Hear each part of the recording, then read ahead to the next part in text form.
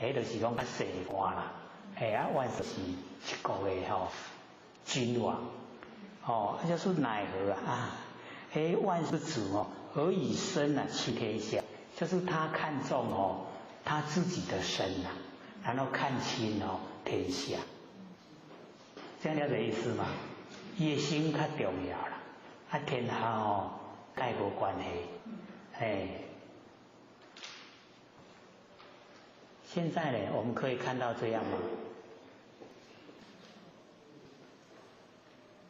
所以我们体会的话，只要是他为了自己本身在这个打算自己本身的利益在这个完成跟人家打拼那个都是这一种以重视自己的身轻视天下。那假如说是以这个我们众生为主要，自己本身看得很轻，所以这个也是可以从我们现实环境去看到一些人，他这个身后都很萧条，可是他生前对众生都很照顾，有没有？我们在生活之中可以遇到各位都没有体会吗？我们都麻痹。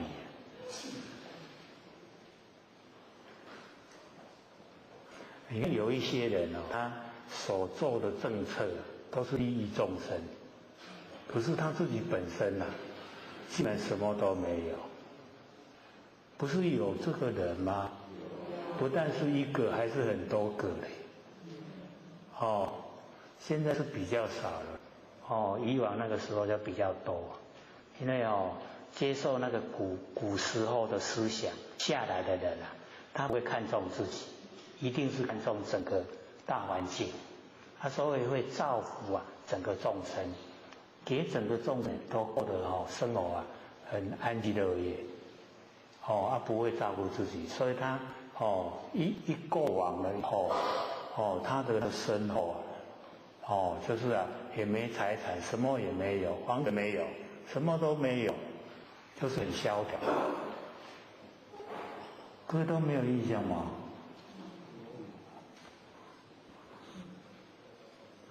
人讲活伫凡世间凡世间事都唔知。所以要了解到说，我们在完成就是要效法一些就是利益别人，而不为自己打算。那个真的是公心一片，很值得我们称赞。所以这一句呢，老子的感叹说：奈何万圣之主，何以身弃天下？亲则失根，然后躁呢则失居。假如说你弃已经看清天下了，那你根源你的根源就是百姓你做国王你的根源就是百姓，那百姓都已经不相信你，不拥护你了，你就做不成国王了，所以你就会这个失掉了失掉你的那个地位。然后躁呢则失我们假如说没有这个清净的话，那我们就是没有主人都是在这个做事，六根做事都没有坏事多了。或者都讲我们眼睛喜欢看的，不管什么年纪只要你出去那个逛街看到那个货物很喜欢的就想买，那个时候谁在当家？就已经在当家了啦。难道佛性跟你讲话说不要买啦，你已经有啦，你会叫他说不要管？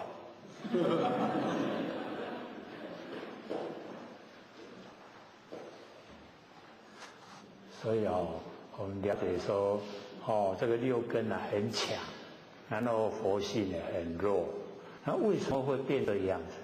就是我们轻视它，没有重视它了。那假如说我们已经在修持道路，研究心理训法，知道呢六根啊，它是有身体以后才有。身体啊一旦一口气不来那六根全部都不管事了拍拍屁股就走人了。那谁要管事啊？就我们佛性要出来承担了。所以不要给他做那一个不负责任的那个事。他都不负责任，负不负责任？这个六根都不负责任。佛性要负。所以我们在生活之中呢，就是要认识到这里。这呢是第26章之中。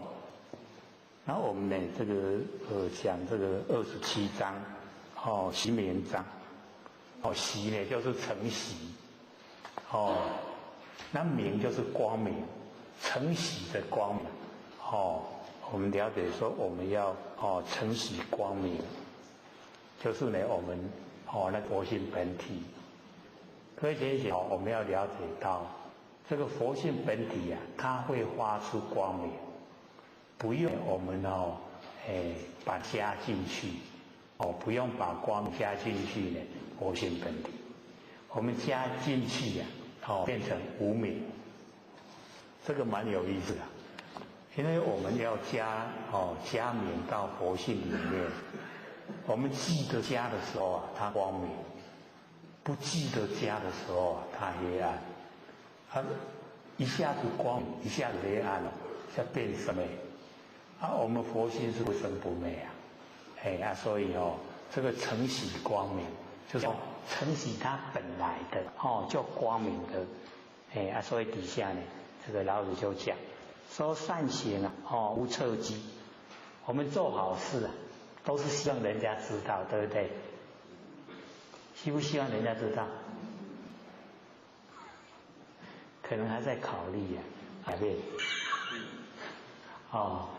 那呢，老子告诉我们说，我们做好善行，它没有痕迹让人去这个知道看到，不容易，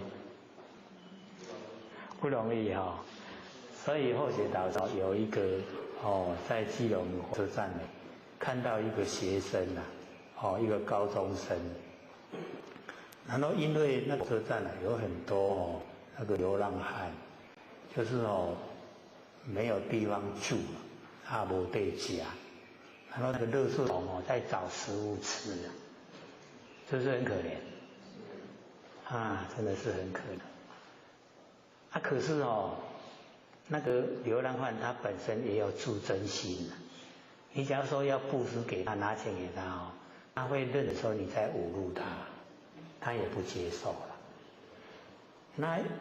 那一个高中生就去那个超商买个面包，超商买面包他把那个面包外面的那个塑胶把它拆开，然后丢到垃圾桶。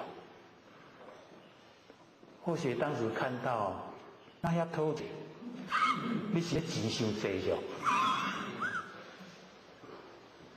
可是他就是帮助那个流浪汉，他不是在垃圾桶捡东西吃嘛？他就丢了就走了人就走了，然后就是那一个流浪汉去捡来吃了。我讲这种真的很不容易做到的，这个叫善行无侧机。他要做好事不让人知道。我们看到还骂偷钱。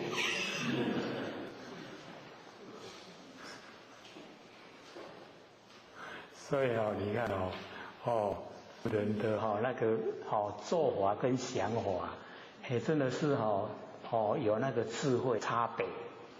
我讲伊这个高中生伊若无去想，伊若讲买要摕去互食中间颠倒互人白眼对，互人认你瞧他不起。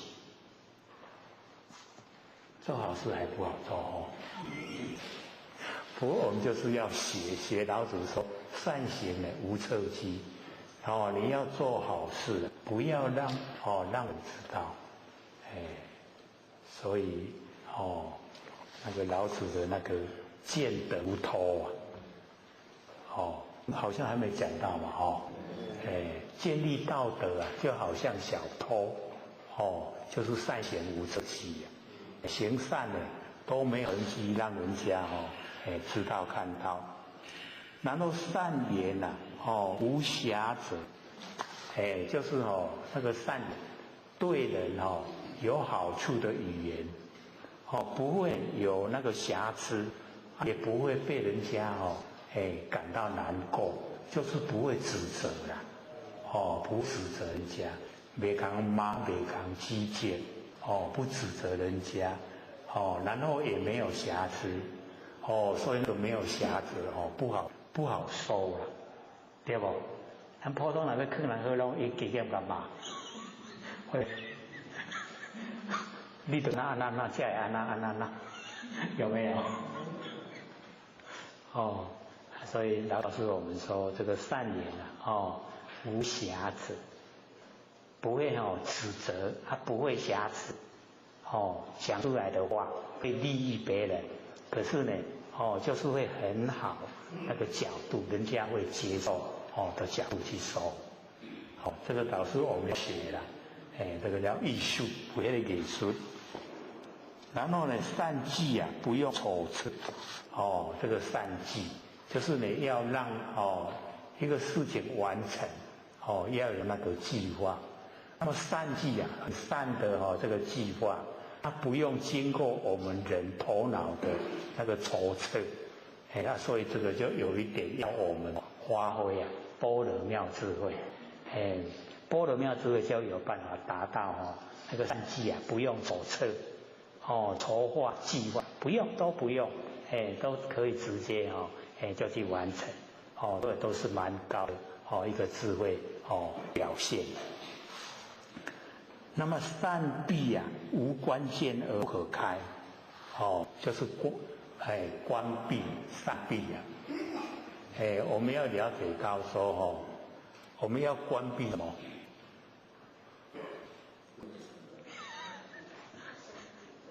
我们要把那个贪嗔痴啊，那个关闭，要不要？所以我们就是了解到善闭。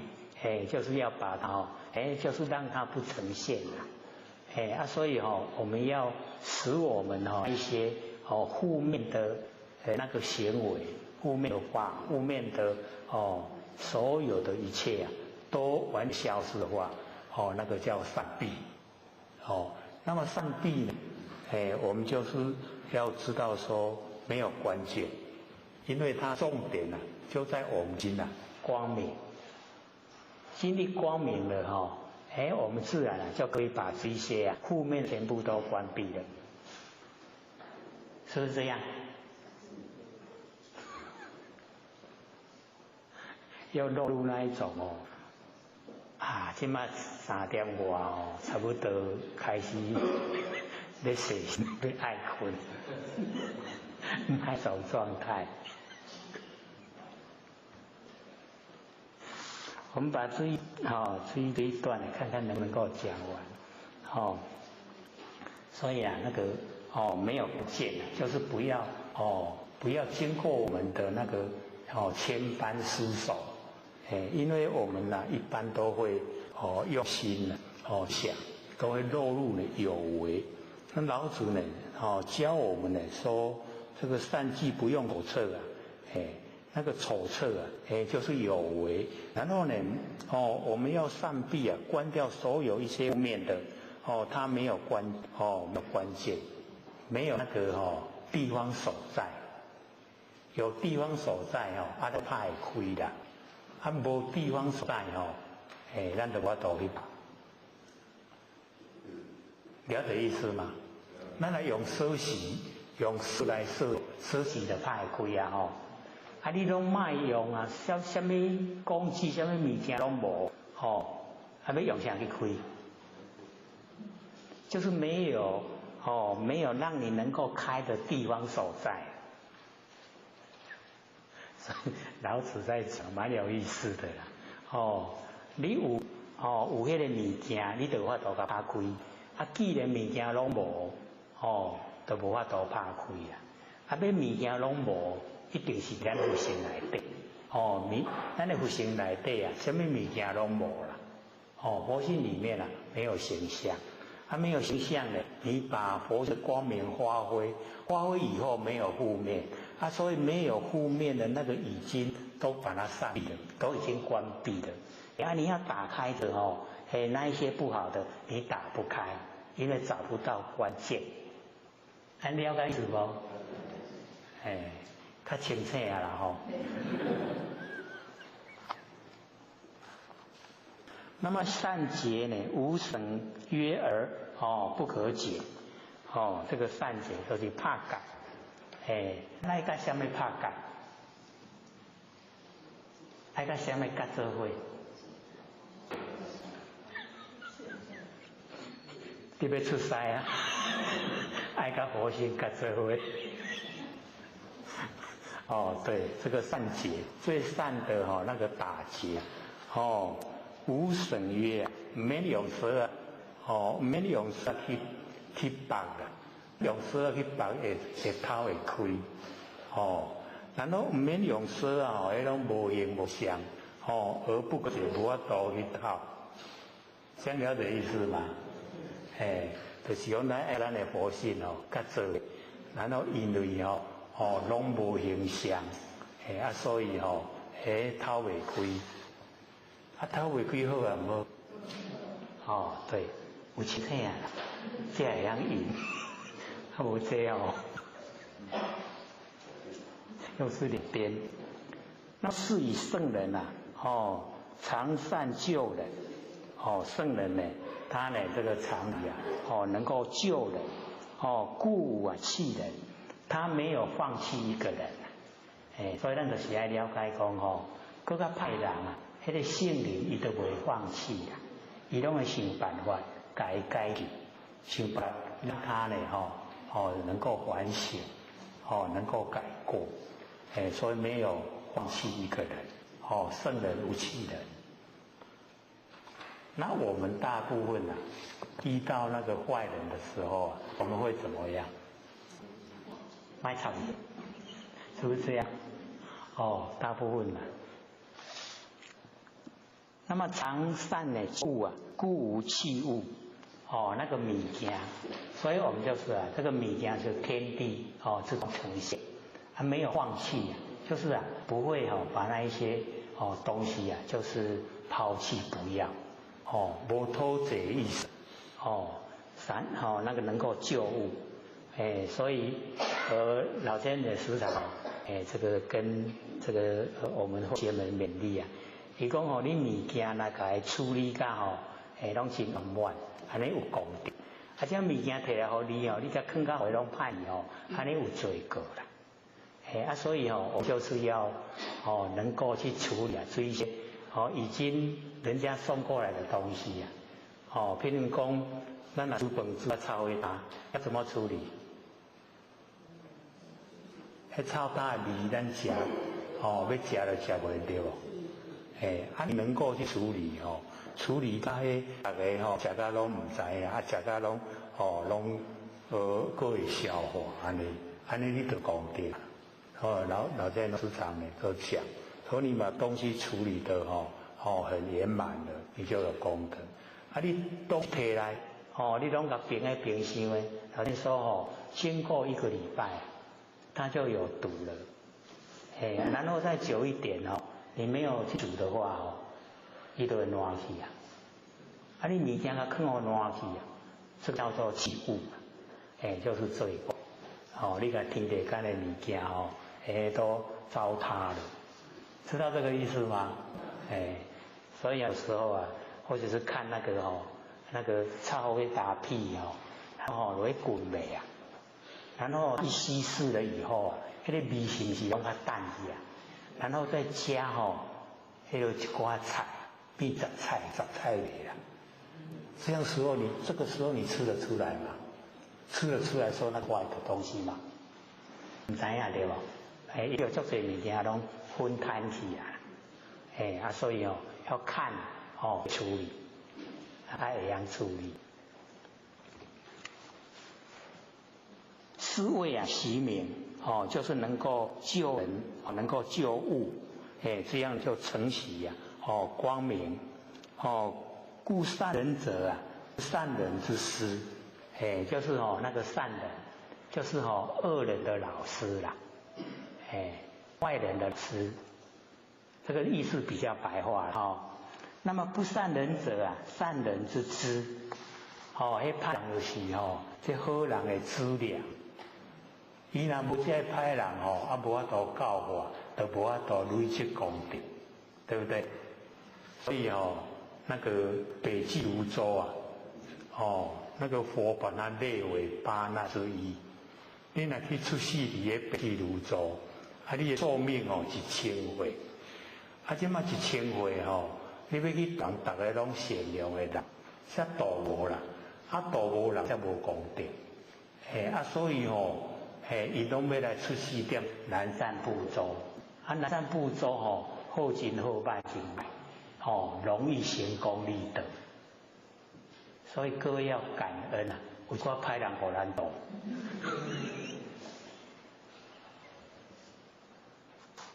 才能够了一了我们罪业才能够行功立德老子呢就是这样说，不放弃那个恶人伊为什么会做恶？就是伊认识不够，还不知道说做那些事会遭受果报，咱就要甲改较好会向伊就袂做歹，安尼那个苦就拔掉，拔苦嘛，悲就拔苦。那么不贵其食不爱其知虽知大名假如说呢我们那个恶人呢不贵就教导他老师，然后那个善人不重视那一些坏人，那虽然你有这个智慧，可是却是大迷，大的方向你已经着迷了就是没有发挥那个我们应该去做的是为要妙重要的那个关键所在，想了解意思吗？已经剩下这个不到半个小时还有37分钟，没27分钟，27分钟呢给各位问问题，鼓励大家发问。较无阁讲了转过去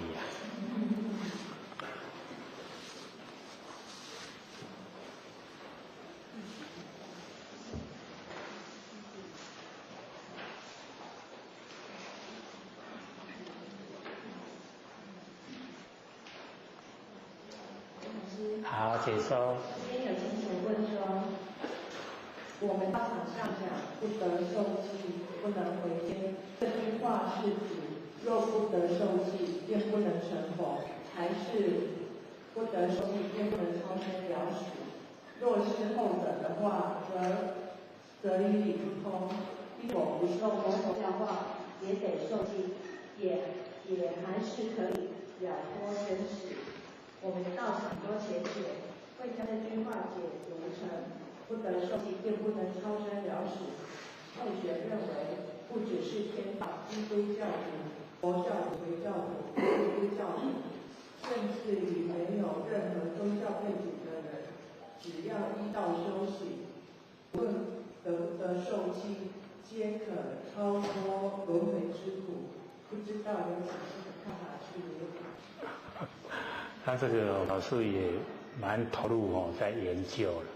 然后我们要了解到那个要从那个古时候一直那个单传独授一直下来。那么从单传独授的时候要了解说你要修到功口圆满才受记所以那个呢非常不容易哦，那所谓的受记啊，就是我们现在点到，就是那个样子。哦，因为释迦牟尼佛本身的讲，在那个记载那个大藏经里面，他说他修已经很努力修很久，他后来修那个阿耨多罗三藐三菩提法，这个法让他成就了，让他成就，他就等受记了。因为先成佛的给位比较慢成佛的受记，这个是一个定律固定的那个方式。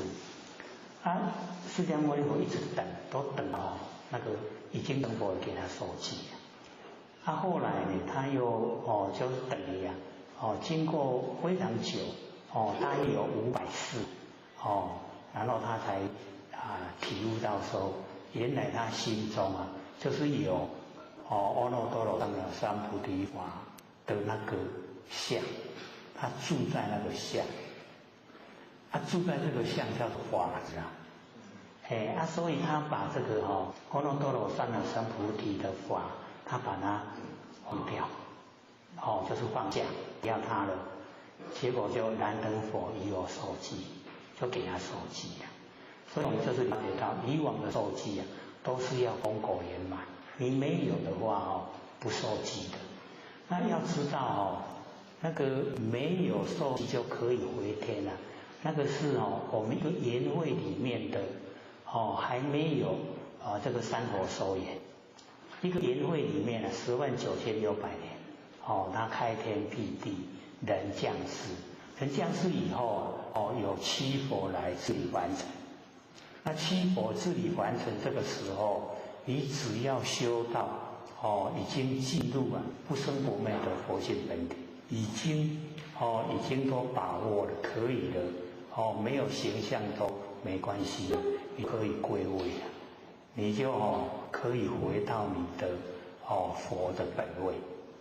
那假如说已经那个时期7佛治理完成的时期已经过去了，那已经过去，接下来三佛收言。那三佛收言我们就是了解那一定要经过受记。所以那个在气数里面我们了解说这个8864有一个言会里有60代的祖师来掌道盘，三佛掌天盘，然后呢64代祖师呢来掌道盘。那这个时候都一定要受记，受记就点到，才会有资格归本位。我们要了解到这个状态。你假如说不愿意接受受记，那你就等到下个言会7佛治世的时候，你再来出席。你要自己能够修到主宰自己要出席的时间，你家己主宰，讲我听到那个7佛的比赛，我再来出席。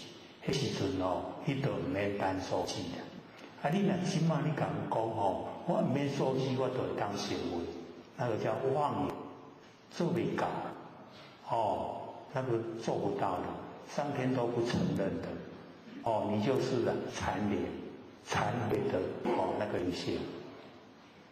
所以我们要了解到这个关键所在。你真的修得很好，你等到下个言会7佛治世你来出席，你不免搁受记，唔免点到。还有了解无？一旦进入三佛收言64位64代的祖师掌道的都要，不管你是哪一代的祖师来记，要，一定要，绝对要。所以我们没有研究，不知道说我们得到的殊胜都去用骗来唔知影讲迄个，虽然我甲你骗，你若无根基我那骗你袂行。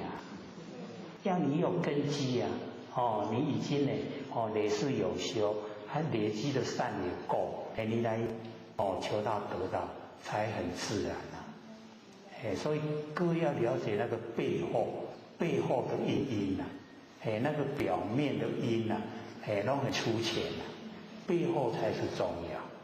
哦，那我们要了解说，哦，原来在七祖里面，它已经定了，哦，三佛所言，哦，64位，哦，无极太极两四相，哦，然后八卦相冲相凑，8864，64代的祖师受记，那个是一个基数固定的，这个颜会这样，3个颜会那样，下一个颜会也一样，都是要这样。哦，所以我们不要去研究这一些对我们帮助不大的，这个知道就好。哦，对我们呢，哦，修身养性帮助不大。那我们在日常生活中，就是不要有脾气毛病，哦，然后从佛性的自然的化为光明，这个才是重要。哦，我们是要朝这个正确的方向去修道。好，开始。这边陈小问说，那个有读五灯会选有疑问的地方，有一段说，是根因调达半佛，生生陷地狱，佛请阿难传问语，汝在地狱中安否？答语：我虽在地狱，如3藏天乐。这一段说，提婆达多的修行到达一定的程度，对地狱之苦和3藏之乐里毫无分别之心。如果是这样的话，地狱与天堂对于程度较高的修行人来说，也是毫无分别的。这样理解是正确的吗？我又请问，汝还求诸否？答语：我待世尊来出。为什么提婆达多非要等世尊来出以后才肯出地狱？又好像地狱受苦的时间不是由其业力所决定，而是好像可以商量的一样。阿难语：佛是三天大师，岂有入地狱分？答语：佛既无入地狱分，我岂有出地狱分？这2句是不是佛所言？所以不确定话语中的确切性，它的含义还请刘讲师开示。他还蛮深入研究，我们要研究一些我们那个修持者的构成啊，看那个五灯会元，还有一部呢《请德传灯录》，这个呢都是记载我们那一些古时候的那个修行者，所以或许才讲说那个西元大概是0年开始到1000年，这个中年我们中国的那个修道风气很盛。那么尤其达摩祖师那个西元500年到中国来一直到大概近30年，530的时候他才回空达摩祖师那个时候更盛就是还没有来的时候就已经很兴盛了修道很兴盛这个都记载在那个五灯会元以及呢那个解传灯录那我们有看的话，对一些古时候的修行者以及他们的方法会知道的比较多了。那至于刚才念的这一段过程就是告诉我们说我们已经到达程度的时候那个天堂地狱根本就是已经天堂地狱都是一个这个假象，所以我们众生有这个福德有罪业才有天堂地狱。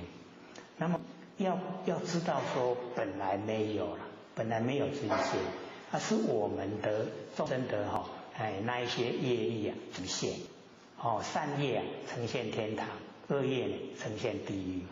那我们要了解说经修正者他对天堂地狱他不会有分别心，都一样所以不是说去天堂享，然后去地狱受罪。那我们众生去天堂去地狱都有条件你行善才能上天堂你作恶要去地狱，那个是被业力所推，业给你上去不是你法度给你主宰那佛菩萨他是自己主宰，所以就讲说我不入地狱谁入地狱去用解读讲我若来太人帮会我就来地狱我就要来我若无离来谁要离你看这样的解读是不是差很多了？哦，整个意思啊都有趣的。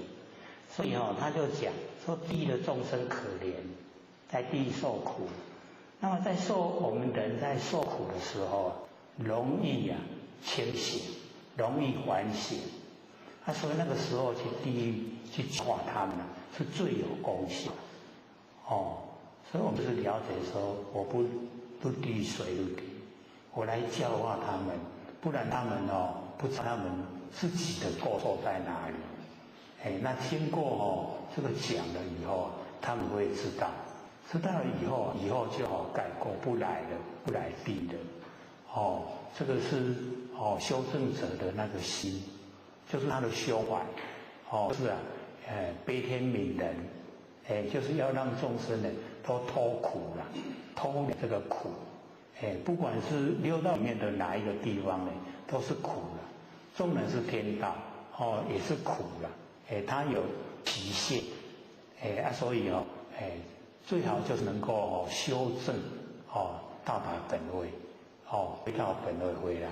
所以那个讲的里面的意思就是有时候是经过我们那个人的头脑去思索，然后写下来以后跟他的原来的意思就有一点落差。所以我们要知道我们佛性本体是没有语言的，讲不出来叫做不可思议那个不可思议既然是不可思议，就是不能用头脑想，不能用嘴巴来论理。那都是一个真理，就是一个绝对真理。那我们对绝对真理的认识都不够，不够不够，咱都不爱从这个方向努力所以就这个越来我就会差得越远。既然都认识都不够，我们哪会做？就是认识够了才会去做就是说我们在这个有这个机缘研究之下，就是要了解了解它的那个来龙去脉。那个讲的确实也就是这个样子。因为要知道说菩萨发心那个心量很广大，不像我们在想的那样狭隘。所以他有一些菩萨是留业论生，留一些罪业来诸众生所以假如说呢不留一些罪业就没有那个因缘呈现在现象。你无因缘呈现的现象，会度化众生的无机会。所以他会留一些罪业，然后呢再完成出现。因为留的罪业不重所以他能够清醒能够努力的来度化众生。所以他不希望说那么快就归位，一入本位你已经到本际在本际内底那个10000年1亿年、10000年、1000年，那个已经那种这真无真长无真短一直对众生的利益就没有教化众生，也没有度化众生也没有相对待，什么都没有。进入那个状态他们就会觉得以我们的头脑来想很可惜都有本钱那也不会好好改用所以就会有这一些我们看的那一些文字出来所以我们要了解说，我们看书尽信书就不如无书了所以说给我们参考，让我们呢启发我们本身的那个妙智慧。还有吗？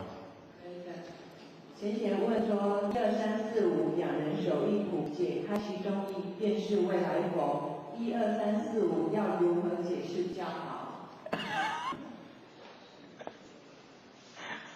所以呢，我们就是了解到这个想的就是我们那个五官咱的那个我们那个面部的那个五官各位了解意思了吗？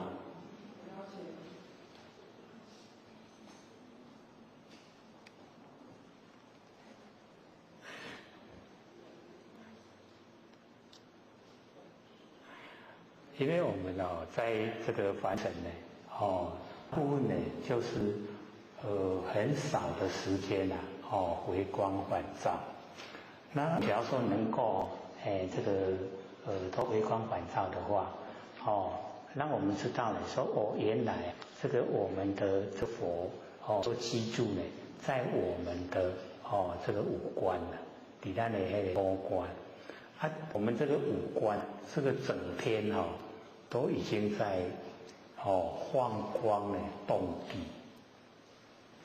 就是我们整个那个不生不灭的那个佛性都借着我们面的那个五官在呈现可是我们都把它这个用到跟尘相对，就是没有去体悟到原来我们那个本身就居住在我们这个面部底下的面都已经拢有这个这个佛性存在所以从那个一呢就是它的本身就是我们显观，然后二呢就是我们的两眼睛，然后这个三呢耳鼻跟舌三，那个两个人就是同就是我们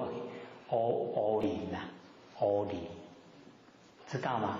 目睭乌的部分不是有个人然后手是一个土就是我们眼睛，然后跟嘴巴，然后鼻子下来，有没有？两人手一土，两个人手着一个土你讲咱的贤公对吗？就是讲我们仙观所以佛就是仙观住在仙观他从仙观进出所以两个人手着一个土这是给我们一个启发啦，启发说呢要回光返照不要呢这个生活之中呢精神都外放，也不用太注意那个文字相重点就是讲这个发挥我们那不生不灭的那个真心佛性本体这个才是重点所在那个都是外围。还有吗？还有人要问吗？还有6分钟，好，请说。刘老师，刚才有讲到那个64代祖嘛64代祖里面就是要祖师受记嘛，对不对那但是那个宣冕皇帝遇到臣子我知道要讲那一些人他们是怎样，他们怎么能够传道给他们？好，请动。假如说我们这个考据历史他们那个生长的环境还没在瞻佛收圆时期，所以那个时期他还不在那个道统里面。道统里面就是从我们了解是从那个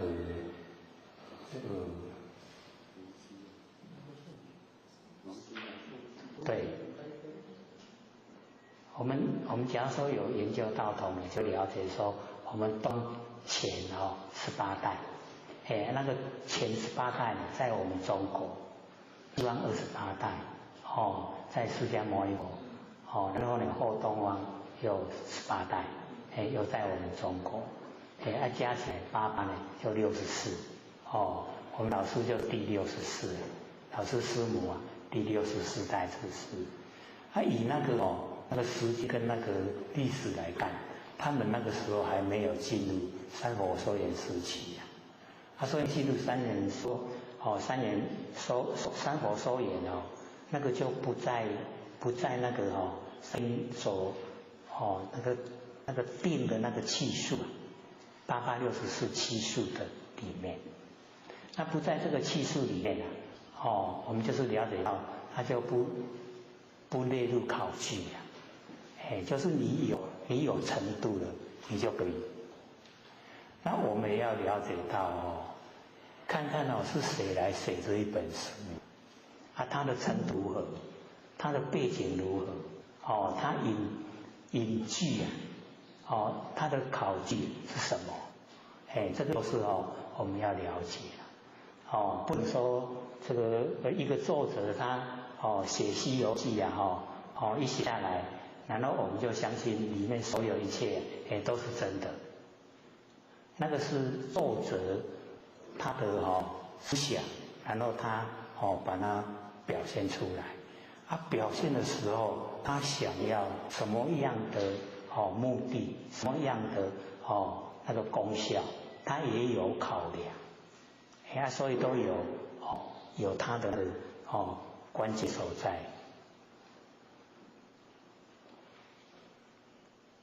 所以有时候不用太在意那个书写的，有些啦，因为或者是比较看到一些比较好的那一些对我们有帮助都会把它记载下来都会背，然后会去追讨它的来源，怎么来的然后他那个时间跟他所写的所说的符不符合，有没有大类大致上是一样，因为我们没有办法考证到很细的，可是大致上你不能差，不能偏差。你若讲官方去追张良合不合？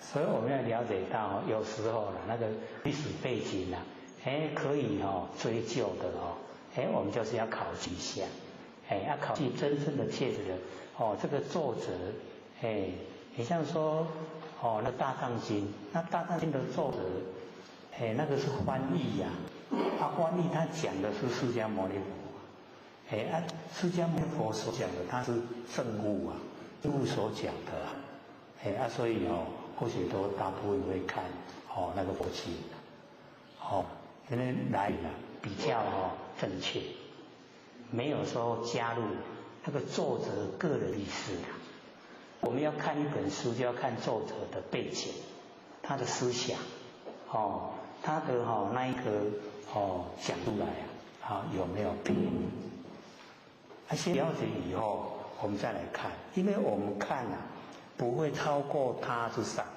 一定是在他的见解底下。那你假如说事实是超越他所见解的，那我们就被他障碍了所以你直接从修正者他已经成就成道成佛那一种人讲的，你去看的话，他可以把你引导到那个很高到佛的程度，那个才是我们所希望的那我们被那个作者局限在他的底下，能够较努力够较久，嘛突破伊的轨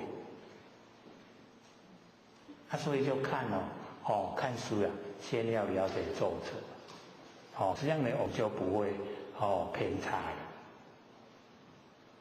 这样可以吗？时间到了，下课。谢三老天师德、老千千大德，以及呢感谢各位先生给或学机会学讲。我们呢讲到第几章了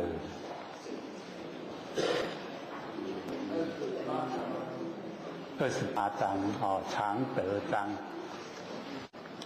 这个常德真常是德所以我们要了解到这个呢我们在这个日常生活之中就把我们的那个整个这个道呈现，那么道所呈现呢出来的就是德它也是常住的德各位有没有把这个《道德经》都这个我们要放在心上道就是我们的那个良心，按照良心去做呢，就是德。然后这个经常都这样不变，叫经，所以这个很容易的。然后我们都把这个《道德经》呢，包在身上。这边呢，老子就讲这个常德，这常不变化的那个德，从道本体发挥出来。那么底下呢，这个知其雄，守其雌，为天下溪。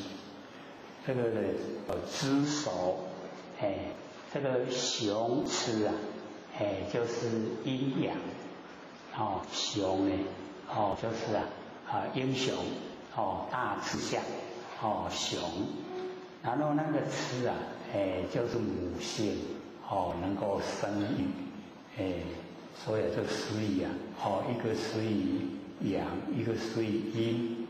那阳属于动，阴属于静，所以知动守静。所以这个开始的时候，老子就把这个天地之间这两个相对待的都讲出来。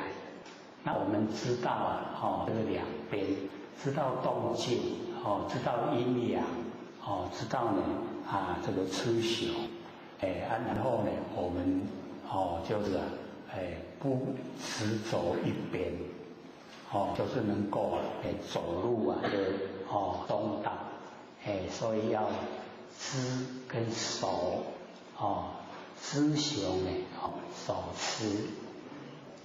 这个静雌呢，就属于静，静是属于本体，那个雄是属于动，动呢是属于我们的那个大志向，所以我们在这个人生之中呢，就要有那个雄大雄的那力道，就有阳，能够呢自强不息，能够知阳，然后守阴，守是那个静的本体，能够呢这样的话呢有呢，然后用，以用的全部都可以这个呈现，所以知守以后为天下溪。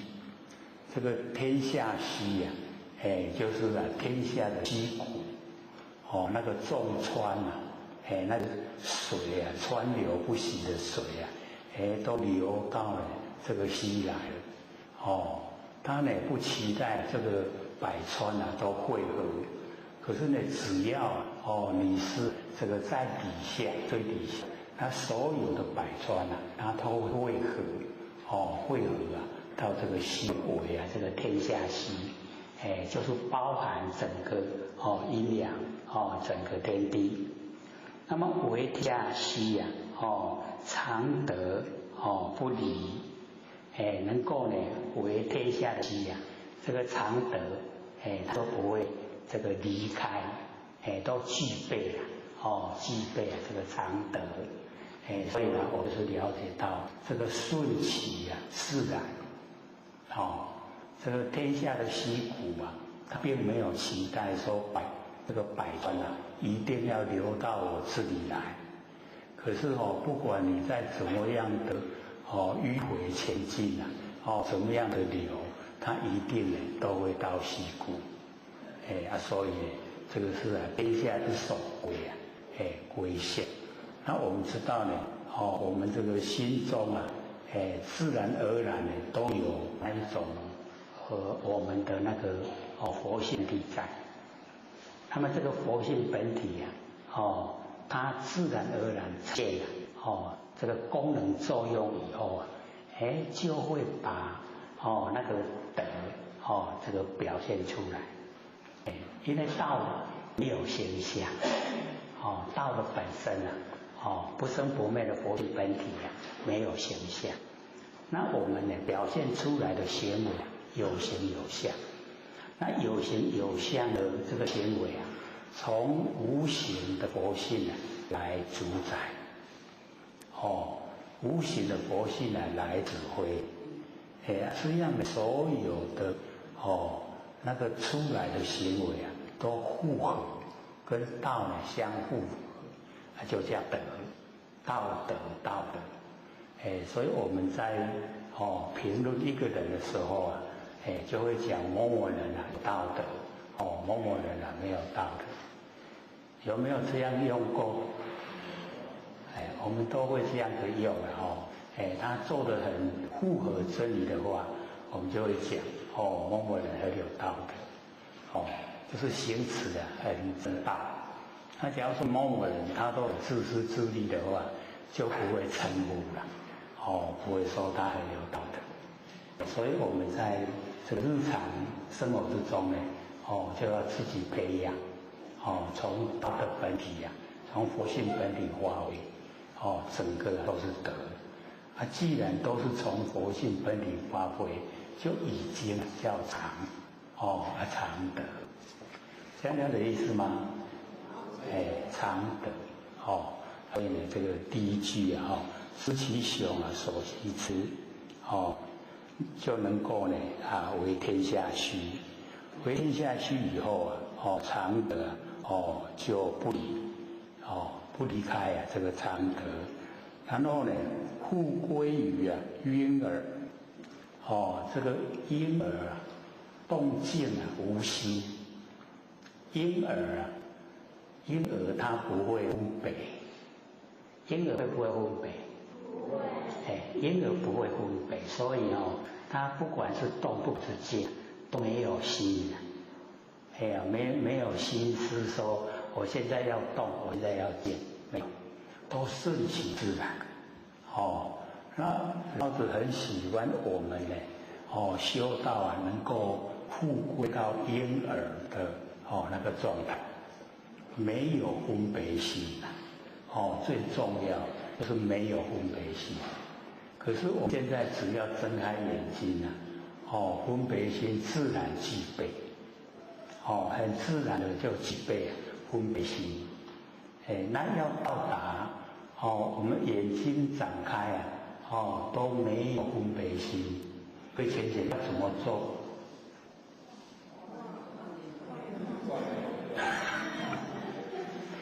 这倒是很好用，所有问题都万年放下。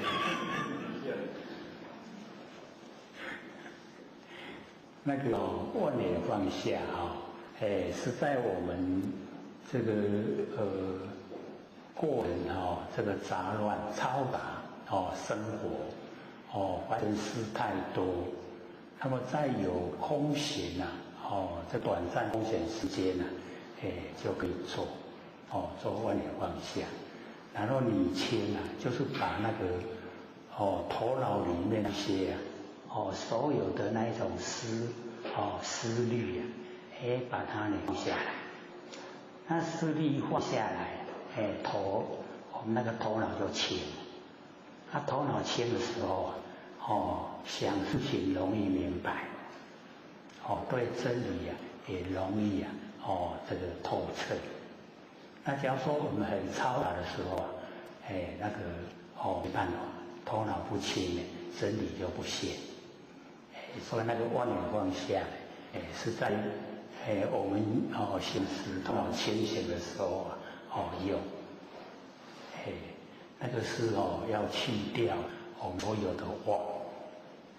可是我们在应对凡尘事的时候也要万年放下吗？我们在面对凡尘事的时候人家跟你讲什么话，你说万年放下，他这个话都讲不下去的。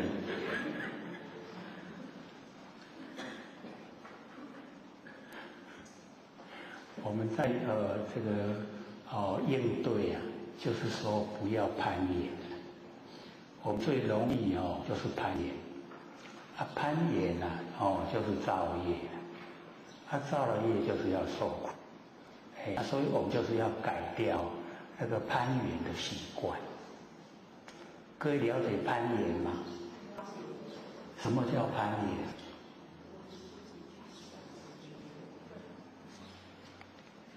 我们自己有希望哦，自己有想到一个目的，然后这个目的啊，希望由别人达到，希望别人按照我们的那个思想去做事，那个都属于攀岩，所以我们要了解说，这个攀岩啊，最容易发生没完没了的那个因果。所以我们就能够学习随缘，随缘跟攀岩有没有一样？不一样。所以我们了解说随缘，那个张守悟道记他就讲说随顺誓言，对不对？随顺誓言无挂碍。那个句语对我们帮助都蛮大的，听起来可以都背得很熟背背看。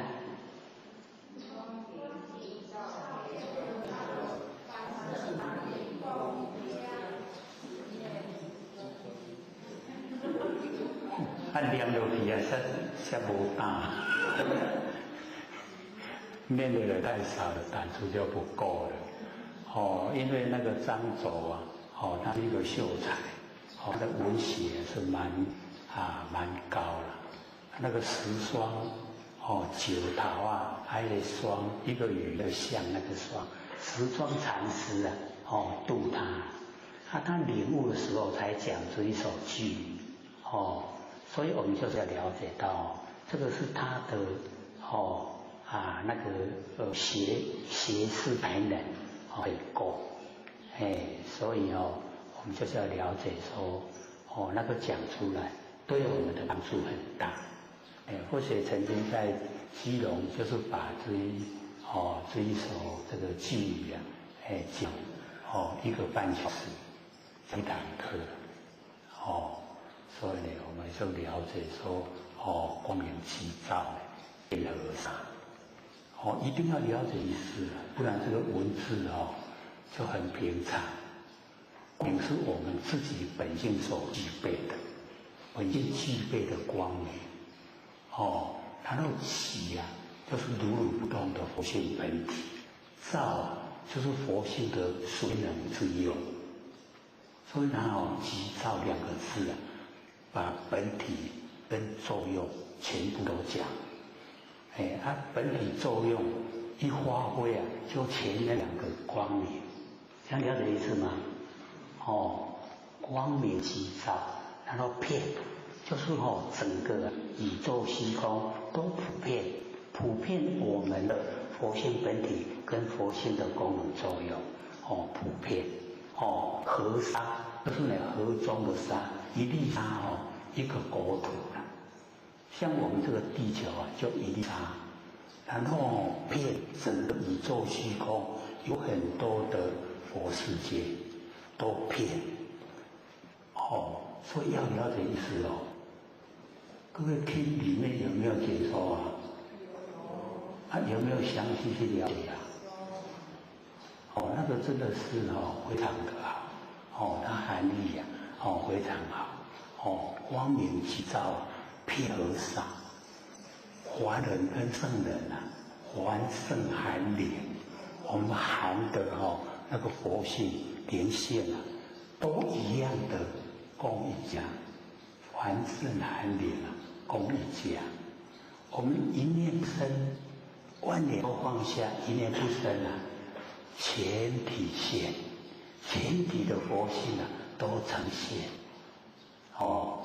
6根才动被语遮，我们6根眼耳鼻舌身意你一动了，只要哪一根动已经呢我们那个佛性不见了所以已经被云遮盖就没有了啦都是生灭不生不灭不见的所以6根才动被云遮动的然后忆除烦恼从增变，你要除掉烦恼又增加一重的变，就是障碍所以我们就是要了解烦恼是菩提我们生出烦恼是不是我们生发的？为的呢对，从佛性本体生的，所以我们的念头都是从佛性本体生。所以观照念头都是在观照佛性本体啊。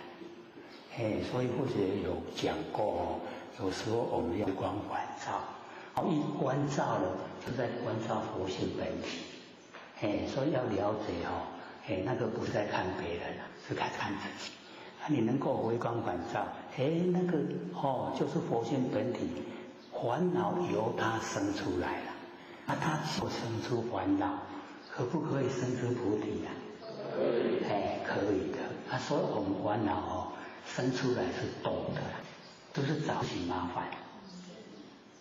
我们有没有找自己麻烦啊？生出来烦恼，够不够聪明？够巧巧到过头，烦恼拢无够安尼，生一个烦恼出来烦恼。所以那个烦恼就菩提。知道说原来是佛性本体。那既然是佛性本体有没有事？有代志，无来无去无代志，对不对？既然无代志我们为什么要烦恼啊？所以我们就是要了解这个依除烦恼从这边本来没病你生烦恼出来烦恼就破病所以要把心放开。所以或者说刚才这个高铁车上就有一个问题就问说咱的心去用门关咧做啥？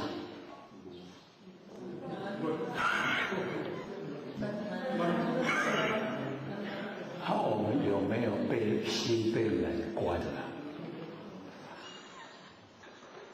心开的嘛心不能关的，心关起来就迷闷就是迷闷所以一定要心开了解说呢这个烦恼就是我们佛性本体然后呢这个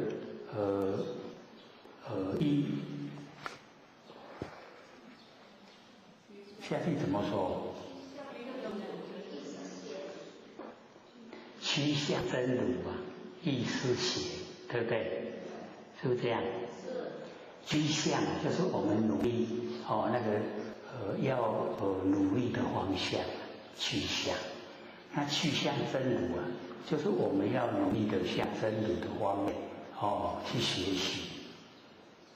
趋向真如意是邪，真是好一真法界真一真一切真，一如一切如，真如，真就是佛性本体那个很殊胜很原始转的那个名称真如。那趋向真如为什么是邪？各位先生，为什么？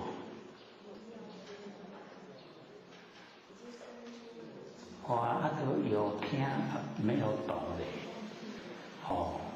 所以那个参考悟道记有人都提回去听有听都没有懂，这样就没有用里面一定有解错了。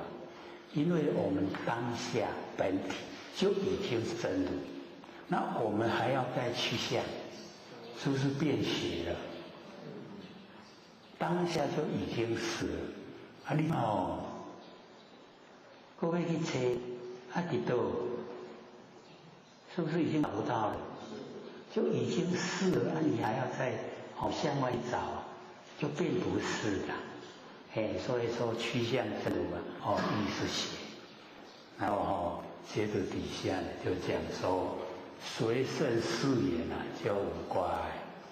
我们主要随顺誓言完成的这个事因缘我们都随顺就是不要攀缘，不要自己做主张，不要自以为是，这个都不要，全部什么都不要随顺誓言，这样呢没有挂碍。没有过爱就是通达了，通达就道了。所以道没有阻塞的，拢通啊拢达，都可以通达。然后生死涅槃啊，等空法，对不对？生死跟涅槃是相对而立的名称，因为有生死啊，我们才要求涅槃。各位先生，涅槃是什么？研究1年半了呢，竟然连涅槃也不知道涅就是不生，槃就是不灭，不生不叫做涅槃。你有了解不？不生不灭，所以生死啊，跟涅槃两个呢就互相对待。因为有生死啊，我们才求涅槃。假如说没有生死就不用求涅槃。所以涅槃是假的名啊，生死也是假的名啊。两个平等。那个等是平等，生死涅槃等空法，平等都是空中的花。空中有没有花？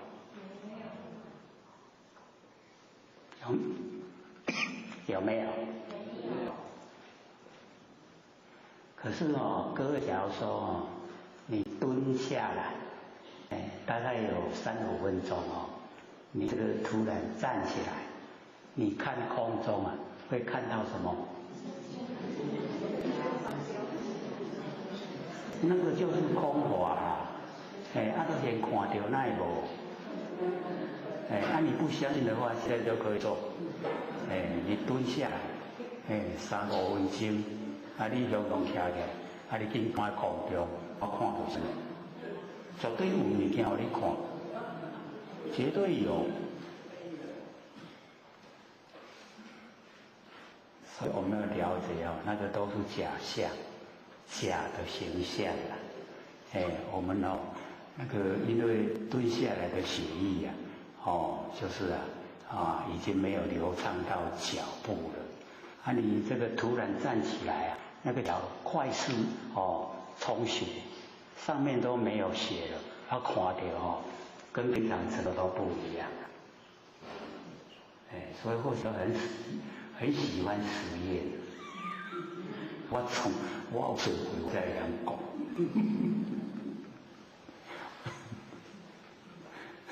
所以你说要看空，先看就有了啦。每一个人看到的景象又不一样，不敢看好像那个很大的细菌在空中转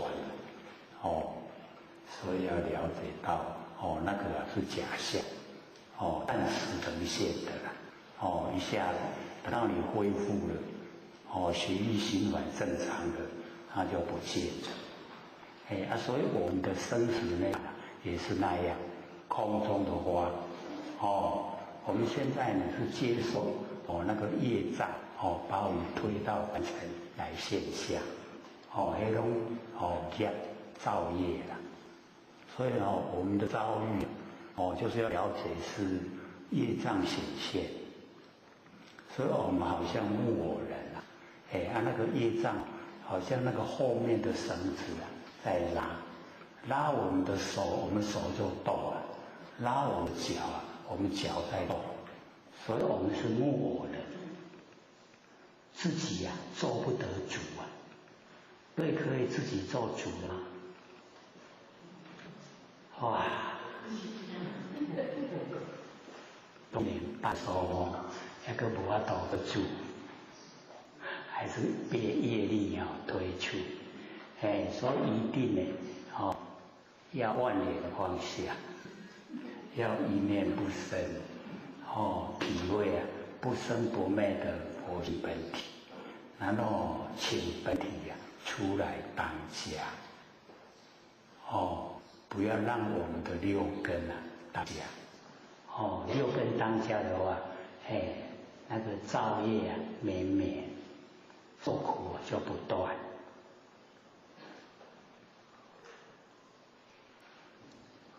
这进去吗？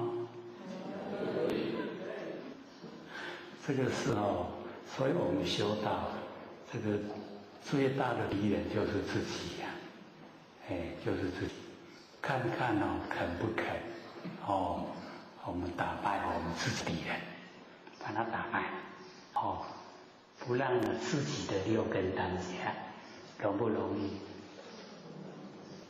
真的很不容易啊！也跟你修妹，所以有时候啊，我们这个太激烈了一点都没有六根当家，那个六根会俩拱，这个又是经验谈你要很温和的要跟他妥协妥知道吗？先将一半的那个钱币把它拿过来给佛性当家，一半还是让六根当家了，妥协。所以我们在生活之中也都呈现了有一些家里不是整理得很干净吗？我们进去的时候要不要脱鞋？脱鞋，有没有脱鞋啊？你以前感情里无礼貌对不？所以就要先脱鞋。脱鞋了以后这个习惯了以后六根会知道说原来我是仆人，我是卑女奴才，不能当这个员外，不能当主人，他就会退位了，这就很顺。假如说一定要硬邦邦的都不给六根当家，一下子全部都清盘了请佛性出来，保证不出10天，你的六根抓狂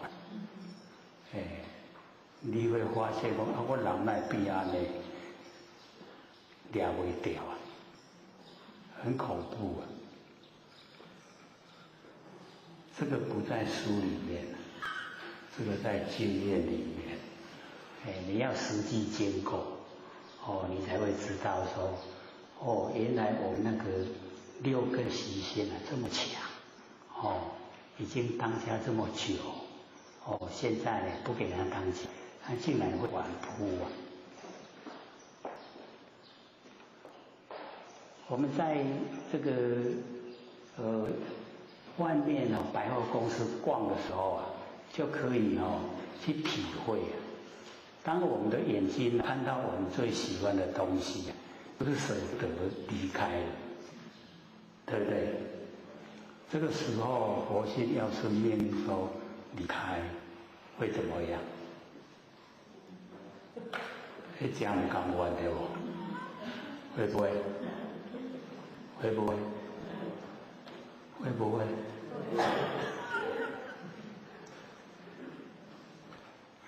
所以那个时候会跟佛性讲，你卖场把它压抑你不要管我就是要开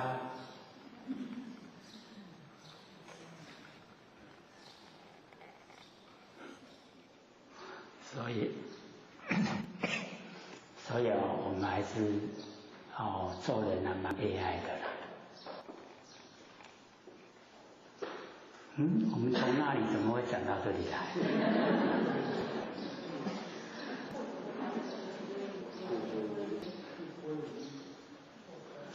归于婴儿那这个跟婴儿有什么关系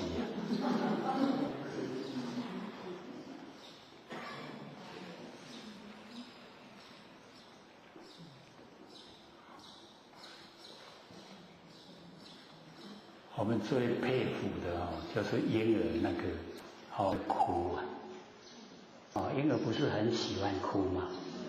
他把那个哭当成运动所以哭得都很响亮。他哭了很久会吵到人家睡眠，对不对？很奇怪哦，哭那么久怎么没烧声？你有听过那个婴儿烧声吗？有没有？他为什么不会烧声？因为他先天带来那个元气很充足。那我们知道说婴儿那个手喜欢握拳头，有没有看过？有。那你有没有将它搬开？搬得开吗？很紧，对不对？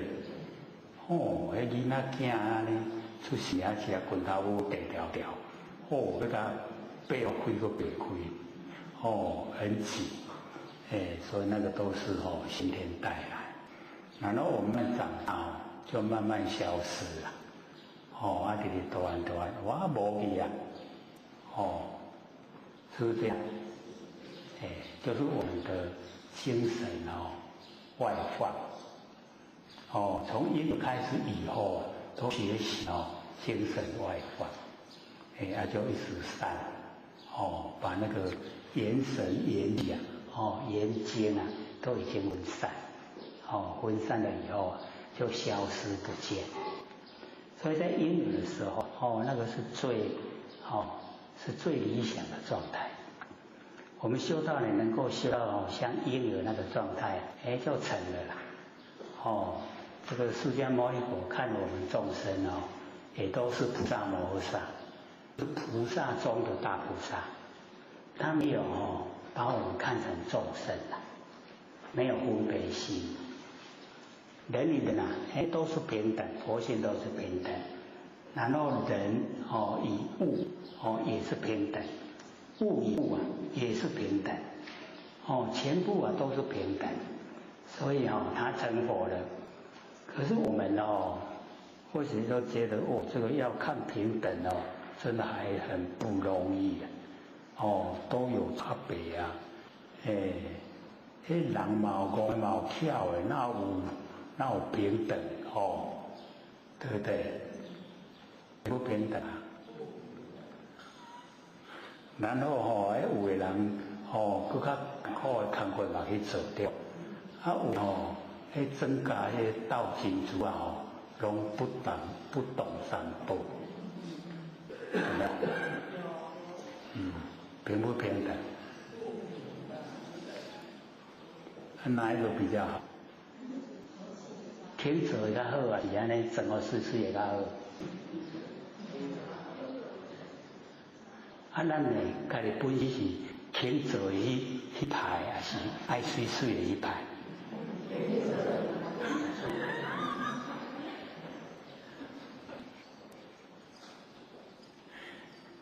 所以我们要了解这个理想是一回事按你实际去做又是另外一回事那我们就是要体会怎么样的我们的生活才会有价值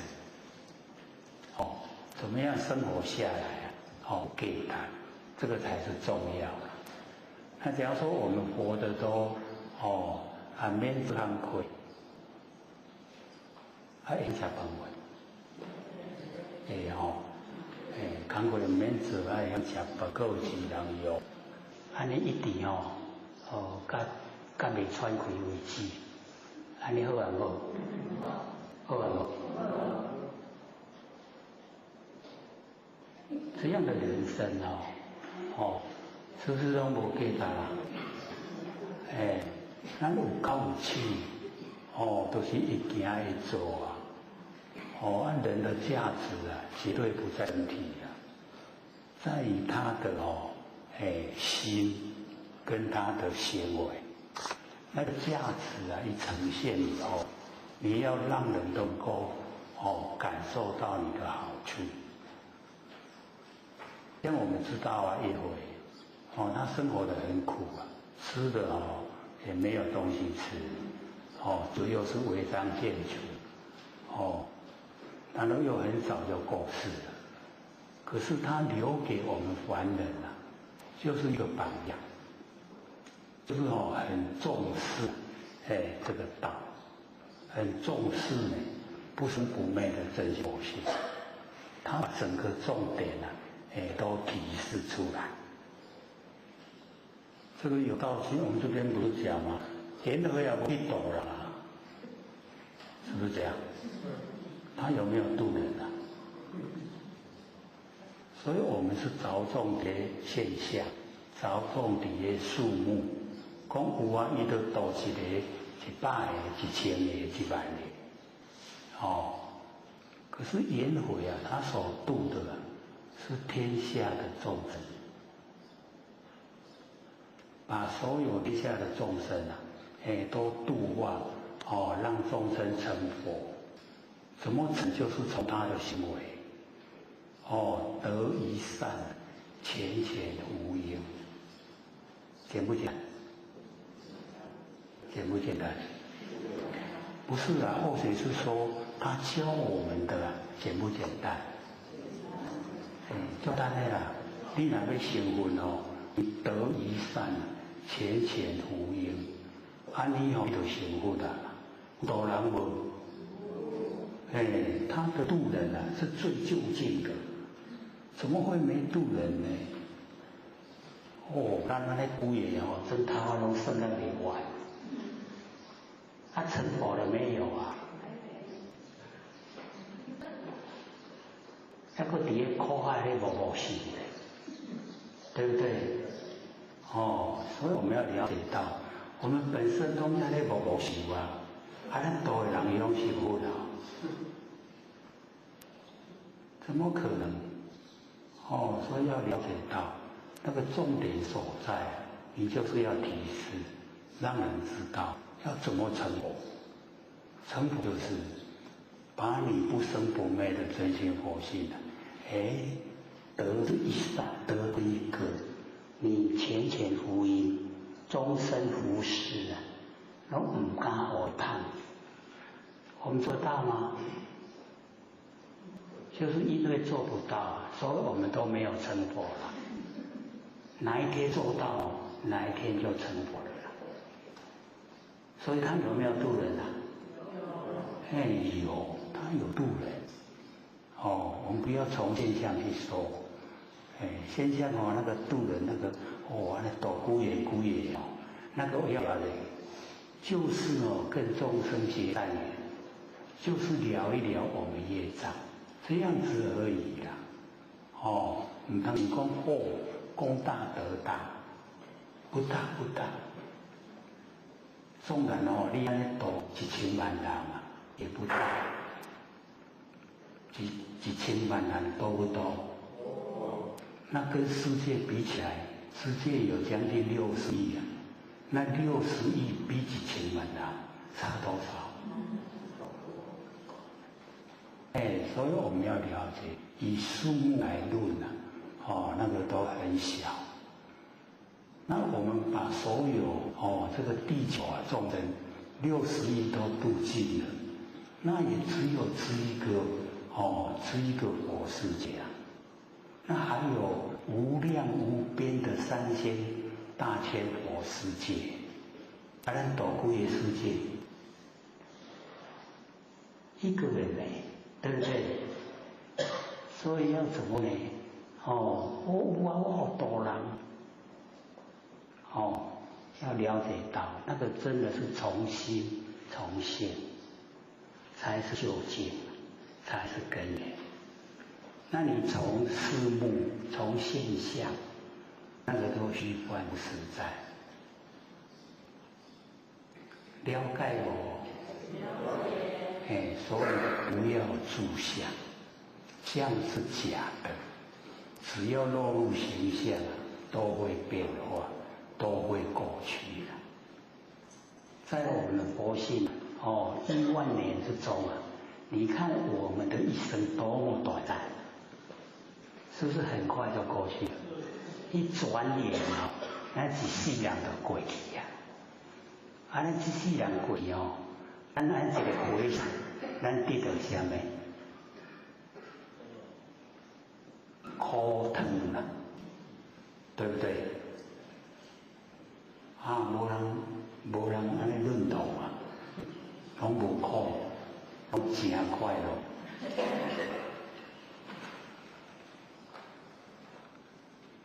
所以在凡尘啊，就一定要立志向，很重要知其雄，守其雌。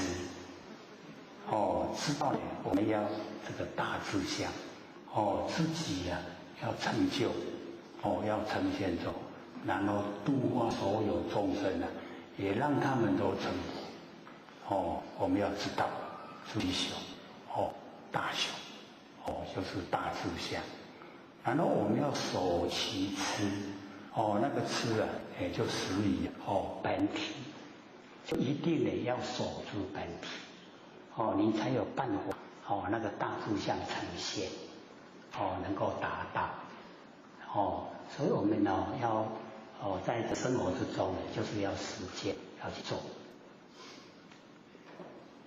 还能够一直修持或者就讲，我们这个分别心很强很浓厚，一看到有钱人跟没钱人，有社会地位跟没有社会地位，已经都很明显的差别。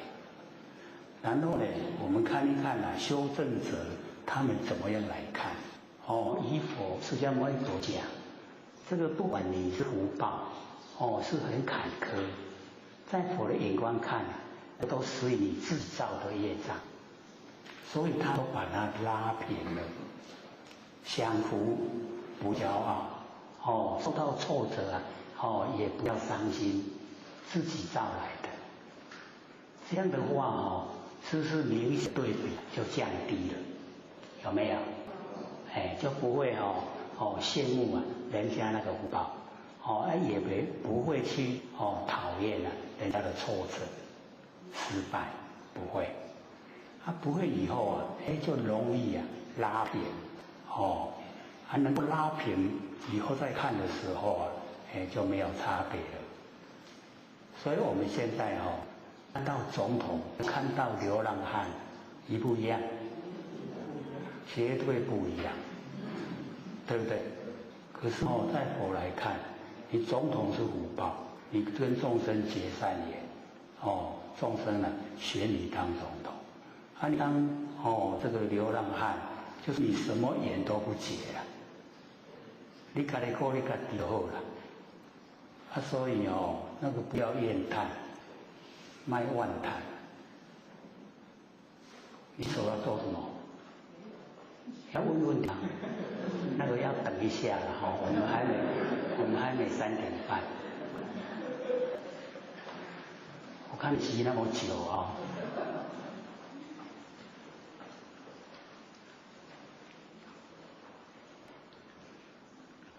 能够在现象之中把它这个整个都从真理解释，拉平他们的那个地位，这样的话分别心就会渐渐的淡薄。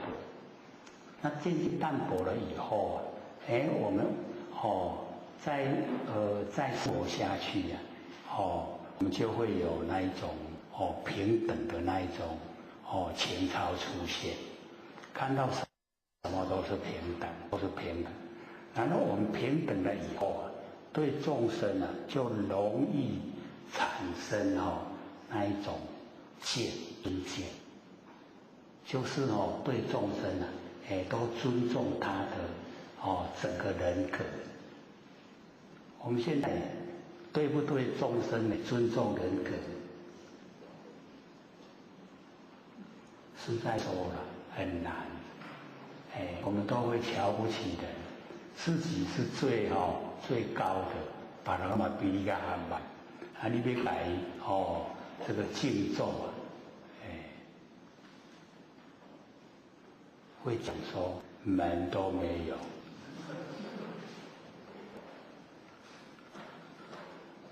所以那个自以为是就是最糟糕。那个以后就是要天上飞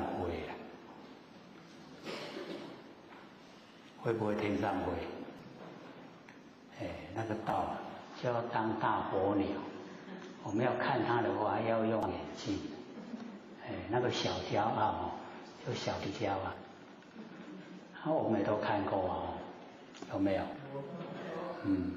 我们喜欢去当，会很羡慕他们自由飞翔，羡不羡慕？他们也很辛苦啦，下雨的时候，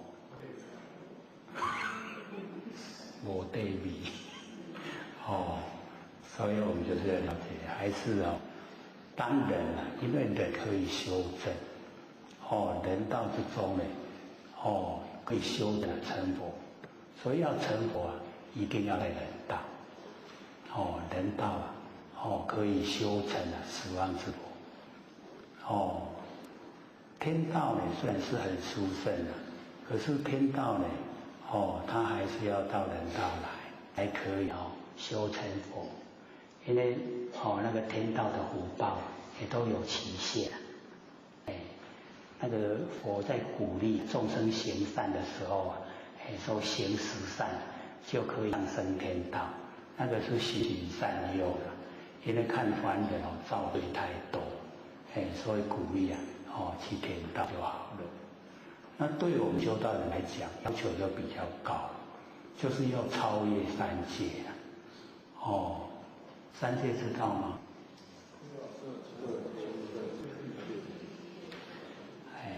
要知道我们是要超越三界这个欲界、色界跟无色界，我们呢都要超越超出三界，然后呢不在五行之中，是我们追求的不要在五行之中。因为呢，六道轮回都太苦了啦，最好都求能够脱离六道轮回，一定呢要立志向，要实际做，能够在日常生活之中拼除呢所有的成果，凡尘都是污垢，会污染我们佛性。用那个尘凡尘，尘就是灰尘，这些都垃圾，我们沾惹的尘垢多不多？自己把它清除了，凡人我们这个了解说是就我们这个的理管，虽然短的不是可以常住。常住是我们真心，那我们真心所住的地方因为真心没有形象，所以不用凡尘的形象来住，就是自在真空之中，这空都是我们佛性的家，真空，然后佛性本体妙有，没有形象，真空妙有，这个是因为教我们的德与善，我们都得了有没有得有。我们都得了，重不重视它？真的重视吗？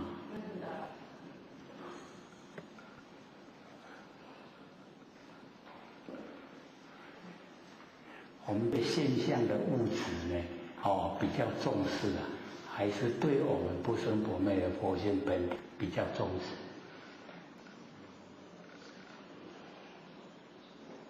真的要衡量心里面在想说，爱吃饭呢，要不要要戒修真真的在生活上还不能缺没在强，没在快强，所以我们要了解说。这些并没有矛盾它没有冲突的地方。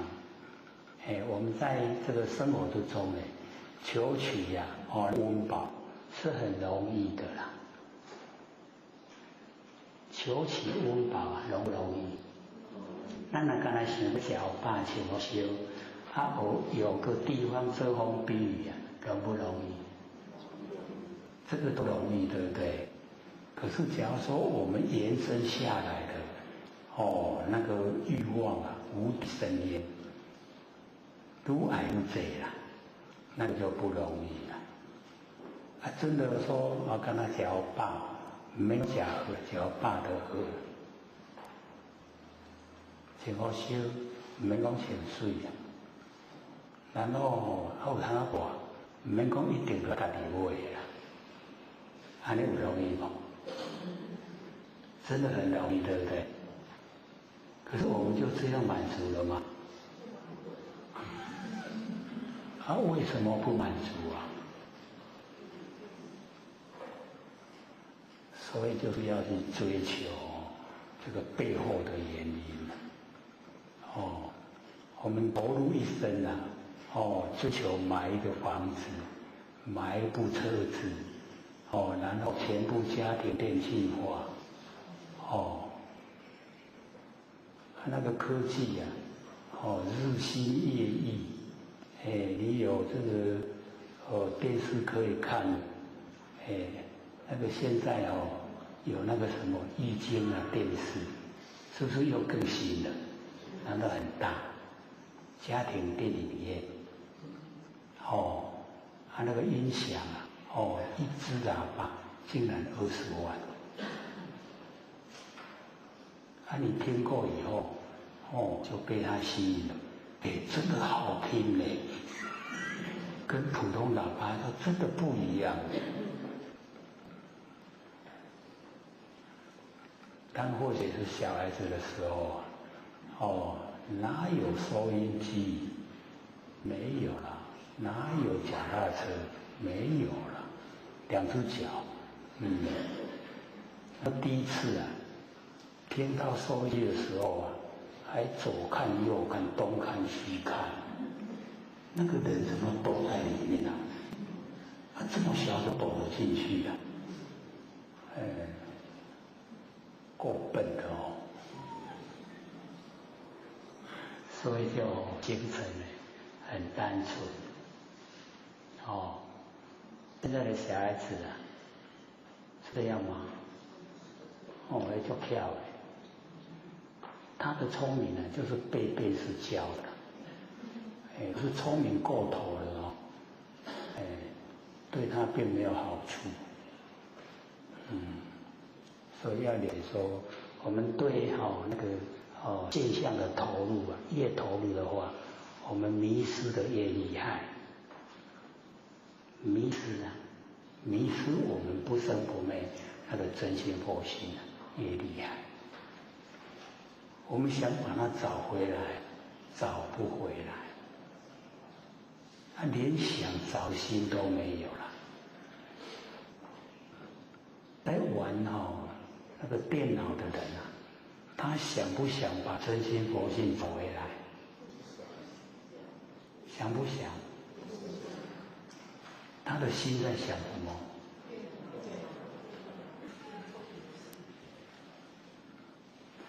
所以我们就是了解他已经偏了，用心又偏了，那个不知其雄，不守其雌的，不知道，怎样？人生的重点呢，不知道在哪里。可不可怜？可是我们反过来，以他的角度来看我们可不可怜？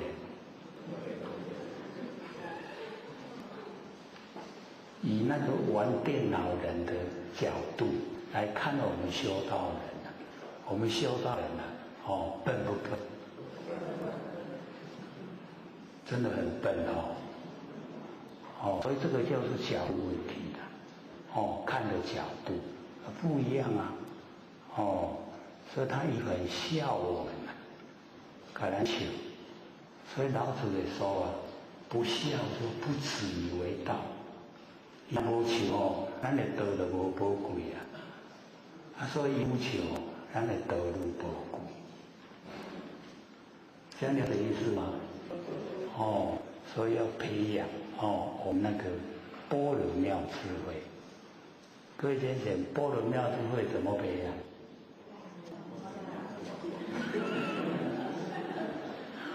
非常正确。一定要从万年往下一念不生培养。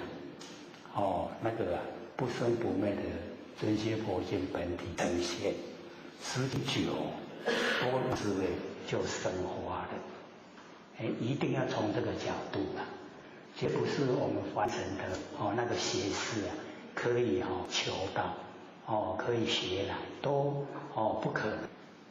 所以一定要撇开，全部妄都撇开，万言都是妄都撇开，忘记真才显，真显的时候才有般若妙智慧。会背了没？要把它背下来，为什么？你背下来就容易容易做就容易达到目标。所以我们要了解这个唯一的方法，唯一的道路，不这样做没办法启发我们那个般若智慧。在玩电脑的人啊，他有没有机会培养出般若妙智慧？有没有？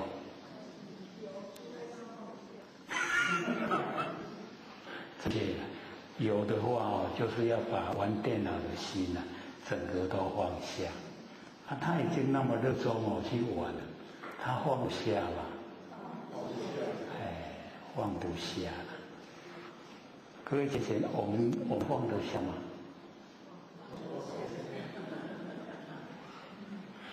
考虑考虑放话嘛，舍不得也要舍啊。所以看我们的那个心有没有节点。我们假如说想说我若一口气无来，无放嘛爱放，对不对？那个心来做的话容易，对不？我若一口气无来，什么代志咱嘛爱放？好我即摆先放，先甲当作死去容不容易？因为人心死掉了，道心就生了，对不对？所以得失很难讲我们在凡尘呢，这个得失很难讲。所以我们了解说这个复归婴儿后已经恢复到我们的本来已经归到我们的源头。那么底下呢知其白，守其黑为天下事。白黑也是一样，知守白就是表示非常顺利，黑呢就是表示就是黑暗面、晦暗然后白呢表示荣华富贵，那个黑表示贫穷那个贫贱，就是什么都没有。那我们要了解说白就是白天，黑就是黑夜晚上。有我们凡尘有没有这两边的对待？不但有，还很明显，对不对？他说我们就是要不着于白，也不着于黑，就是中道。我们把两边都能够知守，能够知能够守那我们就已经在中道之中，还能够进入中道，所作所为就不会有亏欠。那既然都不亏欠了，就是不造业，不造业就不受苦所以我们了解说知白呢守黑，跟上面的那个知雄守痴是相同意思都是两面。那么为天下事就是天下的一个模范法则啦。所以我们了解说这个已经有那个规范法则，那我们就容易遵循容易去去做去行持，所以这个为天下师。那么为天下那个模范常德不特，也就是没有那个两样常德就不会变化。那么复归于无极又归到了无极，所以我们知道说这个无极一无无到极点的时候就是我们那个不生不灭那个佛性本状态就已经回归回来了没有相对待。所以了解有一句话叫知得一万事毕那个一把它圈起来，是不是一个圆圈？圆圈就代表无极从无极然后呢这个两仪，然后呢四象，然后八卦相中相凑8864一个卦气完成，天地之间的定数就出来因为有这个定数所以我们了解说完成它都有一个规范，自然有自然的规范白天过去一定就是夜，春天过去就是夏天都有一个规范那我们按照这个自然的规范我们去做去行持自然跟天地这个常德一样。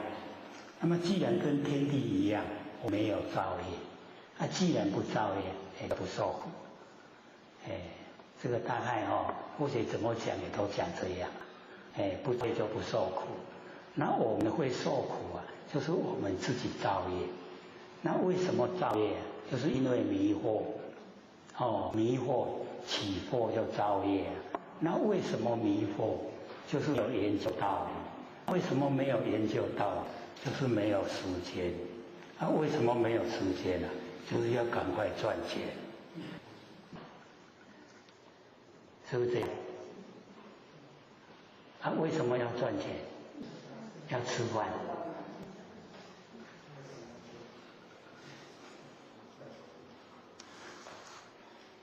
所以就是了解到假如说我们这个有志于道有志向向这个道本体来研究来进行实践，那个都是可以达到的他吃好吃坏不在意无汤口后可是我们现在这个嘴巴很挑剔那个不好吃不落一旦吃好应该这个当时不让我们吃好拢吃歹安尼就好啦因为有吃过好有经验摕歹来吃就吃不落去所以我们的那个口腹之欲就影响到我们整个那个心的变化。那了解我们那个口腹之欲，贪那个嘴好食讲安尼口感偌好咧有多长的距离3寸尔啦。到人迄落安尼食落去这只好食，经过甲吐出来食一盖。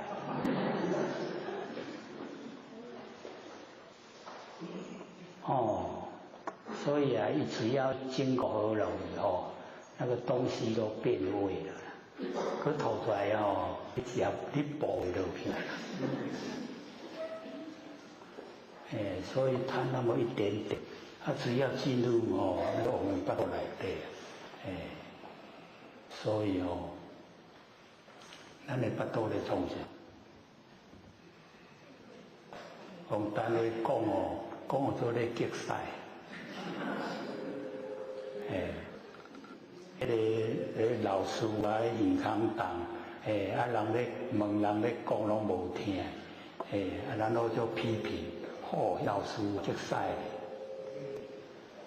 老师这个咧骂伊的话竟然听到伊讲你当时开满你哪知影阮两支骹经一卡塞汤，啊，等咧决赛。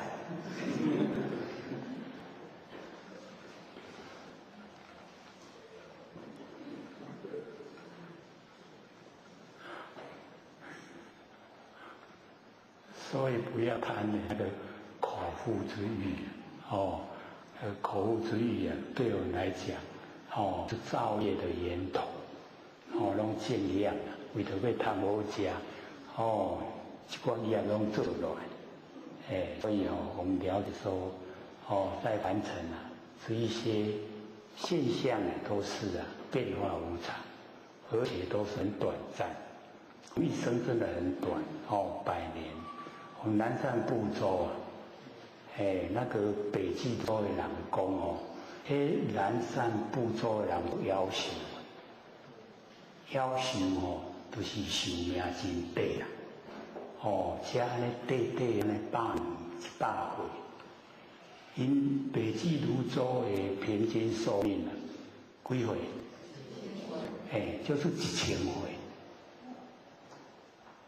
所以以我们现在100岁的寿命来实现了1000岁啊，想不想得出来？他们在几岁结婚？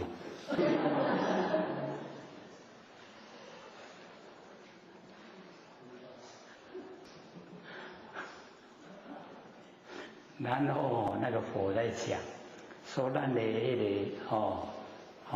类的寿命。最短的时候啊，几岁？10岁。咱人从8寿命10岁，啊10岁时阵偌久爱结婚？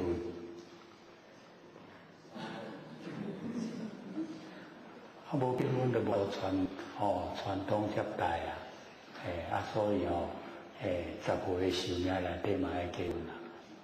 因为命太短了。那个天地生的物质啊，虽然可以养生，可是也有毒啊，会害我们这个没有办法长久。10岁就死啊，所以就有心行善，然后100年又增加1岁，一直增加到84000岁。我们人的寿命最高84000岁。那个时候又是做得太好了，又起歹念，开始做坏也一样啊，每100年减1岁，一直减再恢复到10岁，这样一增一减叫做一劫，安尼偌久叫偌久？一失人生啊，万劫难复，一劫就遮久啦。咱万劫都无法度恢复，爱偌久？回去的时候啊，用那计算机算算，一劫爱偌久？一增一减啊，要84000乘以2啊，对不对？一增一减啊，乘以2，然后减掉10，那个数目啊，它都造出来啊。一劫，所以我们算哇，这个佛在讲这个那个劫的那个年限真的是头大。然后2增比劫啊，各位知道怎么算吗？一劫是个位数，伊甲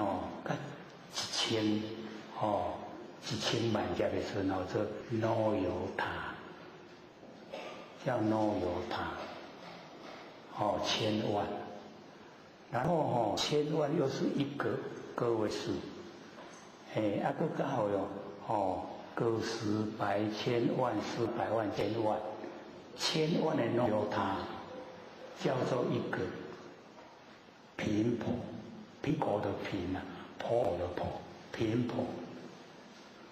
频婆又是个位数这么讲个是百千万，个千万的频婆叫做一个加他，加减乘除在一个走马边加，你有他的他一个个位数，即马各位师傅伫来给告诉来千万，千万的加它，叫做一个阿僧底劫啦。一个阿僧底劫偌久？记得回去的时候算算看。我们经过众生毕竟成佛，后面又加一句话：经过3个阿僧底劫，3个了。然后佛自己本身释迦牟尼佛自己本身修持他那个3个把它变成无量阿僧底劫。安尼偌久，所以我们就了解以往是一些仙佛他们的用心，他们经过无量的阿僧底劫修来的这一些殊胜法门，教导我们众生来修。你看我们幸不幸运？能够听到这一些法门。经过无量的阿僧底劫所修出来的，所以或许那个时候看这一些那个说话，真的都是掉眼泪。现在人哪有那个用心，看了，跟小孩子讲，卡通啦，他都不会相信。可是那个佛，因为或许看那个大藏经，可以有接近大藏经嘛，它非常大，有100册，100本，一本1000块了，100本，安尼偌济，就10万块，然后光目录就3本，目录就是介绍里面的那个内容那个目录。3本，所以103本。那以往或许去看的时候，那个书店都是要我买整套的。我哪有遐真钱？一方面没有那么多钱一方面纵然有了，我也搬不回去。我大呢，后来在台中那个甘城有一家瑞城书店，它有分开卖。就把100本把它分开你可以去订去订看要第几个，他就会把你要的去向那个印刷厂去拿，要印刷厂印这样，几天大概1个礼拜以后书来的他就会打电话跟你讲你的书来了，可是一定要加200块，1200块。所以我写就买回来看，因为看里面全部都是没有解说了，都我讲的经文，所以一直看看久了，那个都一定要看久1本我们1本1年都看不完各位就可以知道那个多。那看到我就讲说他已经修阿耨多罗三藐三菩提法，已经修成了。可是等不到佛给他受记的，这个以往就是成就的佛给后来的佛受记。伊讲我都修行啊，那也无一个佛要给我受记。佮经过大概有500世，500世又是很久的时间。一世就100年嘛哪有经过500世？然后问题出在哪里？出在他住相，住在阿耨多罗三藐三菩提法。这个法这么好，我哪会使互伊失去？不能失掉它。他只有住在这里结果所有成就的佛不给他受记。他把这一个让他成就这一个法，我多罗三藐三菩提，好啊，该放掉，故个拢无爱。燃灯佛以我受记，如以来世当的咒佛，号释迦牟尼。那个名记在大藏经里面。好，因为或许就是看到，所以开始教人的时候我就教人先破除我相，再呢，我们开始学就法相也不要，了解意思吗？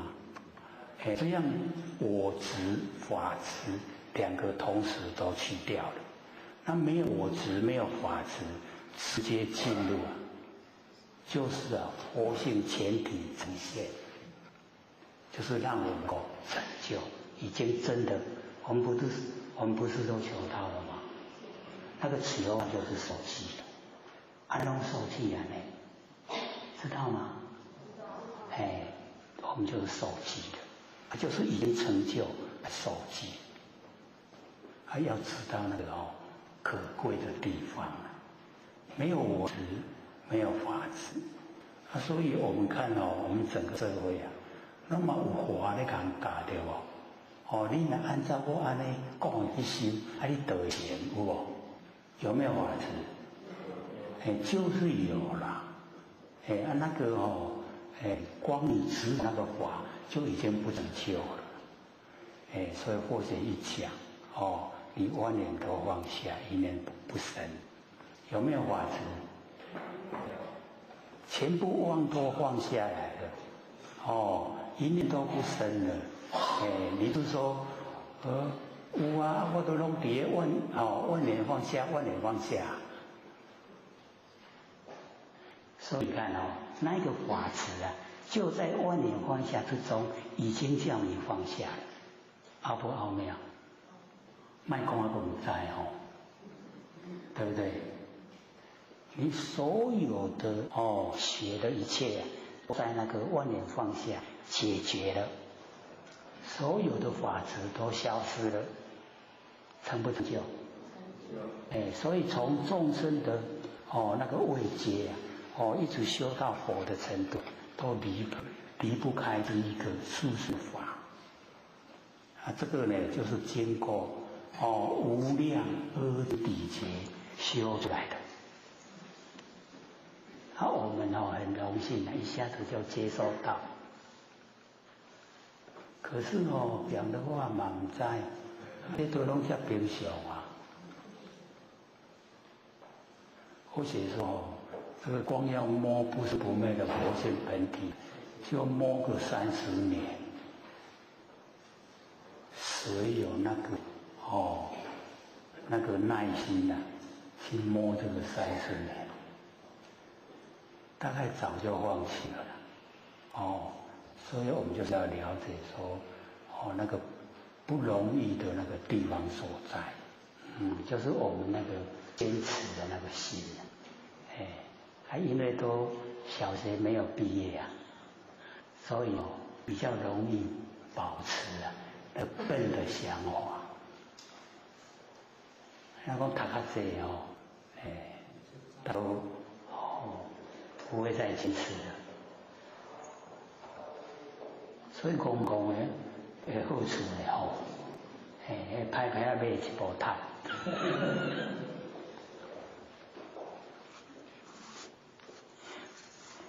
所以呢，当我们复归于无极的时候就已经归附到我们的绝对体的那个佛性本体回来无到极点没有所以我们都会这个执着有，对无都不去探讨，这个无的问题才真是很值得我们去研究无有所以天下万物生于有，然后有生于无，天下的万物有生出来，有从哪里来？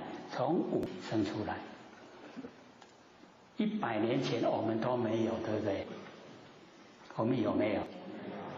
我们都没有在完成，是无啦。料啊蹦出来对不？结出来哈。100年后我们在哪里？又归无，所以从无而来，归于无，我们呢就是了解说，我们在修持的时候啊，就是先到达无起点，无的起点你已经到达了，那全部啊，都可以，你整个轮廓啊，呈现，在你整个那个思想领域啊。都了解了，原来就是这样，所以佛性本体没有形象，无相，那我修正那么久，他就讲虚空，以虚空来比喻我们佛相本体，所以说呢，虚空无相，不拒绝诸相发挥，我们这个佛性本体没有形象，虚空无相。可是我们的佛性本体不觉诸相发挥。你要发挥出来，山河大地要发挥出来，男生女生要发挥出来，所有万物，所有万事，佛性都不拒绝，都让你去发挥。所以从无然后生有。生有的时候啊，因为都很短暂，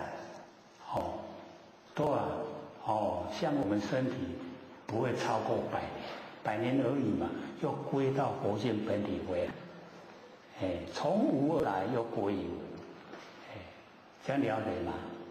整个轮廓啊，都呈现，整个我们的来龙去脉，就是这样。所以我们在这个过程之间啊，要减少摩擦，减障碍，就是呈现的短暂的时间里面就是要让它能够通顺，通顺跟道相合阻塞摩擦障碍那个跟道违背，那跟道违背是我们自找苦吃，那我们已经违背那个没有办法，你从无而来就归到无。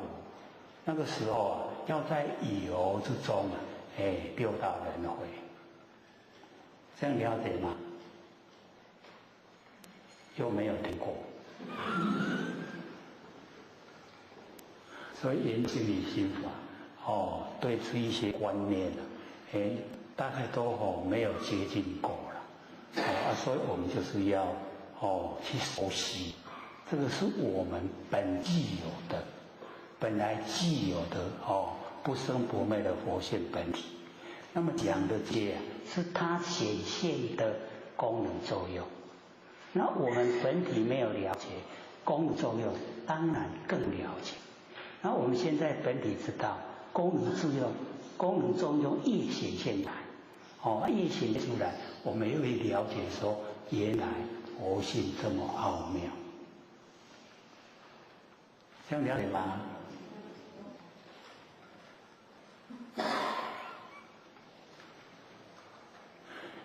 老哥一定会心里想，这个了解要过一段时间，没有这么快的，可是只要你有接受了，然后你就说反复的又能够听，对了，各位先生，因为现在我们讲到的今天是第21，我们到第25的时候25刚好是50片的CD50片的 CD 我们那个小整理包刚好1包所以我们在25的时候会做出来50片的 CD 的时候会做一个小整理包，然后寄到这边来。那个时候各位再带1包的小整理包50片回去听，你就可以听得很熟。因为一片一片拿的话回去不好整理，要坑在倒嘛歹坑。这整理包很好放，你一开了它的那个顺序1、2、3、4、5、6，要听了我准备得贵，马上就刻出来。听完放回去，很好整理又好携带。自己听也好，要送给人也容易。龟头让我我再去拿，所以我都鼓励各位拿，那后面那个大概是金刚经了，或许鼓励说各位拿回去听，那给亲朋好友，因为亲朋好友他有机会听到会很高兴，你就拿回去。我们这边金刚经不讲，因为有了就下次要讲那个楞严经。楞严经那经的名称蛮长，大佛典如来密因修正了义，知菩萨万行，守楞严经，归礼20字，它经的名称有20字的，那我们都有那个简称的习惯，就讲楞严经，那个是属于密教，所以显教里面没有，那或许就眼前已经着手在写，要写的讲义给各位看，之后就讲的时候按照经的经文讲解，跟那个讲金刚经一样，目前已经有写70几页了，各位看你会恍然大悟，原来最近佛心就是这样。先预告，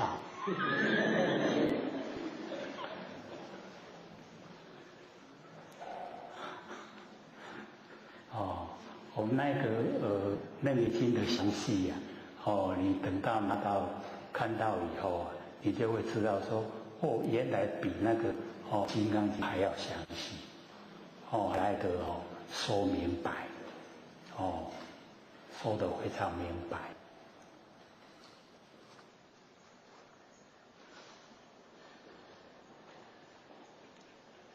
已经到这个3点半的时候，可是今天怎么讲28章才讲一半？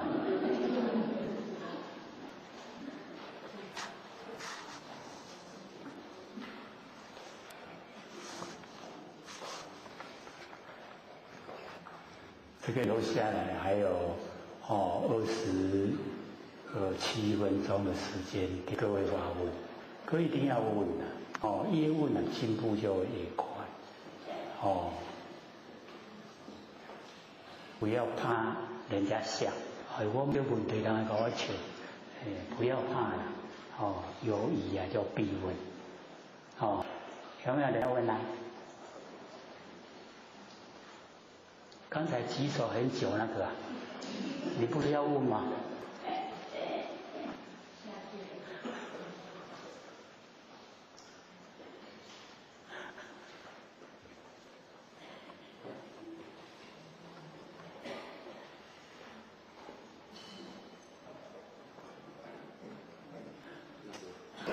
请说。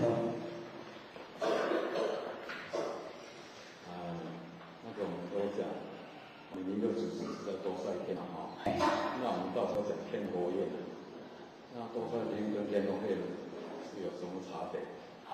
请说。天龙有什么内因外因之分呢？是怎么分的？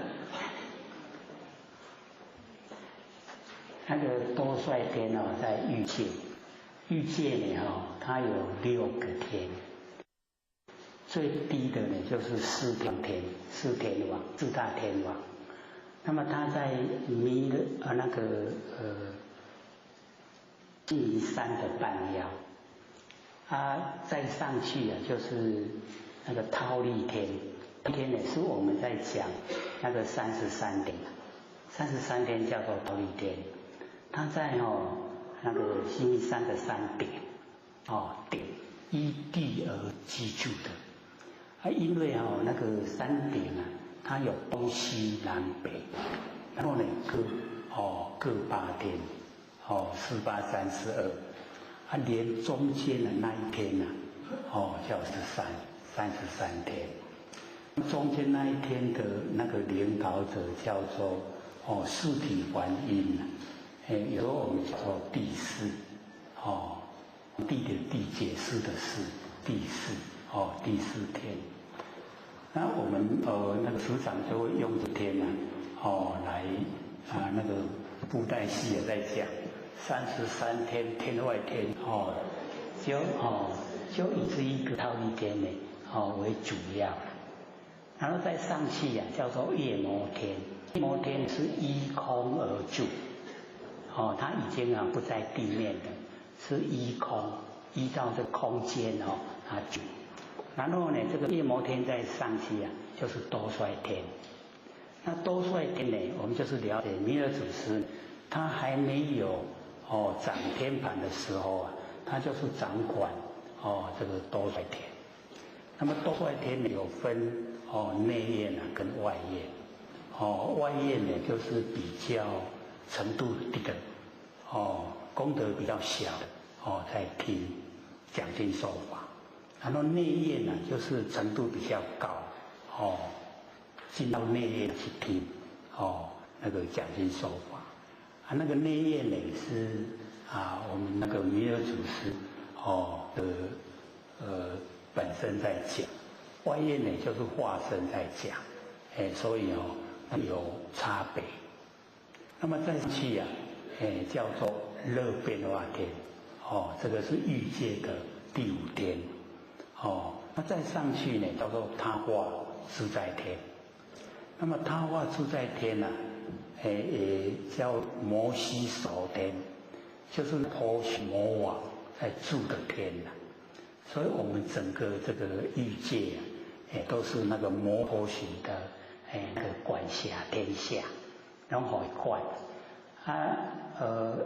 不行，很贪恋凡尘，他希望我们凡尘的众生都不要修道，都当他的魔祖魔孙只要我们发心修道，就会把魔宫打破。就我们住的宫殿那个都是魔宫了解意思吗？咱大的迄个所在拢魔宫你看那个化自在天它所变化的那个自在天，就是魔王婆须住的。那我们了解说，弥祖师掌这个天盘以后他就已经没有在管理了多衰天。那天婆宴呢，我们就是要了解到，那个是整个我们宇宙之间就是这个弥勒祖师呢在掌管，所以只要是我们成就了，就到了这个天婆宴。那我们现在是站到这个上天大概普度了。那因为上天有跟我们说，只要你有接受这个受记，就是求道点道。那有点道以后你就有万八逍遥，就是一个言会里面1/1210000年。那么10800年之中假如说我们已经归空了死亡了，你就到天佛院去。那假如说我们在凡尘做得不好，有一些结果，就在天佛里面在修去天佛院修，在这个10800年之中让你都不在地狱受苦。可是超出这10800年上天就不会再这个强烈要求说你要怎么样，不会，已经够了，那个时期已经够了。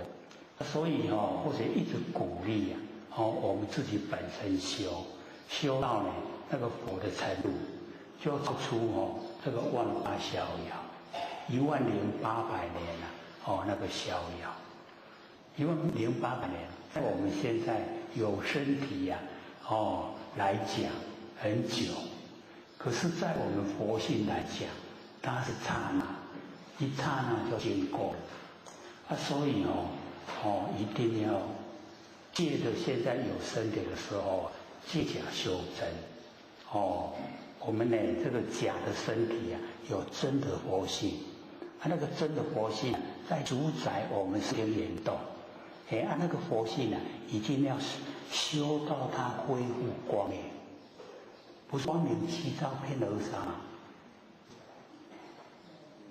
忘了才刚想而已。哦，那个张轴啊，秀才悟道记啊，不是第一句就讲吗？光明其道遍而上，没有？所以我们现在修的时候啊，就是恢复它的光明。那个起照，起佛性本体照佛性的功能作用，能够遍整个佛世界，这个就叫成就了。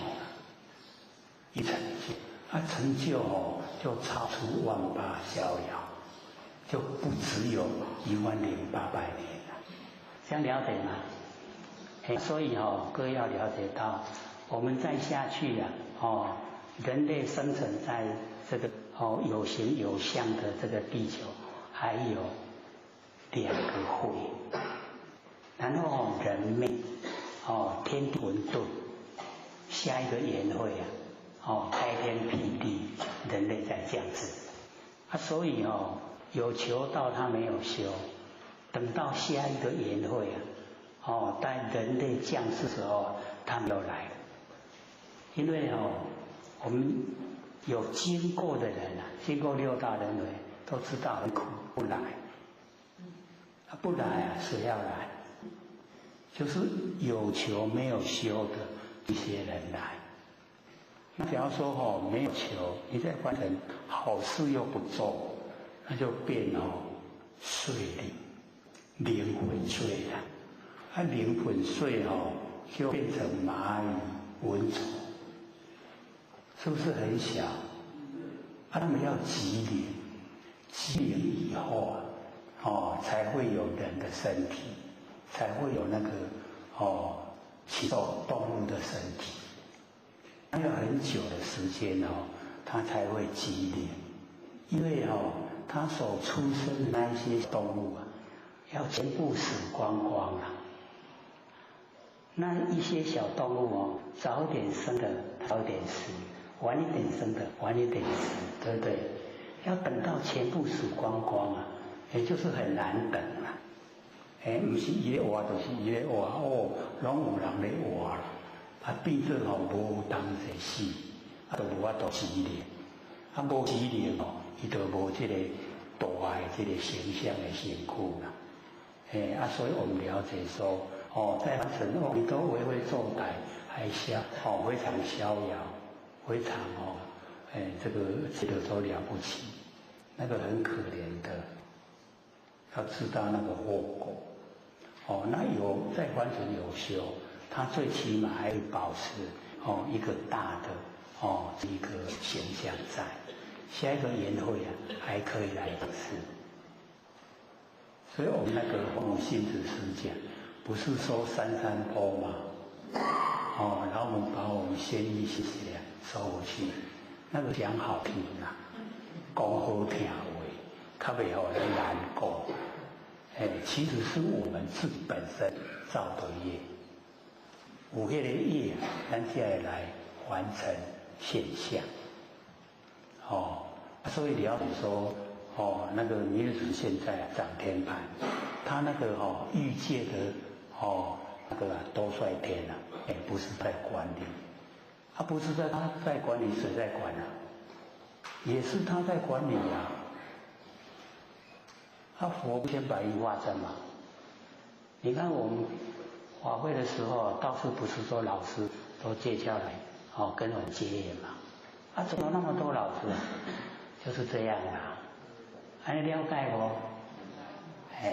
是弥勒祖师因为他那个时候他还是补处大师嘛，就是还没有佛的名分，所以他管理那个欲界的多衰天，他现在已经是佛的名分了，他掌天盘，还有了解不？所以天佛院跟那个弥勒内院不同的。我们回去我们要不要去弥勒院？就是去欲界的那个多衰天，要不要？所以有人都会笑我们说。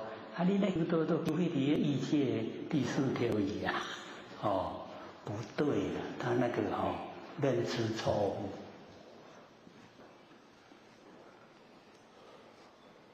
还有吗？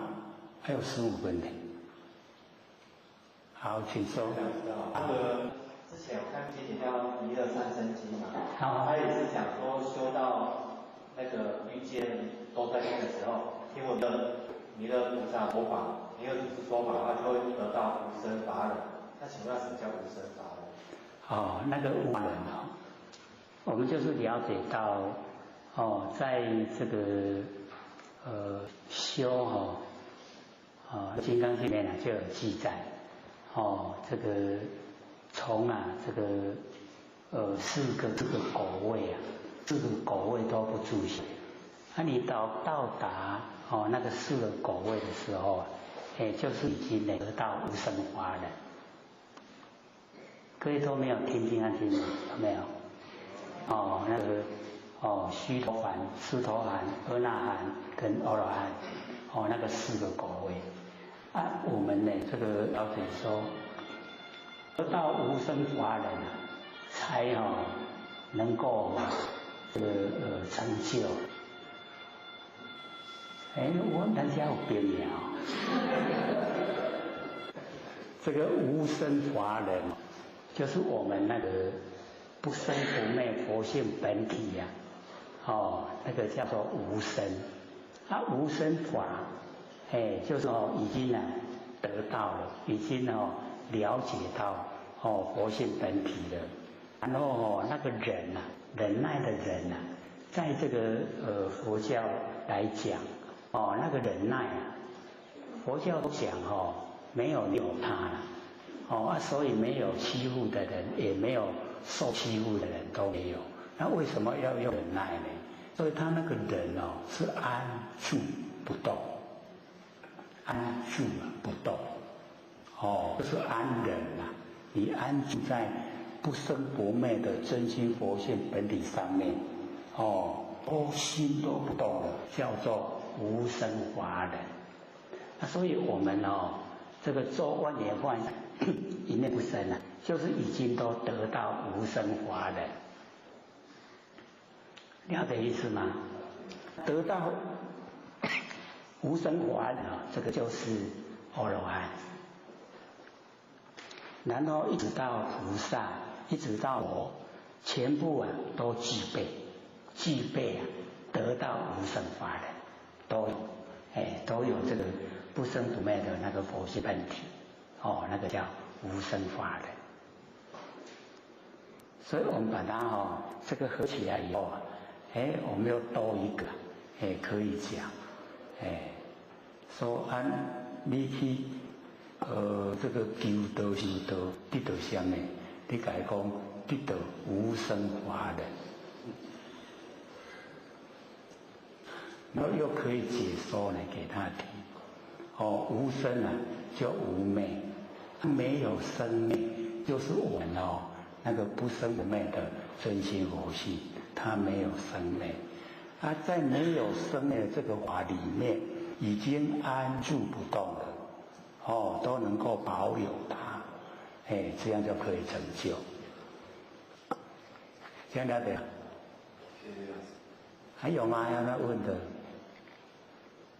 还剩下10种。好，请说。或许想要问那个有关南极老仙翁是陈同学知道说他是率领上中下8仙嘛然后要成为这个传圣大帝，也知道说他轮回就是混沌七世嘛然后也知道说因为在道场常常有时候会看到那个南极老仙翁然后查资料这方面可能比较少，所以想要了解一下。帮我们那个仙翁的故事这样子。对因为这个南极的仙翁来这个月下的时候都这个呼叫我们像爸爸，好像我都变得很小了。所以呢，我们了解说，这个南极老仙翁他老人家呢，这个很慈悲说呢，自从我这个成道以来，这个天地已经混沌了7次，就是呢见到7次的这个缘会了。所以我们就了解说，已经经过7次的12万9千600年，就已经那么久的时间了。可是我们都迷昧这么久都没有追求，没有修了，所以了解到那个这个带领的上中下各8仙来跟完成了这个结业。那我们要了解说这个都是构成，都是一个构成那个我们要了解说，所有的比较能够呢这个掌道盘或是呢比较在完成能够领导一方，都是呢修正者倒装将士做这个事所以我们要知道说那个已经修正以后对那个众生的关怀并没有搁下，他会更积极的去这个度化他们。那我们要这个了解说这个难极难我们就了解说就是已经皈依到那个无极的顶点，就是我们刚才讲的那富贵无极。所以它是形容呢，就是我们从无始以来已经在凡人轮回太久，都迷失太久。然后呢，这个上中下各8仙，这个都是在凡人有经过修道，然后他们修道的过程，众生呢多多少少都有耳闻，都有听到。然后他带领他们来跟众生结缘，让众生也效法那个他们的一些在凡尘的作为能够启发呢那个善心能够呢做到这个所有的这个众生都度化他们去修持这个都是在这个形象之中它所包含意思。那我们说这个无始天真无始没有开始，他没有开始的天真是谁？也是我们那个不生不灭那个佛性。所以了解说在讲的都是要我们去追求我们的根本，我们的本来，追求我们的本来他把这一些带来，让我们能够去反省，能够去观察，能够去实践。所以每一次来的时候都会很慈悲啦，然后那个形象就是很老迈这样那也告诉我们说，每一个人都老，只要有形象都一定会老。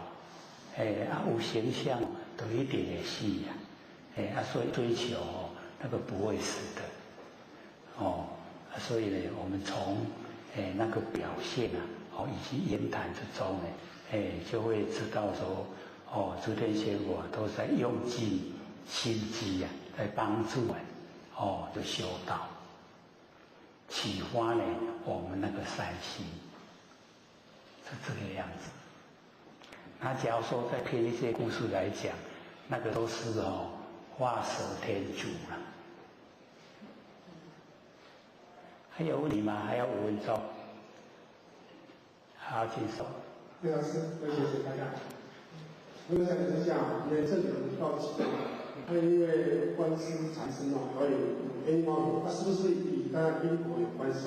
第一点，第二点就是我们用正规的活习气既能够发生业绩可我能够同修化解依赖之，是我们应该理解。你把活性哪里用在哪里当然我们遇到事情很多都是业力现前，我们自己造的业啊，业已经成熟了，它成熟显现了让我们去了这个业啊，所以我们就要养那个欢喜甘愿受。只要是遭遇自己遭遇，自己就去承担，管合不合理啦，都去承担。只要你承担，把那个事情处理够了，之后那个业障也已经了掉了，那往后就轻了啦。所以要知道说，不能用我们那个不生不灭佛性本体来求说。这些事情都摆平了，这他会很委屈所以我们要了解，他是超越所有现象，那我们所遭遇都是在现象之中，那现象都是变化无常，虚幻不实所以遇到这个不如意的现象还是要乐意的去面对，只要面对够了就好，这样好吗？冤枉的，因为以前曾经冤枉别人，现在被人冤枉回来，就是报了。现在互人冤枉就是较早捌冤枉啦，无影代志拢硬要甲人讲。不是这一生做的话，就是前一生做了。现在回报，让你也去体会。还有2种，好，请说。大家好，慧学姐，请问一下，就是说，我们这档里面不讲内圣外王嘛？那后学有看到我们的那个仙佛慈悲的训说，内的不脏，外光再多等于零嘛。然后呢？那这样的话，如果说我们在今世修，然后不幸的没有找到我们的内圣，那这样我们忘8年，就是只想忘8年，是这样。好，请坐。那个各位先生，我们就不用顾忌说我们有没有达到内圣，这个没有人敢这个保证只是我们尽力去做。那个内圣我们是可以做的，就是从那个8条目革除心中的物欲，心中没有事，心中没有物，没有了革了，都全部革除。那革除革物以后我们就会自知，就会知道，那个知道已经超越现象，就是从佛性发挥出来的知。所以那个知就是没有两边，一个本体，所以那个自知的知就是正知正见，也就是佛知佛见。然后从那个正知里面再发挥出来，义就诚意。我们要了解说，那诚意就很重要。我们对人诚不诚意，我们自己知道。对事诚不诚意，自己知道。你意很诚了，就等于发挥天性。意诚，然后心就正。心正所行的都是正确的。心正以后身就修。身修家就齐，家齐就治国平天下。只要我们按照这个方向去走，就叫内圣。内圣的功夫不是很困难照你那样收起来好像很困难怎么达到所以我们只要去做，就不要去管达不达到，只要你努力做1分就是1分了你只要努力1分的真它就会少掉1分，它就会接近佛性你能够10分的妄去掉，10分的接近佛性那个就是我们追求的内圣内圣功夫有了，外就自然达到。会学三道天师德，有先天大德，这个感谢各位先生给机会学讲。好，我们上次讲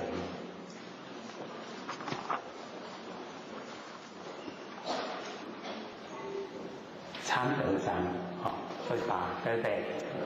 还没有讲完呢，讲一半这个知其龙，守其路，为天下谷，讲过了吗？还没啊，这个上面一段讲过了讲到不归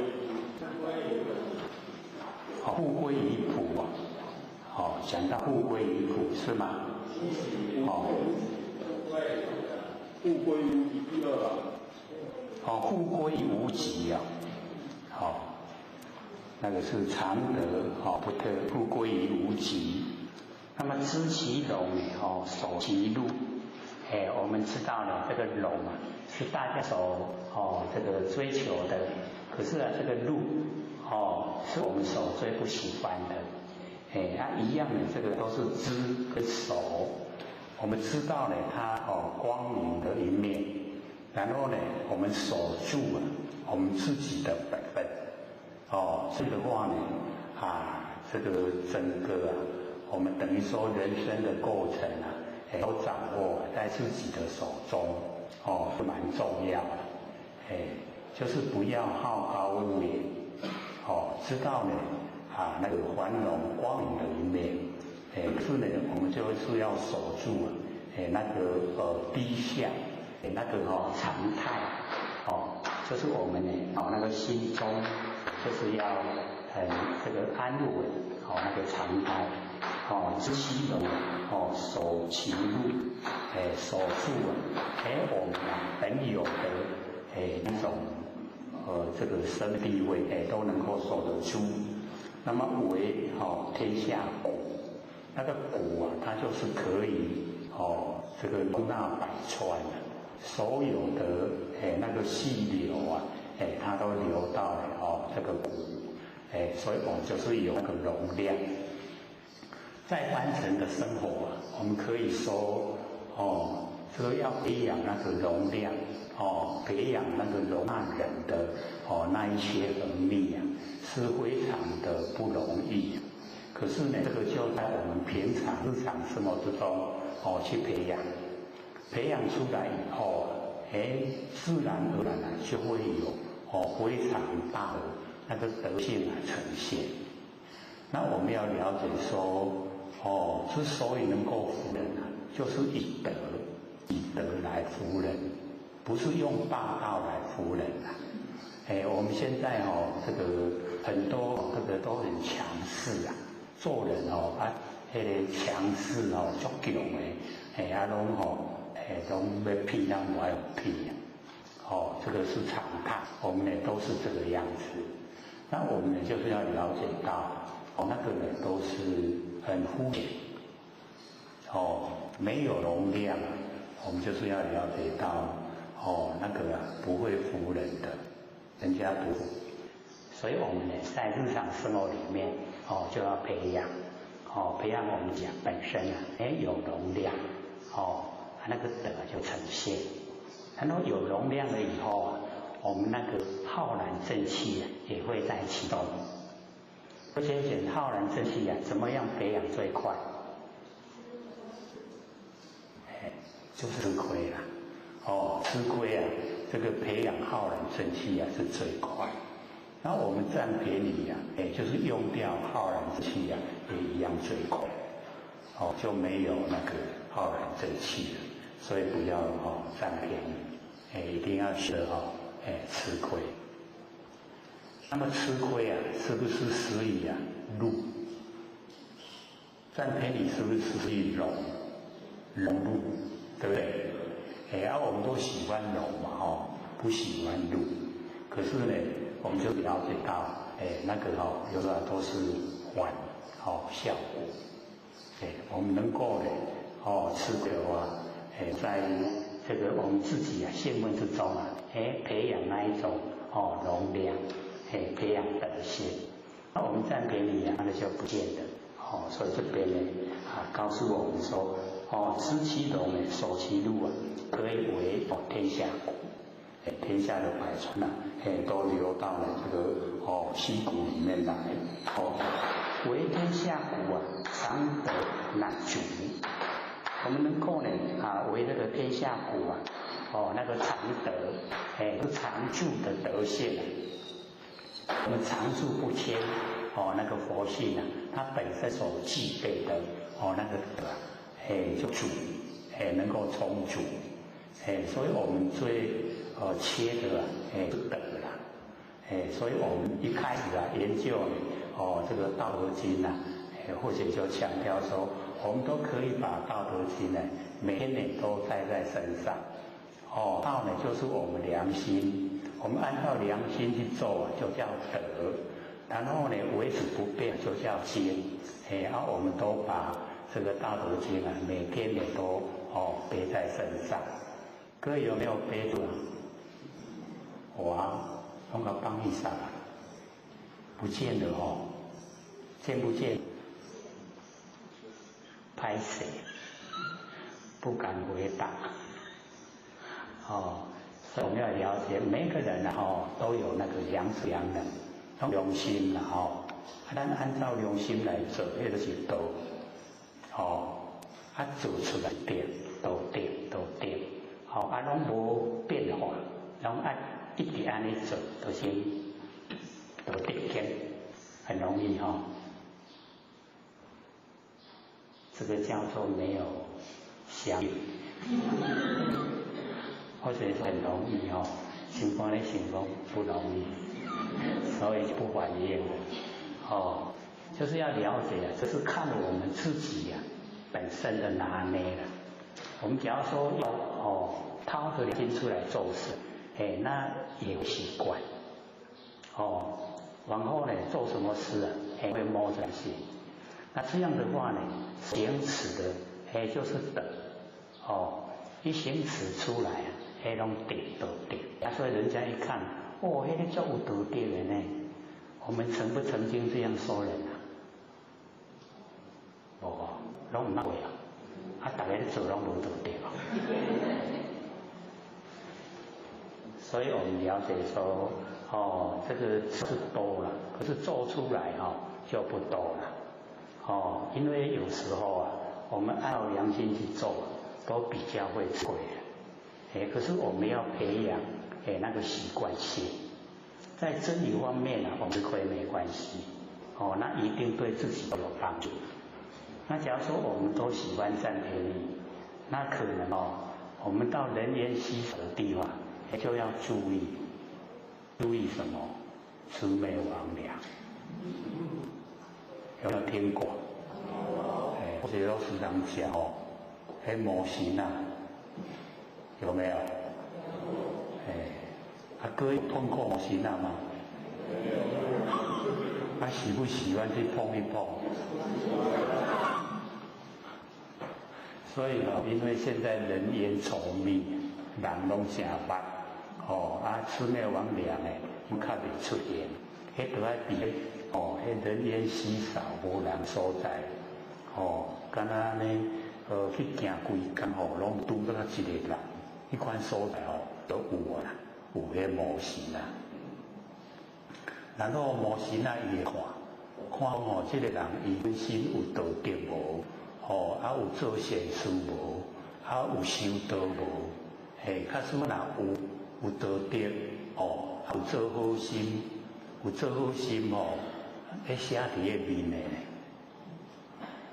所以这个面的有写无拢有写写伫个面的若有修道咱的迄个现观会光所以迄魔神看到伊会甲咱保护，伊袂甲咱创治那假如说我们的这个阴道又很低，然后也没有做善事，然后也没有修道也没有修道那个魔神就在考虑讲这个就来甲伊创治所以他都会想办法。像以往那个乡下地方都有种那个竹笛它会把那个钉啊，好按落迄个平面，迄道路的啊，互咱下过。即摆听到你下过伊钉啊全翘起来，甲你的人全安尼掠，规个护过安尼啦，奇不奇怪？好像现在比较少这一现象，或许那个小时候时常会碰到。我们都有经验，我们知道说，这些模型在讲冲击，所以会先丢一个东西过去，丢东西过去一定要都跳起来跳起来那才好就没事了，就这样，所以那个是有经验以后，就知影讲迄模型要冲击，就会反省。说我敢有去做歹心害人，无模型啊，哪会要找我嘛？酒量检讨，所以对自己也都是有帮助的。魑魅魍魉根本没有仇，没有结那个冤仇，所以他是好玩的心很喜欢跟众生玩，要看众生的根器。所以我们了解说，我们在凡尘有一些看不见很重要的，就是浩然正气，就是我们那一种修道佛性本身发出来的光明，那个很重要所以或许鼓励说，一定要做善事。我们做善事让这个善事能够生根，叫善根。让这善根能够成熟，善根成熟了，然后我们会遇到上圣法，就可以修持，可以升仙做佛，所以或许就鼓励我们大家在日常生活之中都一定要累积，让那个善能够很多累积很多，然后本身用有修道的。佛性本身又会发出光明，所以对自己就要有信心。可以有信心成佛吗？还不错啦。这个对自己一定要有信心，因为本身就是佛。我们身外没有，身外没有佛，佛就在我们身上，所以我们要对自己本身很有信心。那个就是我们那个。灵知灵明的知道，那个就是佛性的本体。那我们把这个灵明这个佛性本体让它时时刻刻都很清醒，没有起心动念，就没有无明。那无明没有，不会造业，业不造就不用受苦。这个是自然解脱了。所以我们在生活就要自己去达成完成。然后我们也帮助我们亲朋好友，所以越我们越研究越透彻越明了，就越对自己有信心，绝对的要相信，本身就是佛，身外没有，所以不要向身外去追求，那个求不到的，一定要往内心求。那我们往内心求最重要。就是心里面不要有物，要有东西在，心里面不要想要得到什么东西。假如说有东西在，心里面有事情在，那我们的心就不清净，不清净恢复不了我们的佛性本体。一定要先让心清净，心都没有物没有事，清净了。然后清净以后我们就回到我们自己的真心，就回到了佛性本体，就已经跟佛性在一起了。时时刻刻都这样的话，哪会不成佛？绝对成的。所以一定要自培养，在日常生活之中。所以这个为天下苦常德乃足，那个就很重要那个常德。之前我们有讲过天末尔雷声，还记得吗？记得。那3句全部出来讲看看。不是记得吗？他怎么做？司机而龙现，淹没而雷声，神动而天水，有没有？啊，不是拄则记得，这么拢袂记，差需要时间俩讲，所以要把这3句那个是子贡，这个讲的。他说呢，这个司机而龙现，司机呢就是我们在家里面没有出门，居住在家里面，司机，那个司啊，就是户口少一点那个司啦。居啊，居住的居，司居而龙，天上的龙现，就是神通万物啦。龙现就是神通万物。我们在家里面住，没有出门啊，可是我们的神通万物，各位了解意思吗？不错呢，能够了解呀。那个就是我们整个观念放下，一念都不生。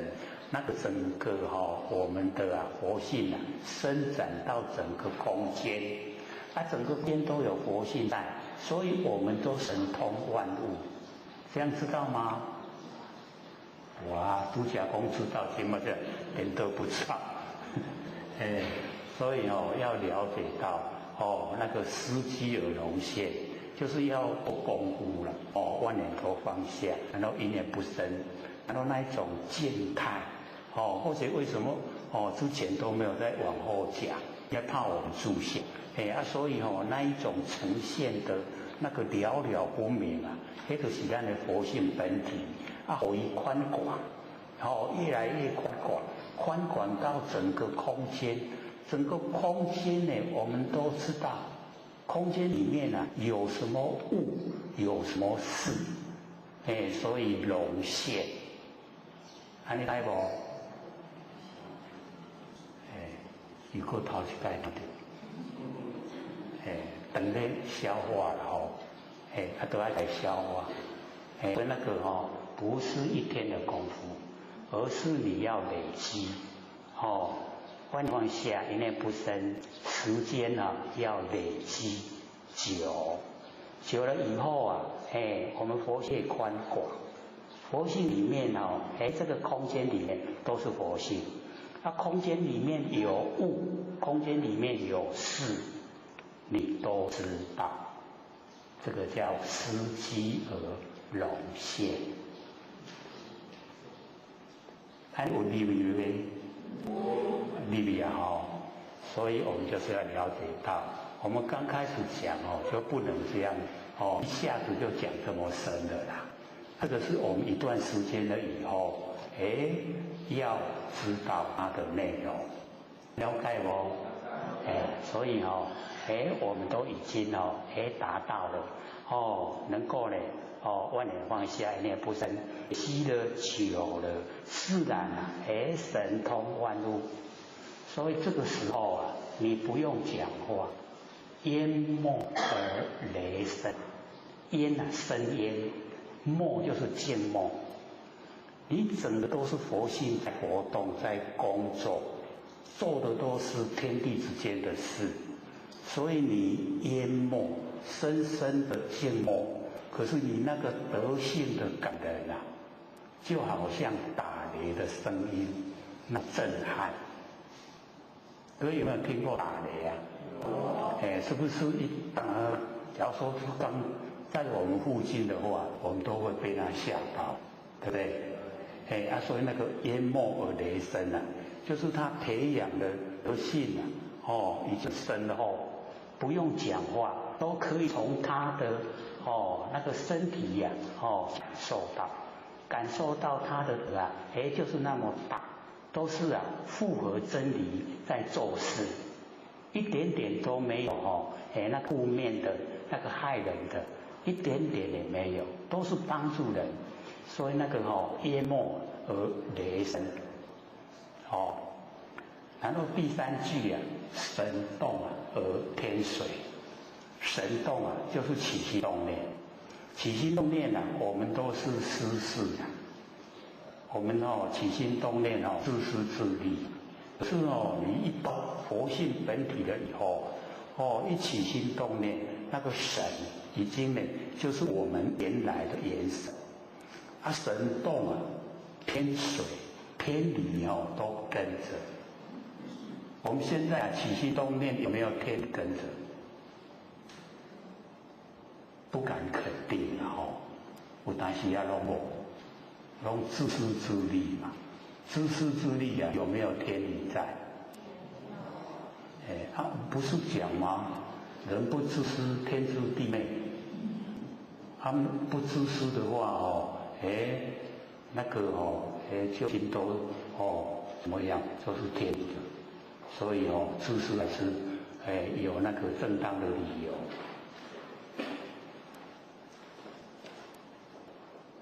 心里面正在想，到底是自私好还是不自私好？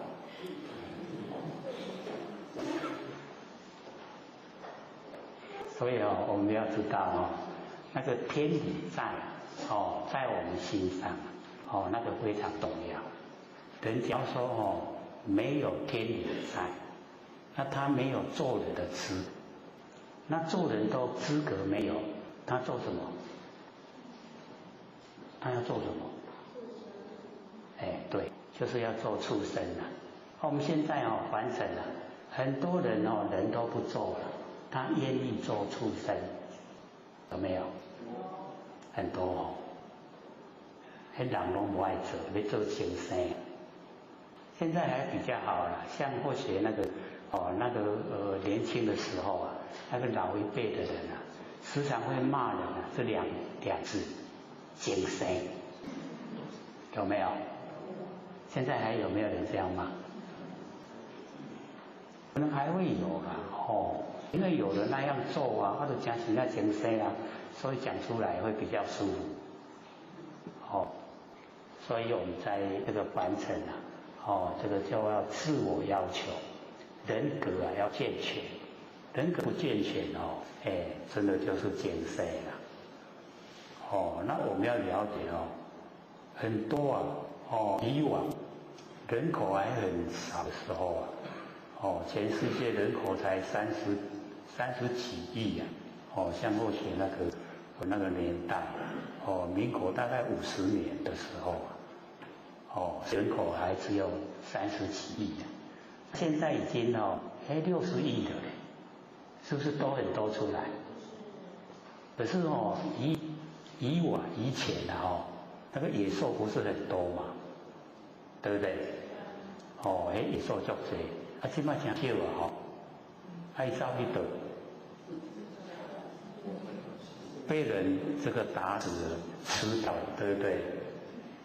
所以他当那个野兽禽兽的时间受苦的时间过了所以被人这个打死，身体被人吃了，然后他呢来转世转世当人，所以人就多了禽兽就少了。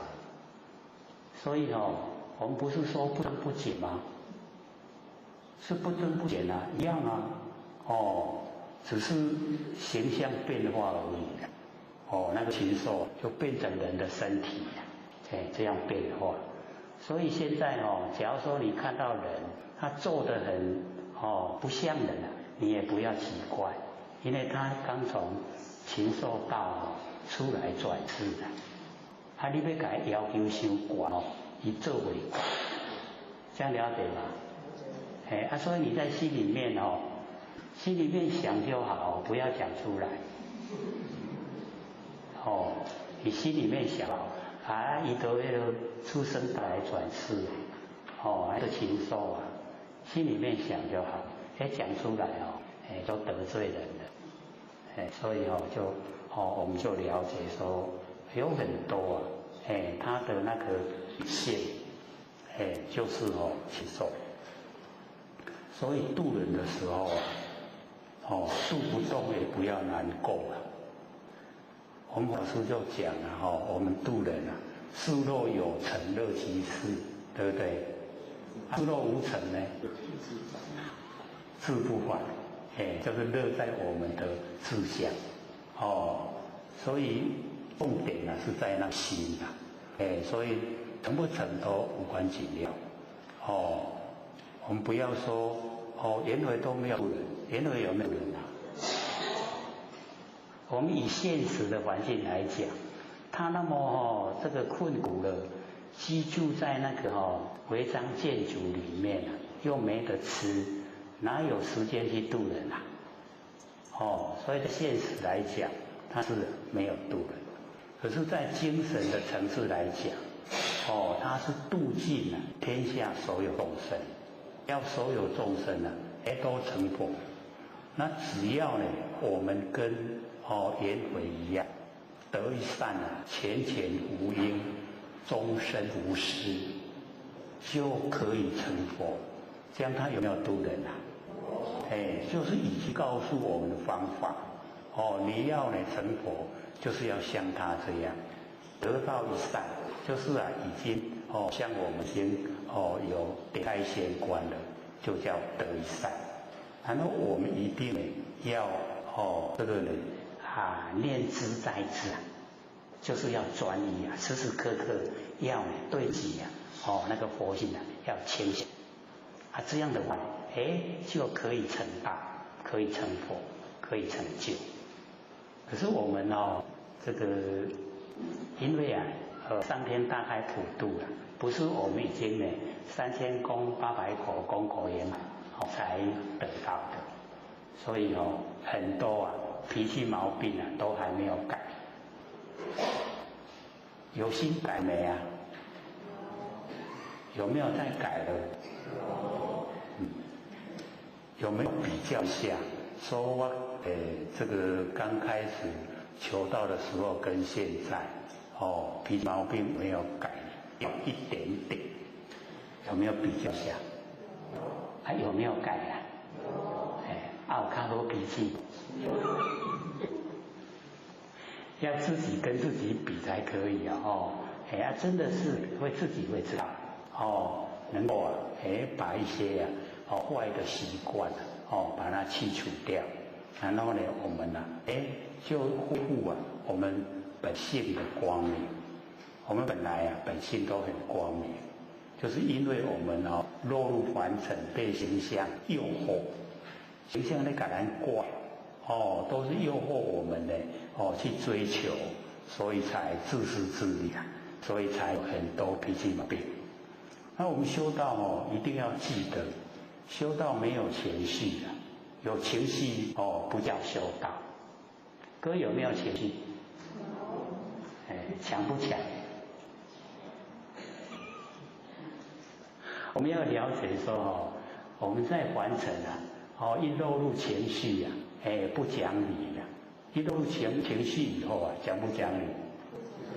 就不讲理了啦。所以我们修道，假如说不讲理的话，算不算修道？已经不算了。所以重点就是在修道的时候落入情绪一定要把情绪清除掉。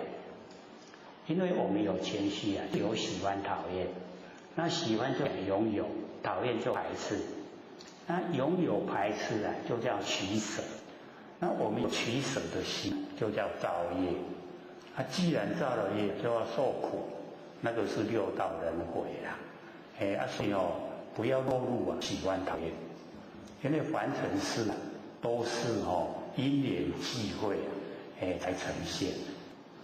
所以昨天导师有一个浅显说他对这个很有印象。这叫什么？拍手嘛，不是简单的事吗？那这声音是从哪里出来？从右手，右手会出声音。从左手，从空间，无音自己跑出来，都不对可是你看。也右手也左手也空间也有原因，是不是已经呈现？这个叫做众缘际会演寂则生演善则美。完成的所有一切都是这样，演寂则生，演善就美。咱大家有拢手嘛英英猛拍，体会说，世间各项拢假拢因缘际会才有的，对不对？是不是这样？所以都唔免计较，爱计较咧。唔免都因缘际会演寂则生，演善则美咧。所以什么事都不用计较，都是假的啦。所以当你在看不开的时候，记得拍一下手，做什么体会？演寂则生，演善就美，假的，就没事，对不对？完成事都是小事，完成事都是假的，对我们有没有帮助？帮助很大，对不对？我们就不执着了，不执着，我们就可以解脱。我们之所以烦恼就是因为执着，之所以执着就是住相。之所以住相，就不知道演寂则生，演善就美，才会住相。那既然都是演寂就生，演善就美，那干嘛住相？相都是假的都是因缘际会才呈现对不对？我懂。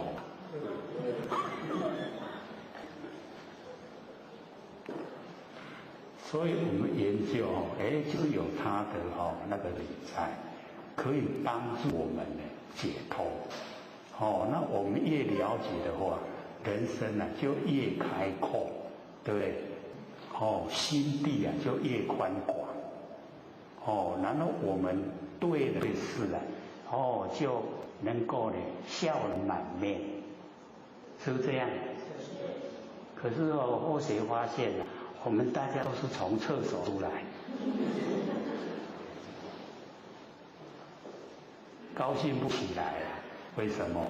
苦，我们脸都写着苦，在受苦所以要用真理来解脱，了解认识，然后我们去实行，这样我们可以常德乃足。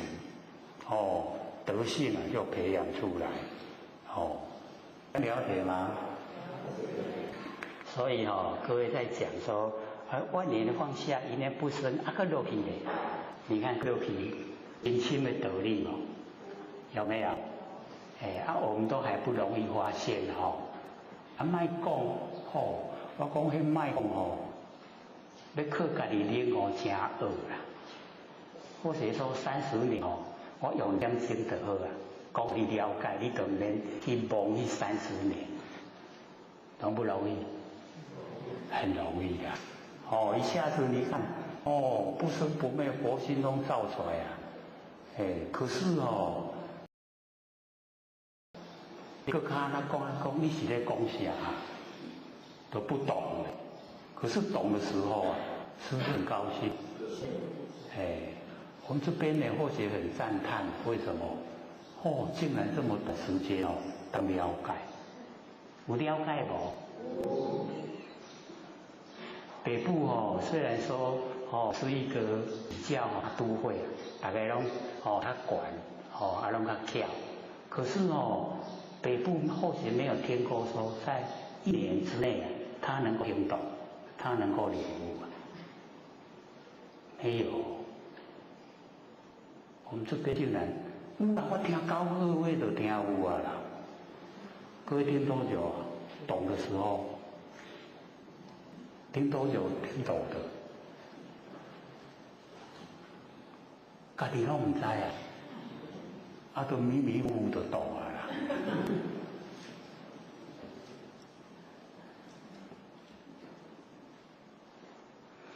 所以这个要了解说生气不简单我若坐条这一种课程啊，你只要得住，保证成佛。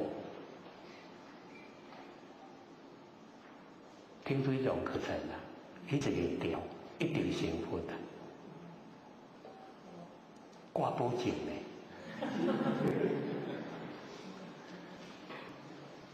可是一定要戒掉这里搞，有没有把握啊？哎，我讲的都有把握，你做的人没有把握。所以我们要对自己呀有那个信心因为我们已经摸到根了，摸到根就可以成仙做佛，佛就是这个知觉妄言下，我们一念都不生，整个呈现的那个就是佛的本体，就是那个成佛的。所以我们又把它那个内容更加以的阐释让它越宽广到呢整个宇宙空间整个全部啊尽虚空遍法界。现在都听懂了啦不过整个法身啊充塞宇宙虚空都是我们真心佛性。然后呢，我们可以到达我们的本位，就是恢复到湛然常寂，恢复到本质，那个1万年就当下。现在都听得有啊对不对？以前只要听那个1万年就在当下，你一定会品尝出来。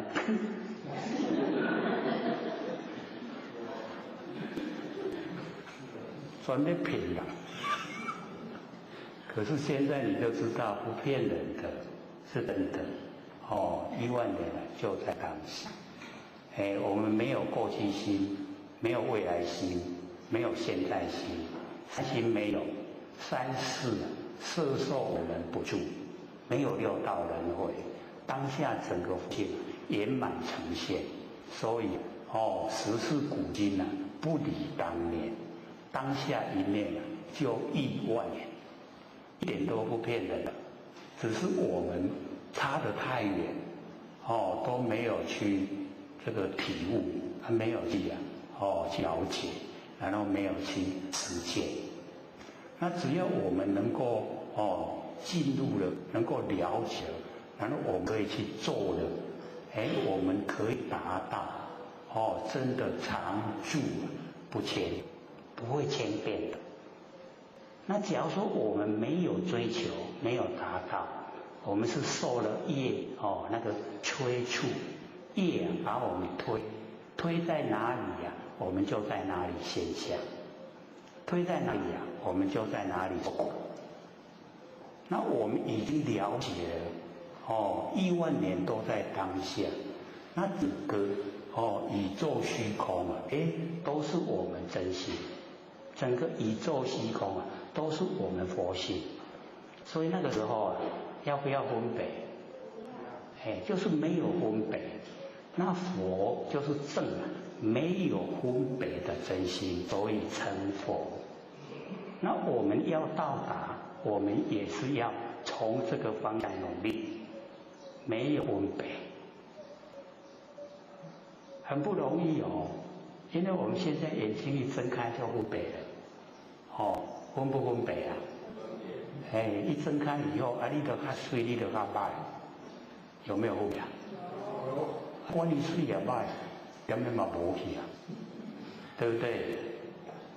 所以不用去分别，所以佛正没有分别的真心，所以成佛。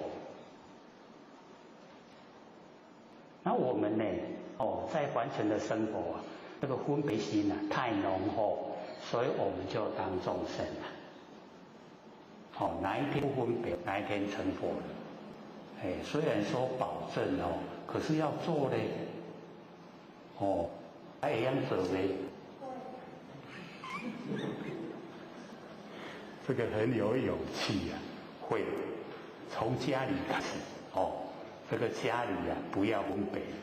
家事大家拢小心做，有没有啊？有啊，我看拢烧体咧，你去做啦，我真忝，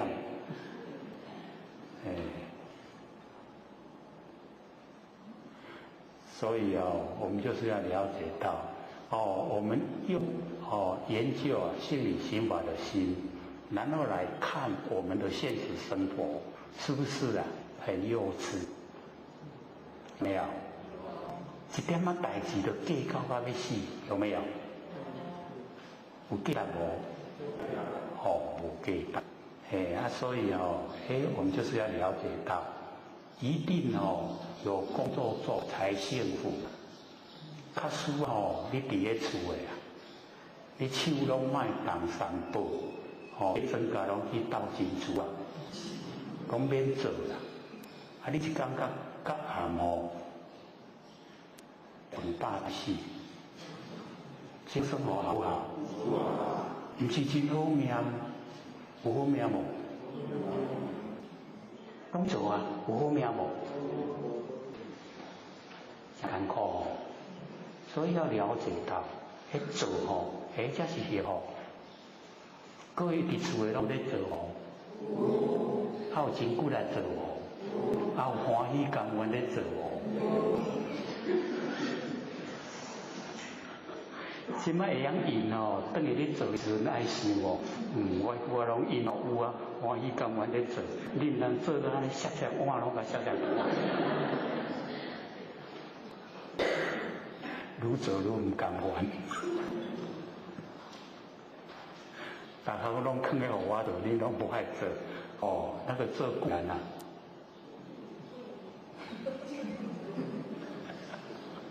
所以我们人心地很狭隘，就爱想讲真好，你拢毋做，囥咧互我做，我有足侪工课做。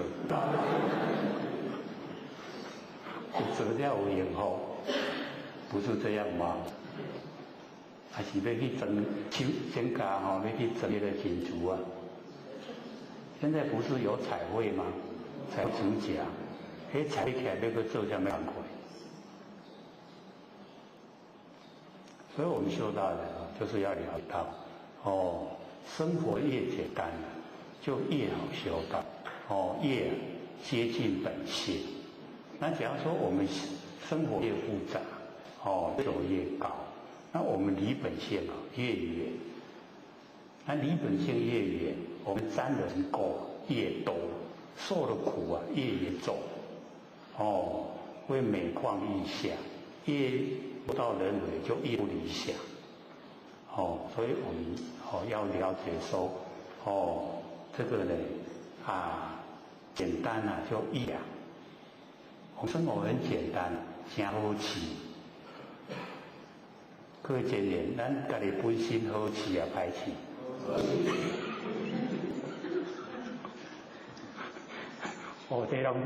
这种安尼倒落，家己拢袂歹势，好吃，真的很好吃嘛。这个有时候都很现实的回去的时候一生活看看。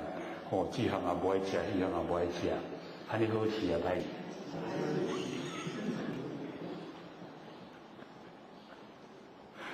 好吃就爱口吃，像老一辈的以前的或许那个时候，因为物质都很缺欠，所以老一辈会讲，有他家的好养，可是现在都不是这样的，以前是吃饭配菜。现在是吃菜配饭，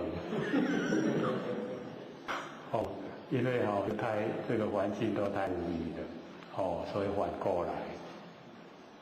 那我们了解这一些凡事我们都是要这个以来看待，吃得好吃得不好，另外一回事心里面健全最重要，所以我们在人格培养方面自己的品性就是要提升，自己会知道。有一些事不该做不能做，就千万不要去做。要有戒尺要自己有一把尺。我们有一些内层戒律，哦，不能犯的就不要犯。可是晚上有没有吃宵夜？因为我们三餐就已经够了啦，这样的话太胖了，南部都还比较比较标准的身材，的话就时常看到那个超胖，超级胖，一个人大概2个人份，看了以后负不负担？很胖的话呢，心脏的负担都超过，所以那个寿命都不会长。那为什么很胖？就是看到好吃想吃啊，尤其现在那个不是那个炸鸡排嘛，闻到那个味道，就想去买来吃，就会吃得很胖。那我们在某一些方面就是要自我节制，不能太超过，就自己自己戒律，这样的话我们自然而然都能够比较走入那个真理的规范，能够按真理来做的话，自然就不造业，不造业就不受苦，自然的道理。所以或许在讲应该听一段时间以后都会背，会不会？拢同款啊，你去讲下有没有？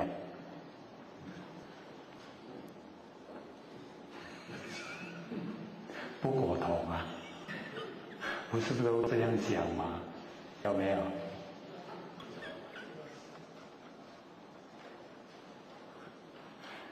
真理不变再怎么讲都是在这个范围所以我们了解说不会变的才是真理，那会变来变去的那个就是黔驴之计，就是方便法门那个呢我们在这个过程之中听一听做一做，那一到就近以后都是要把这一些去掉的。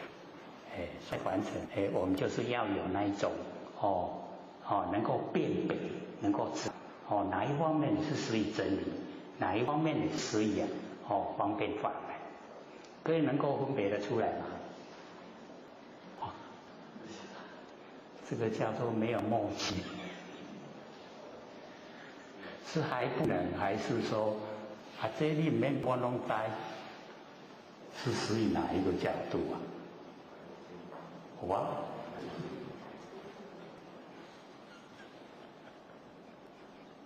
好，我们回来了，常得乃主，大家拢足足的安尼，对，拢有教。那么复归于朴，恢复到我们那个淳朴的那个本来所以我们了解说老子对这个朴很重视，就是我们的本质。我们呢，在这个完成看到某一些人，他的那个起心动念就很累，所以他的本质就是已经很无相，已经超越一般人。各位有没有遇过？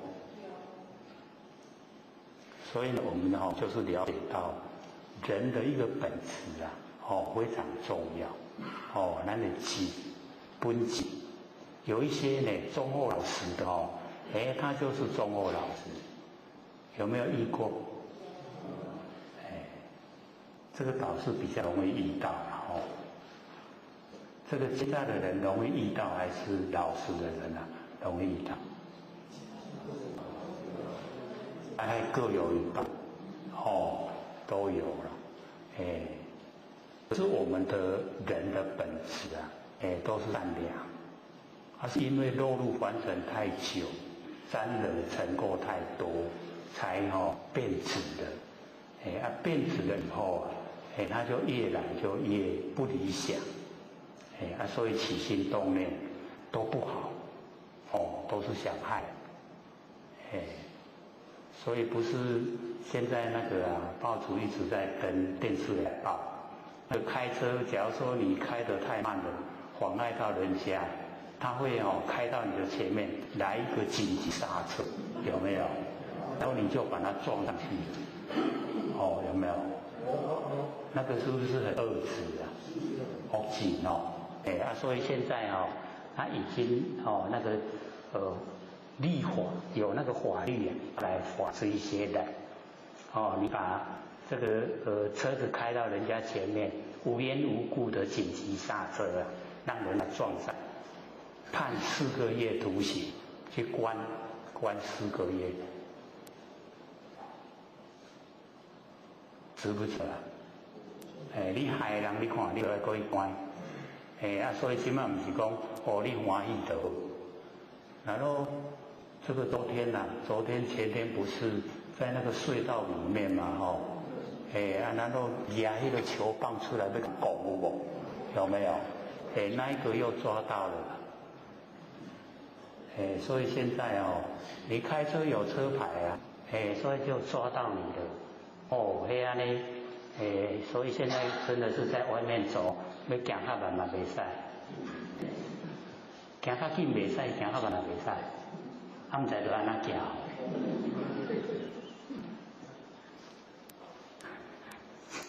所以现在又要这个是还没判，之前那一个是那个要去那个桃园那个国际机场，一个空中小姐开的车，然后坏到计程车呢开到他前面刹车那个小姐是刹住了，可是她的后面游览车刹不住就撞上来，一撞上来以后那连续都撞了好几步，结果那一个计程车就4个月徒刑，要关了，不给他罚钱要去关4个月。所以有一些开车时常会遇到这样的，遇到安尼人开头就用油刹车，一撞上了谁错我们的常识都告诉我们，后面的车错，后面没有保持安全距离，到底谁错？前面的人错。所以你看我们法律就是去罚那个。你乖啦，所以给你罚，你那个派等免。所以现在有那个行车记录器你所有按那你行变化，拢规个拢给你翕起来，然后摕互法官看，法官一个看讲，安尼这无理，规个人头前无缘无故刹车，这安尼爱罚，正义就出来了，对不对？所以我们就是要了解，社会有社会的正义，你正义不维护的话，这社会就很乱。所以我们有一些就讲那个公德心，公德心就是正义你就是要有正义，我们也要维护，所以这个也是在我们那个德乃主那个里面，要维护社会公义，就是要有公德心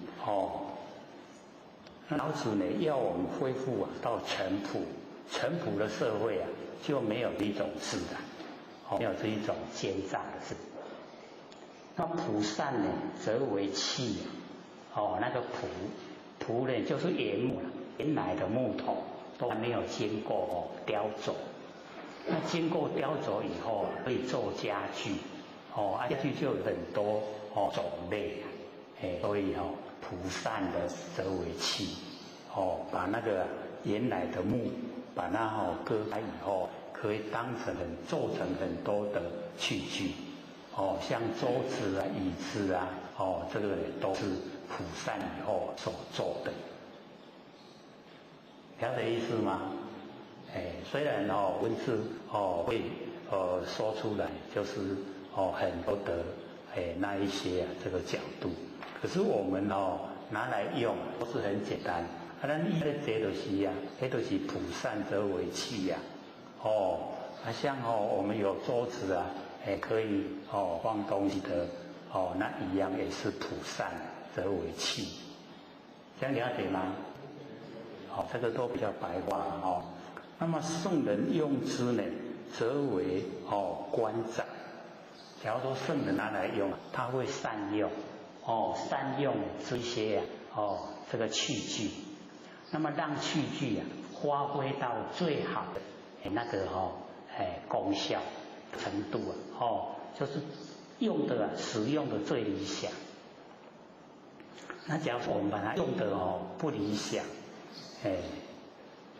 各位就可以了解到说在这个凡尘一样的东西，我们善用跟恶用差别很大，对不对？像说我们那个手一握起来不是有拳头吗？我们用手来打人好不好？不好那我们用拳头来那个捶老人家的背，老人家骨头比较硬，你用拳头来捶一捶，这样好不好？变好对不对？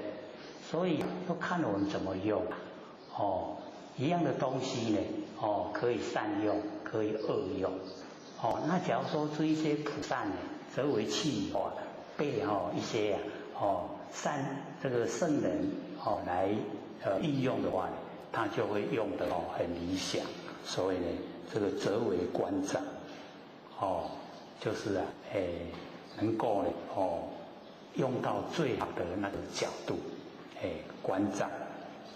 故呢这个大智不革就是要把握那个大的方向就是要把握住那个善的那个大的方向这个是始于第28章昌德章。这个本来这个上个礼拜就要讲完我们上个礼拜是遇到什么事情没有讲完解说那个张轴秀才悟道记对不对？因为一想到说那个张轴秀才那个这个光明急躁骗杀有那么多含义的时候竟然把那个28章常德把它割下来就接受了。可能我们大家都很忙要上班工作赚钱，所以那个有录下来并没有听有写也没有看所以才很陌生所以我们又上个礼拜又重讲，所以或许鼓励那个后面还有《金刚经》。本来我们是想说六祖都讲完了，讲《道德经》《道德经》讲完了，讲《金刚经》，对不对？开始的时候我们就这样议的。那因为我们中间这个已经寄过来《金刚经》，让大家都听研究了说那个北部讲的那个也很好，让大家能够接受。那或者就想说，那这样的话，那我们就把后面来讲《楞严经》。《楞严经》它是始于密教我们有稍微解说它的经文经的那个名很长，20个字叫做大佛典，如来密因，修正了义，知菩萨万行，守楞严经，有懂无？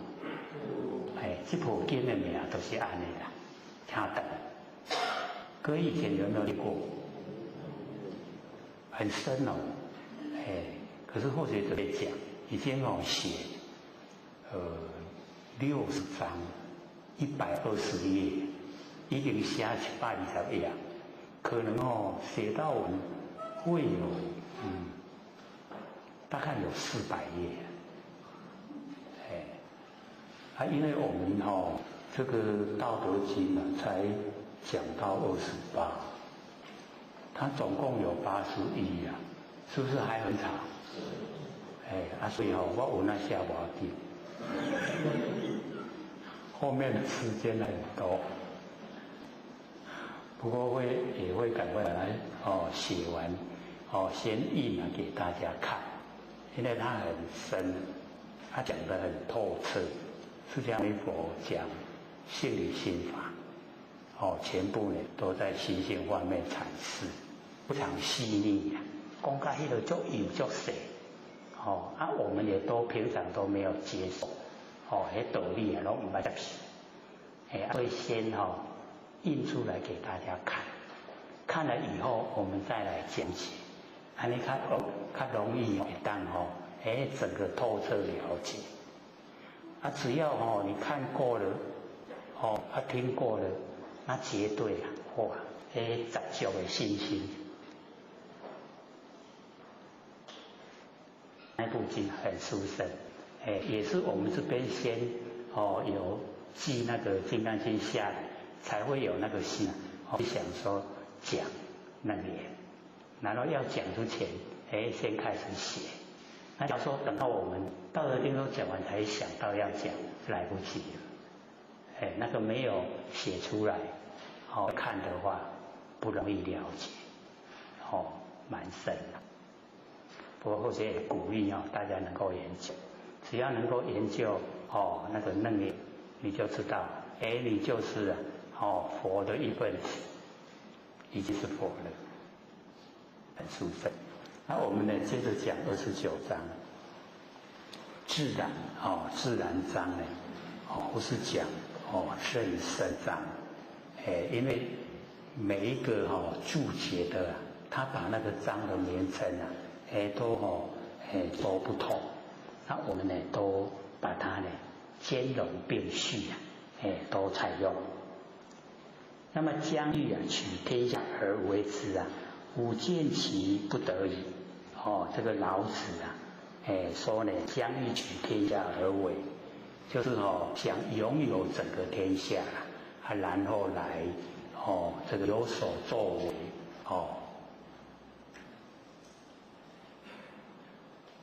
怎么看各位都好像很想睡着的样子。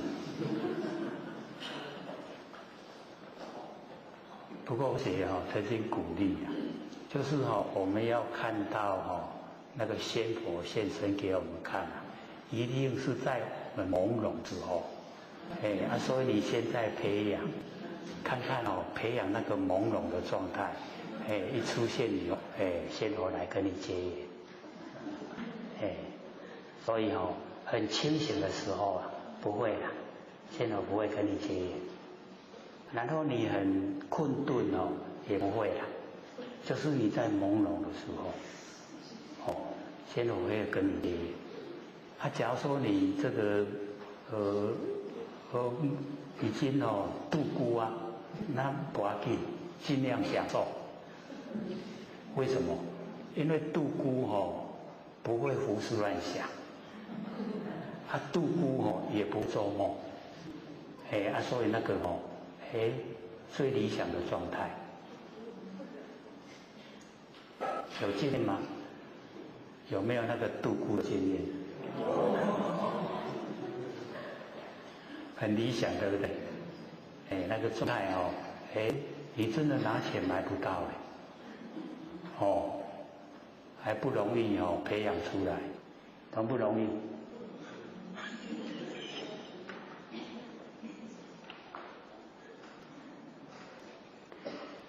这个老子呢，他讲说，将欲取天下而为之，想要得到整个天下来有所作为，无见其不得已。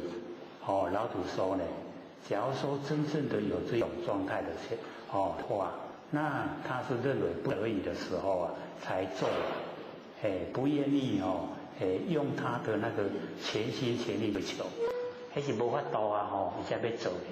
无法度人天，这个天下要交给他的，他不得已才会接受。那么天下神器不可为也，天下的神器，那个呢领导者就神器天下的神器就是当领导者，因为他可以左右整个我们的那个人民的生活。所以我这一阵子看报纸倒是蛮因为有一些公路客运不是运量要涨价嘛，有没有？有啊，我们的那个石油一直涨价汽油一直涨价，然后那客车那一些客运的那个司机每一天这个早晨看报纸他们都在看什么？看那个哥达会死了没有？因为哥达会死了，石油会降价，他们就不用烦恼，就不用降价，可以客人维护了。现在涨价，客人会走资嘛，会做这所以一早晨你看报纸，吃了没有？还没啊，那还要再涨。报纸竟然这样登，那就蛮有意思的。那我们就了解说，一个人竟然影响一个界，因为那个利比亚它就是产油国家，他当那一个国总统，他所有的那一些那个收入拢以私人收起来，总共有2到4千亿，多不多？2兆4千亿。较早迄个埃及的总统迄个毛洪飞刚赶来对不？他的那个财产是2兆，这一个哥达会比他更多4000亿，2兆4000亿。你看嘛，你遐侪钱要创啥？8是那苦了。所以我们就了解说，一个人影响到一个世界。变成我讲迄众人都在诅咒什么惊喜，有没有？咱平无看就唔知啦，无看迄报纸报道不知道这个事假如说你看过以后，你就会知道说，他一个人影响到整个石油的涨价，你就会说，较惊喜。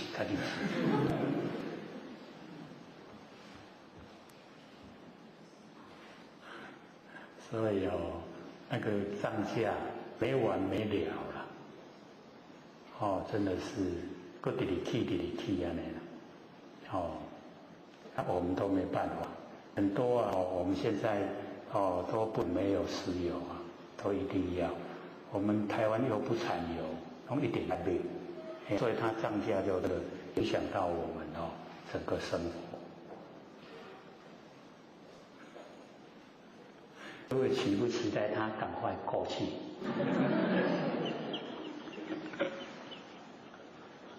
希望我们石油可以降，就不用涨了。所以现在假如说报纸已经政府允许他们涨了，已经压抑太久了，以前都补贴了，现在政府说后边要搁起呢，现在要补贴。现在佫起唔到佫补贴，负担才伤重，所以好啦，我哋去啦。所以所有坐车的要多付出那车费，几十块。像那个统联从台北坐到屏东上架90块，一概起90块，这样就真的很多涨最多的就是这一条路线，90块。那所有一些短期内都涨了，涨1块到10块都起。我们的经验拢有起无落的啦，只要伊起起来就掉嘞，以后不坐就是比较贵，都是有涨没有落，没有这个降价。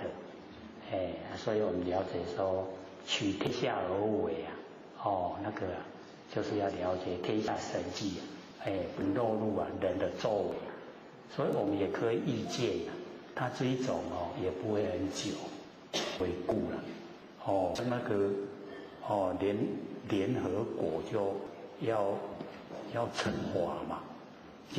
很多国家哦用飞弹在打，英国、法国都已经在打，而且那个法国准备把那个他住的地都用飞弹打，美国他还说把它请起来法律看，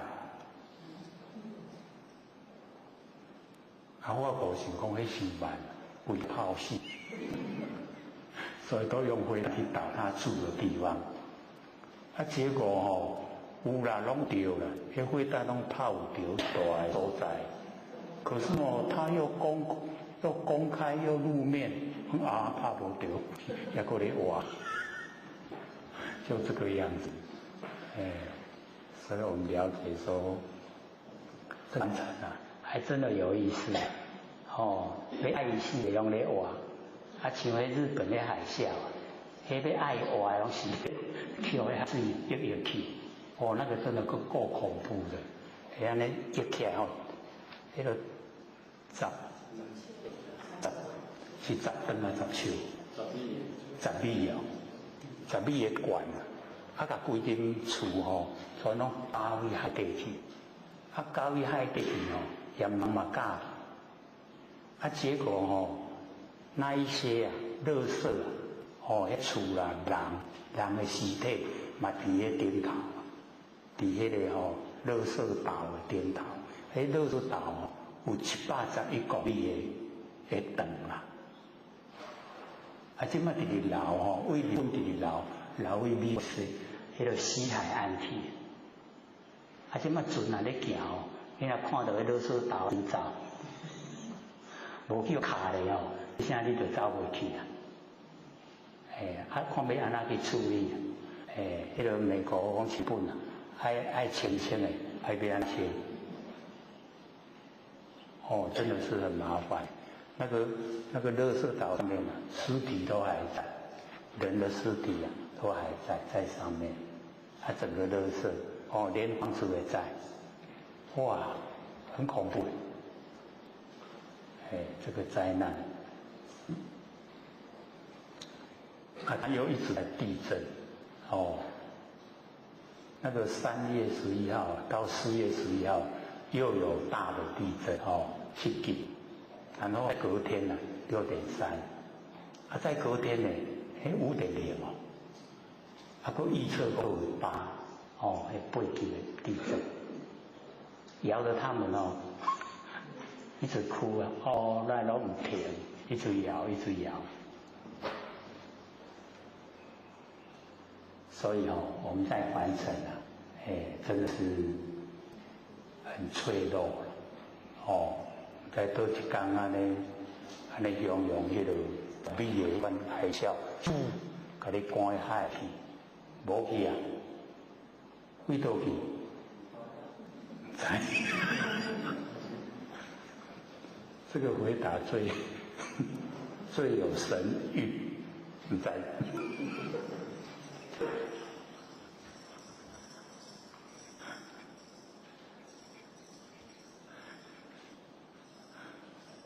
所以我们可以想一下我们总有一天会不见嘛，对不对？我们去哪里？咱会无去啊，去倒里？所以就是要修道。有一天我们这个身体会不见，可是我们佛性不生不灭的佛性它还在，它不会生不会死，因为没有形象，不会变化。所以我们在生的时候赶快把它修正，让这没有形象的佛性，我们已经可以主宰。现在不行嘛？现在各位可以主宰自己佛性吗？可以了吗？为什么还不行？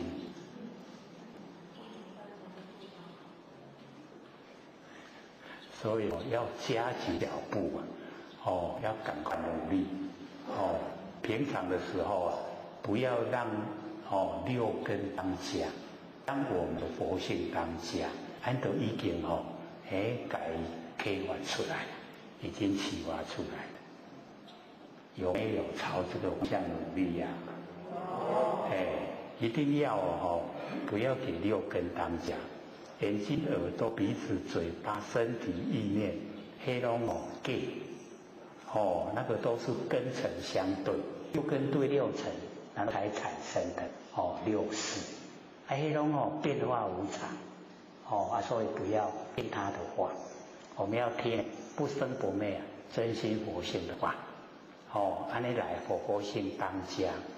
你来咱身躯无要紧身躯还有天地，还给天地所有风土海伊拢海伊，不管我们这个干不干净都要还咱起码就较早海咧，已经佛心当家的时候身体就无关紧要了。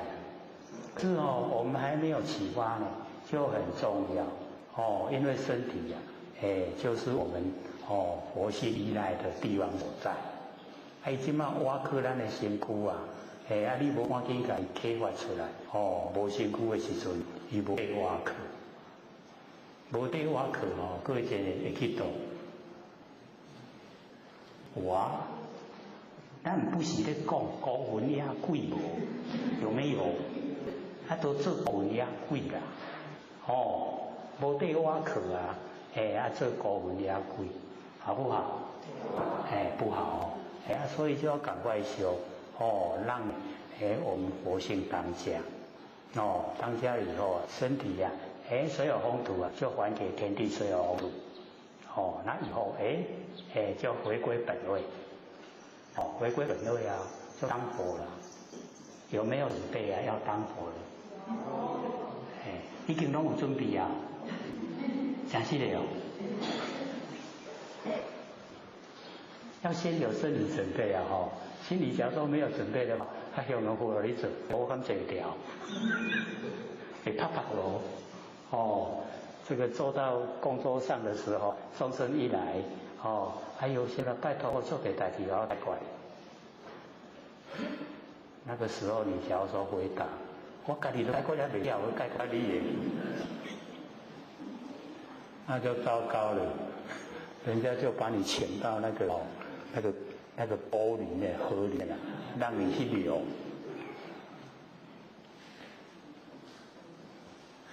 所以很有意思。所以呢，天下的神器不可为，为者败之，失者失之。我们呢要落入这个有所为的话，一定会失败。他执着者会失去所以你若讲安尼为拢要一条条拢唔留人那个结果一定会会失掉那个地位所以执着会失掉。故呢物或行或随那个东西在行的时候就一定有人会随着有人咧带啦你若咧行后壁都有人咧带咱要好行好吹你要甲伊迄行就是讲甲伊吹互烧吹就是讲甲伊吹你若要吹互烧，有人要吹互你就是都有那一种两边的那一种事情呈现。那么或强或雷强跟雷就是对比，也真强真弱就是足弱很弱或在呢或灰在就是要成就灰就是毁坏你若要互伊成就他就有让你这个毁坏。那么是以圣人呢气盛气奢气泰这个圣人就把那一种圣呢就是超过了迄超过拢去掉奢呢都是奢侈我们的浪费那个奢侈也要去掉。那么气泰那个泰呢就是我们的那一种那个自大骄傲就把那个都去掉所以我们了解说要呢这个自然或是呢圣慎身谨慎啊，我们自己的这个本身呢，都是要自己努力的。这个呢是诗仪29章。那我们接着呢还可以再讲一点点时间呢，再让各位发问。第30章不道章呢，或是养气，这个不道不复道了，或是呢讲这个养气。那么以道呢走人主者，用道来帮助这个人主。就是领导者，然后我们在领导者的身边帮助你那个人的领导的人来做事。那么不以兵强天下，就是不用那个霸道，就是要讲道理爱公得利，不能呢用那个兵来征服天下。那么其次好还，你用什么样的事情呢去对待人，那么什么样的你用的事很快就会返回来对待你。其次好还，所以我们就要了解这个一定都会啦。所以我们在凡尘遭遇假如说多不合理的现象，我们都遭遇到，那表示我们以往也用不合理来对待的。现在其次好还已经变到转来对咱，所以讲无合理的对待人，人就无合理对待咱，这样了解意思吗？所以我们在这个作为的时候一定要符合真理，才不会自作自受。那么师之所处，那个时候就是兵咱出兵去跟人战争，叫做师。师之所处荆棘生烟，就是战争已经发生以后迄残余拢无种做，无种做就拢发一寡杂草，杂草袂发无法度通养生，所以荆棘就生烟。然后呢，打兵之后必有凶年。经过那个战争以后，已经都没有吃了，人民没有办法生活，没有安居乐业，然后呢，那个就不好过了，就是凶年。故善者果而已。那个最好的方法就是有结果就好。要跟人讲唔通，有结果就好卖输去，结果就好。所以果而已。不敢以取强，不敢呢，用那个霸道，那个强，来呢征服别人。果而勿矜，果而勿法，果而勿骄。能够呢，有好的结果。可是好的结果以后你不要矜持，那个矜持就是自大自夸。然后果而勿法，就是不要生法。不要去危害众生的生命。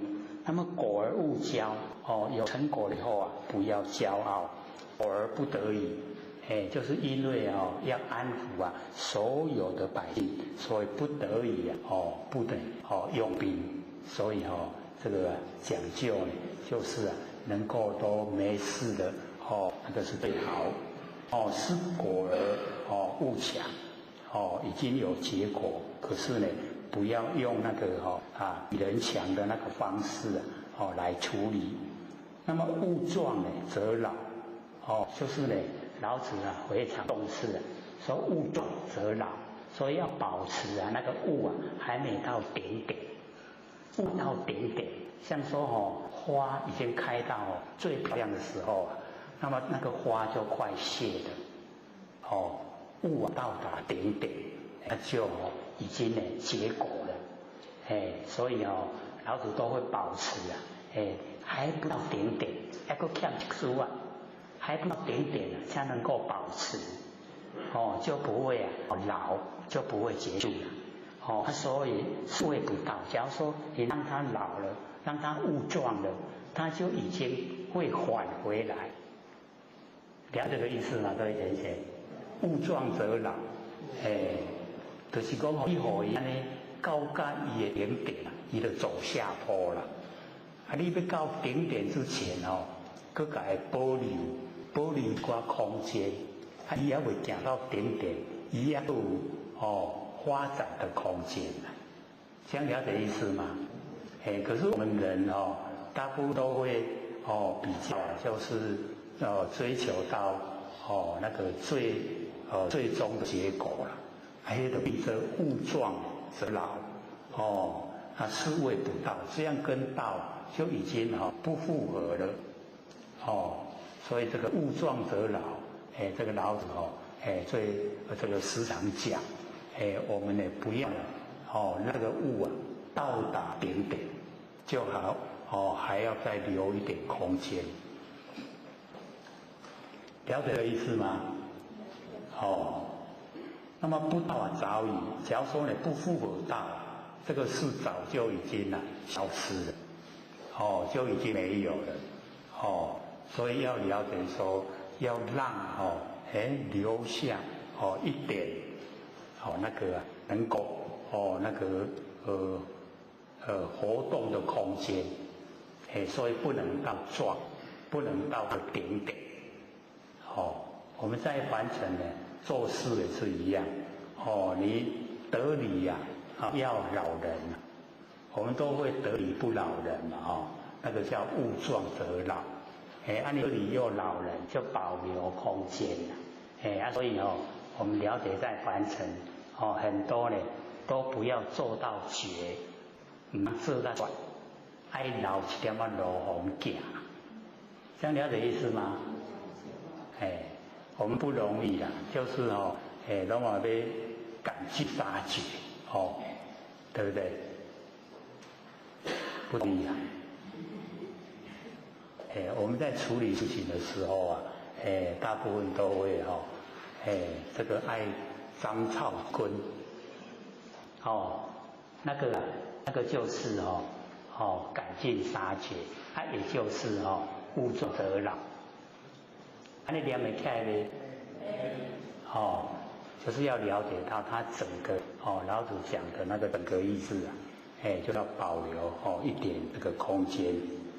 所以我们今天不错的讲到30章的总共有81章，还有出外的，还51章然后我们还有剩下这个不到半个小时爱给各位发问，留了比较多的时间能够呢问比较多的问题。唔通惊歹势啦，有要避讳，问了以后那个了解，把那个疑难疑问都清楚了，这样对我们修道很有帮助，然后要开始，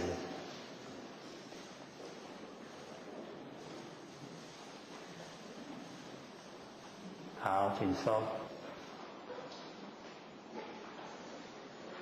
各位老师好，各位亲好，各位老师好。后学想请一下就是说，就是有一个前贤修道已经很多年，那现在就是在实践法上插管。那现在就是有人说啦，如果说有人把那个有意识把那个拔掉的话，那个业力是会随着那个有许多，那后学想要问一下，真的是这样？对那个在插管的时候那个生命都用那个管在维系，那一拔管就等于是结束他的生命，已经该结束那就是要看看那个状况，他已经都有把他的那个生活史都交代好了，当然在那个状态之下拔管没有关系那假如说他都很多的环节都还没有交代，那你要让他维系一下他的那个生命，那维系他的生命，把他要想交代的事交代清楚，这样的话呢再来拔，比较没遗憾，好啊，那昏迷的状态之下，那等于是不把都一样的结果了，那要打滚的主力要打滚的人，会不会把那个被打滚的业绩单出来？我们是怕那个承担那个业力。我们要了解到，不会啊，不会，因为有时候啊，我们就是有那个成人之美，有你也不用去顾忌到要不要来担当他的业，这样就会我们太自私了，太为自己设想，都呢，不加以这个发挥那个人性的那个至善。三种状态之下，应该是帮他解脱了。还有吗？好，请说。比较讲师刚才有讲师有谈到说，当放万年当家里面不生的时候，那个佛性会慢慢的延伸。那这个延伸是他自己佛性慢慢延伸，是说，是外面的，是这样吗？不是。我是说自己有那个。好。我刚才有讲说，万年放下里面不生的时候，佛性慢慢延伸。好，请坐。他是自己延伸还是？好，我知道你的意思。我们要了解到那个净虚空遍法界呀，我们那个真心佛性啊，只是我们现在落入凡尘，没有去接触，没有研究，我们不知道，它本来就在，本来就已经有，不是说我们现在要把它延伸以后，我们现在发现以后，我们现在努力以后，它才呈现，不是不是说从外面来的，不是是我们自己本来就有，本有的，只是我们没有去发现它，没有启发它，没有把它修正，差别在这里。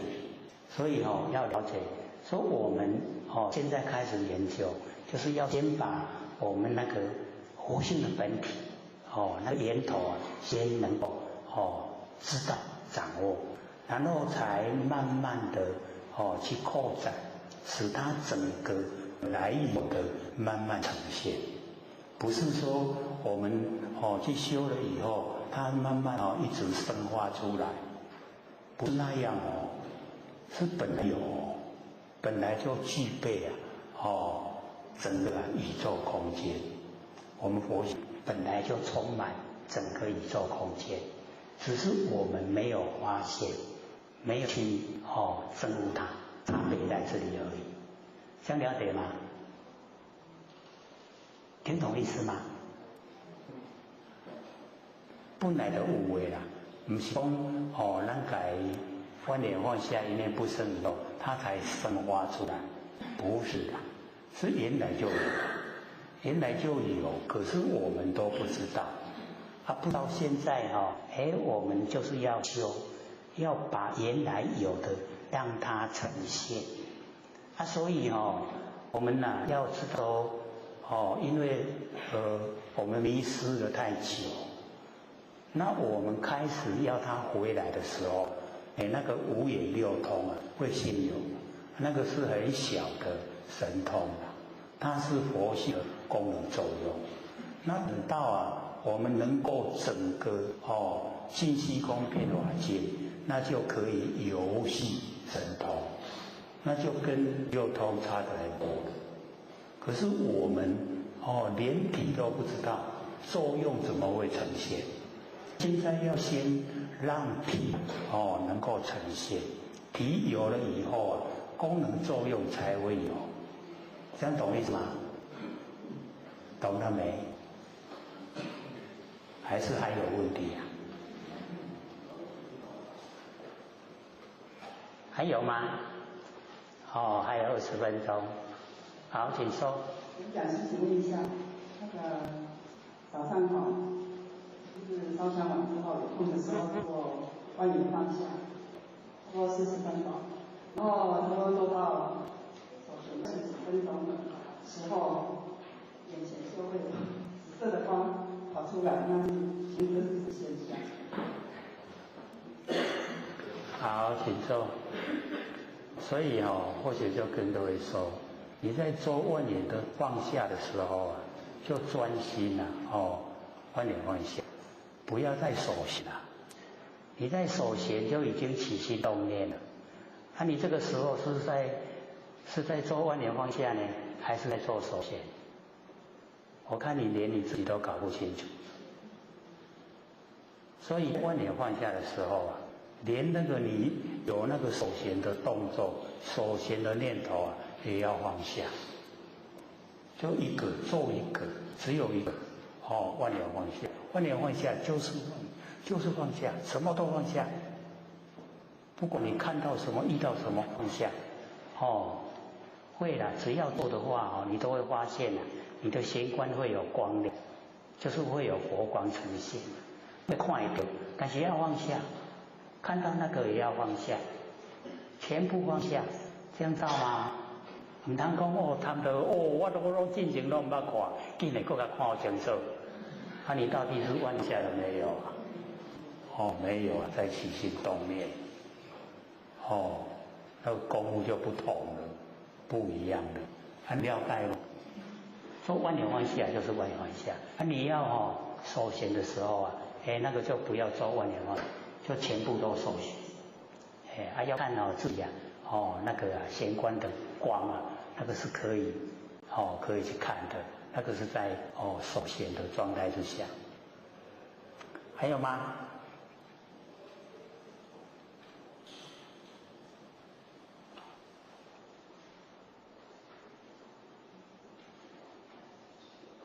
像这个很微细的地方，不问的话不知道啦。不知道家己直做，就是对的，结果会愈做愈唔对啦。愈做愈对起码就咧想，这讲师讲的拢无效。无遮久了，哪会拢无效果出来？唔知讲家己做的迄个角度已经有偏了。所以有也要比分，要透彻知道，是。还有没有啊？有没有问的啊？唔通惊歹势啊，惊歹势就袂着顶啊。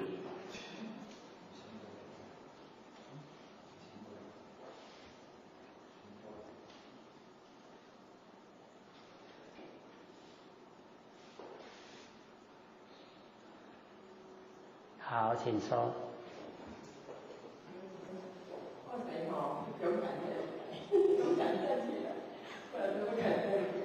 可是是有一个体验到说不如在那个马来西亚还是上海，还是在或者别家的还是那个要效果感。可是有时候觉得你这个心很静的时候，在讲往歌手的时候还是唱的时候，好像有那个点红色的光是什么意思？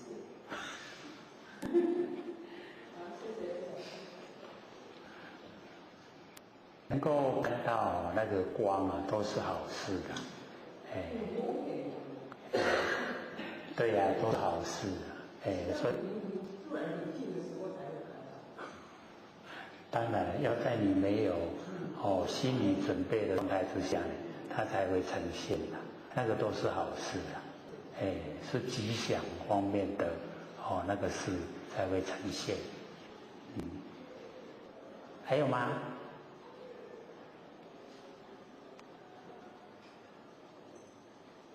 ？16分，好，请说。我想稍微再问一次，就是说那个分别心我们是现间都有分别，对不对？那我们要怎么样在这个分别心里面去观平等，很扎实的说出来？好，请坐。这个我们要了解说。分别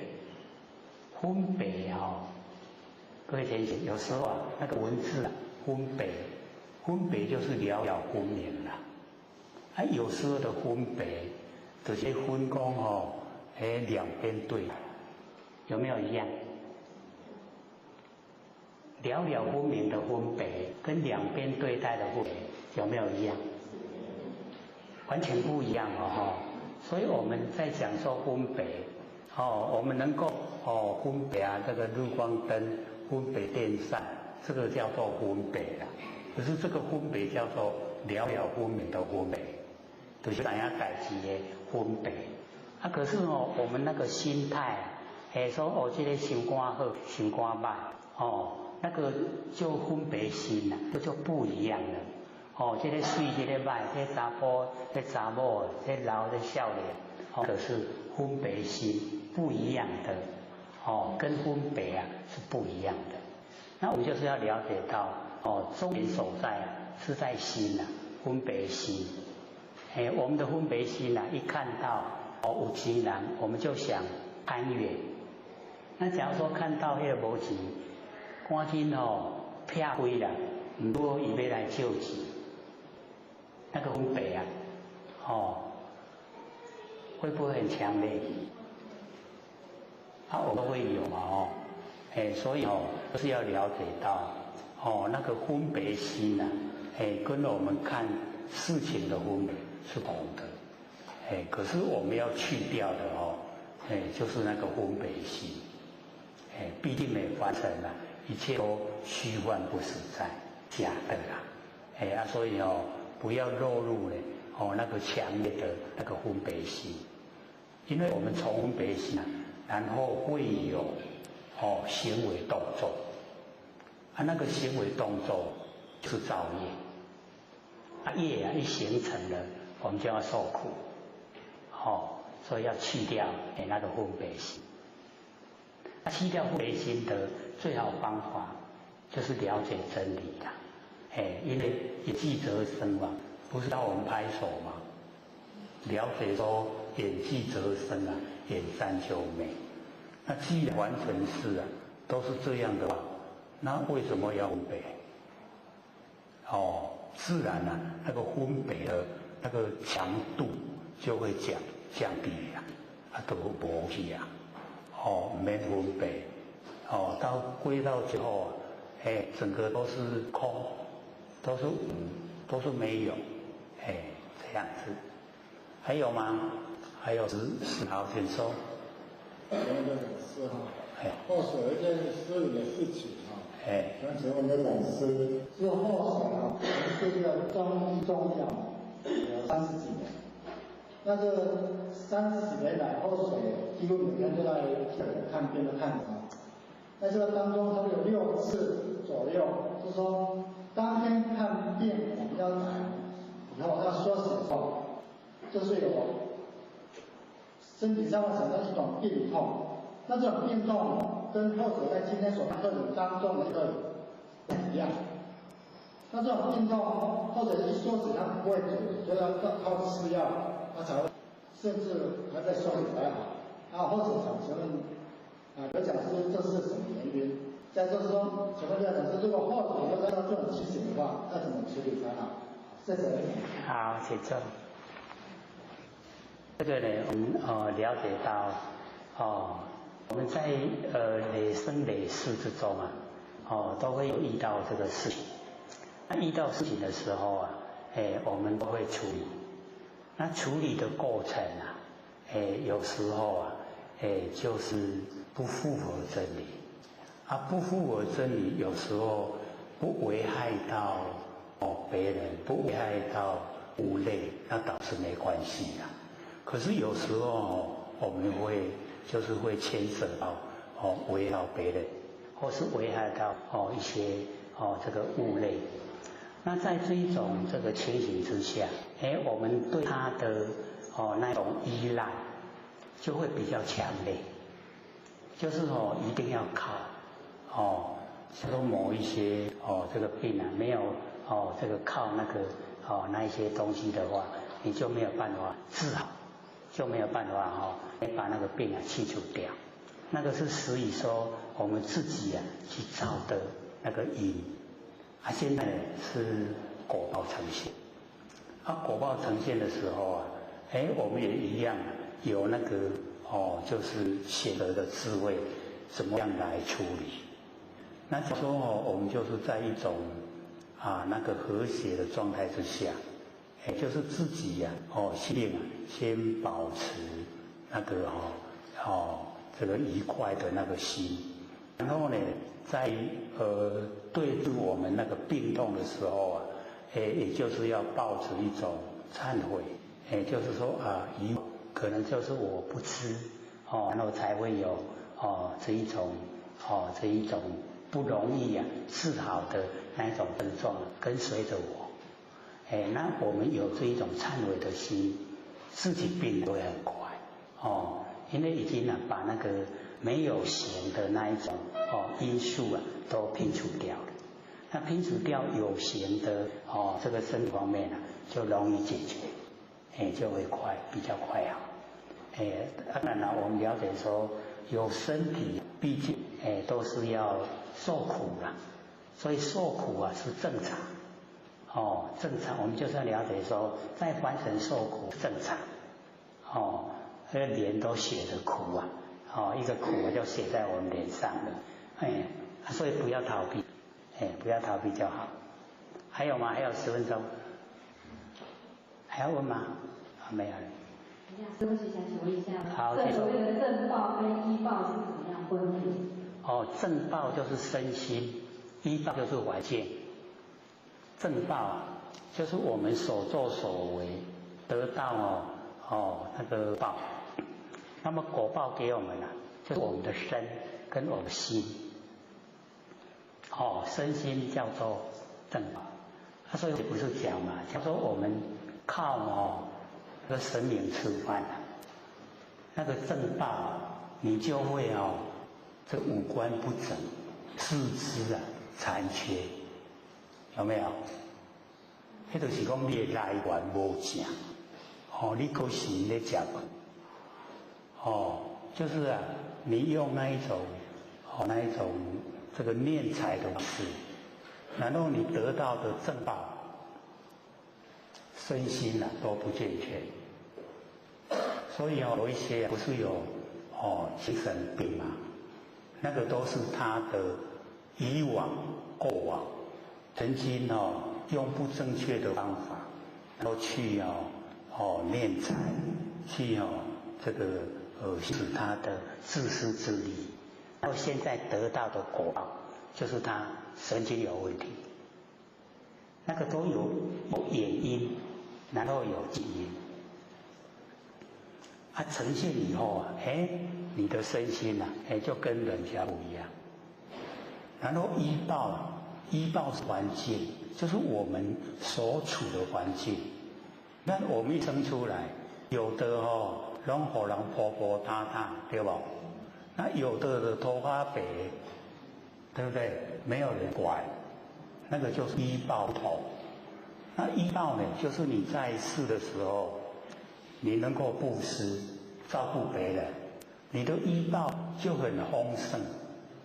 大行拢个人甲你传便便，是你进来那依报。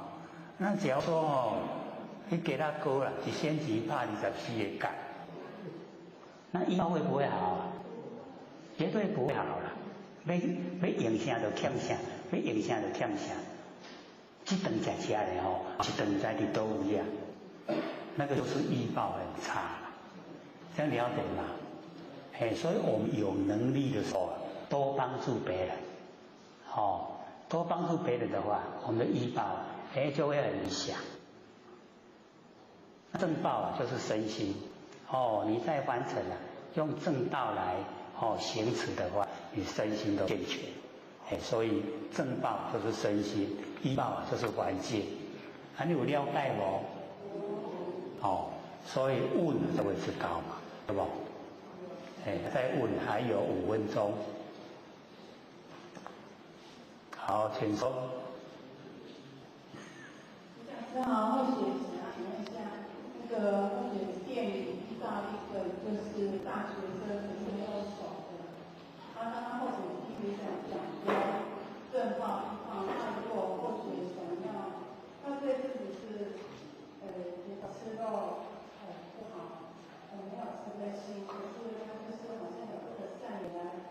学的变化，那我们跟他就是互动，好尊重。所以我们要了解到，虽然说知道道理很多，可是有一些讲出来马上会得罪人，你都要衡量，要不要讲？我们可以选择不讲，对不对？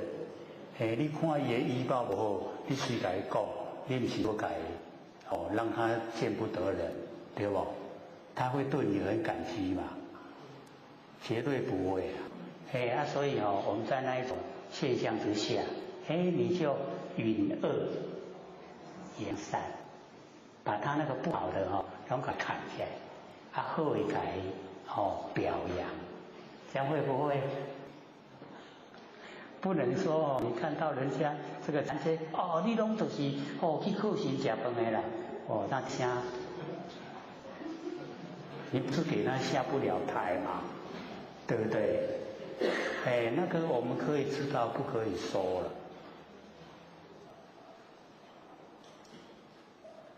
做人刚才时要遐老实，那会够人玩的，对不对？所以你要会做人。不该讲的就不要讲，虽然你知道，而是不要讲。那个鼓励的可以，那个鼓励他的那个可以讲。讲也唔好听，迄你就卖讲。还有吗？还有3分钟，要问才会知道了。了解了，我们就会生活的越宽广。你要问吗？你举手。请说。只是他刚刚的问题是说，要如何鼓励他修道？那个是大灾问，问这个他非常广。怎么样鼓励他修道？就是要有契机的。我们就是了解到一个人我们度了很久都度不动。可是奇怪，有一个道亲他跟他都不熟，跟他讲一席话他就跟去求道了，有没有？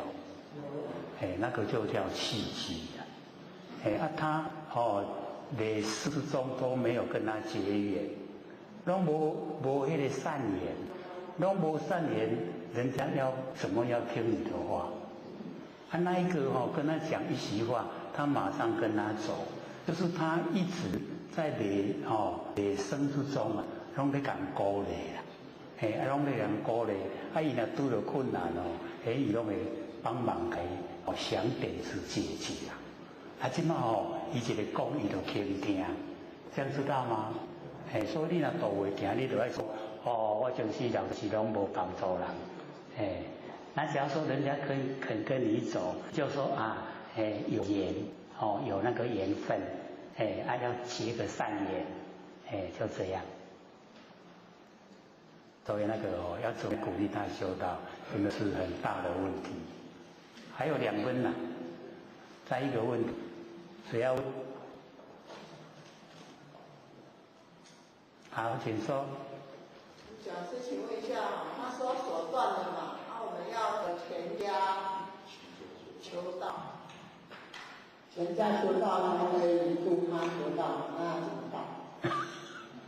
那你就度他全家，不是很好办吗？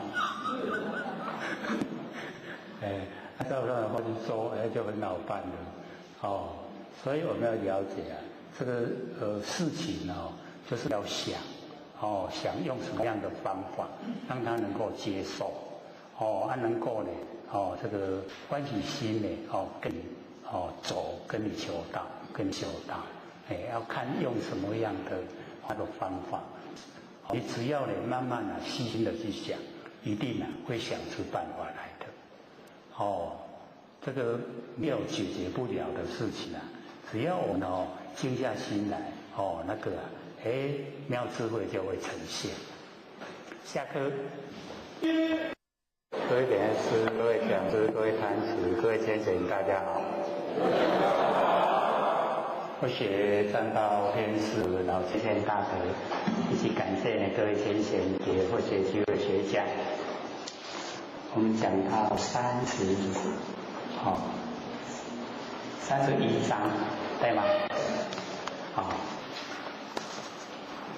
这个31章贵走章，我们呢珍贵啊这个走，因为走就是阳，右就是阴。我们呢这个在家里假说有这个拜仙佛啊，有自己的祖先啊。那我们祖先的牌位，各位先贤，我们祖先的牌位排在哪一边？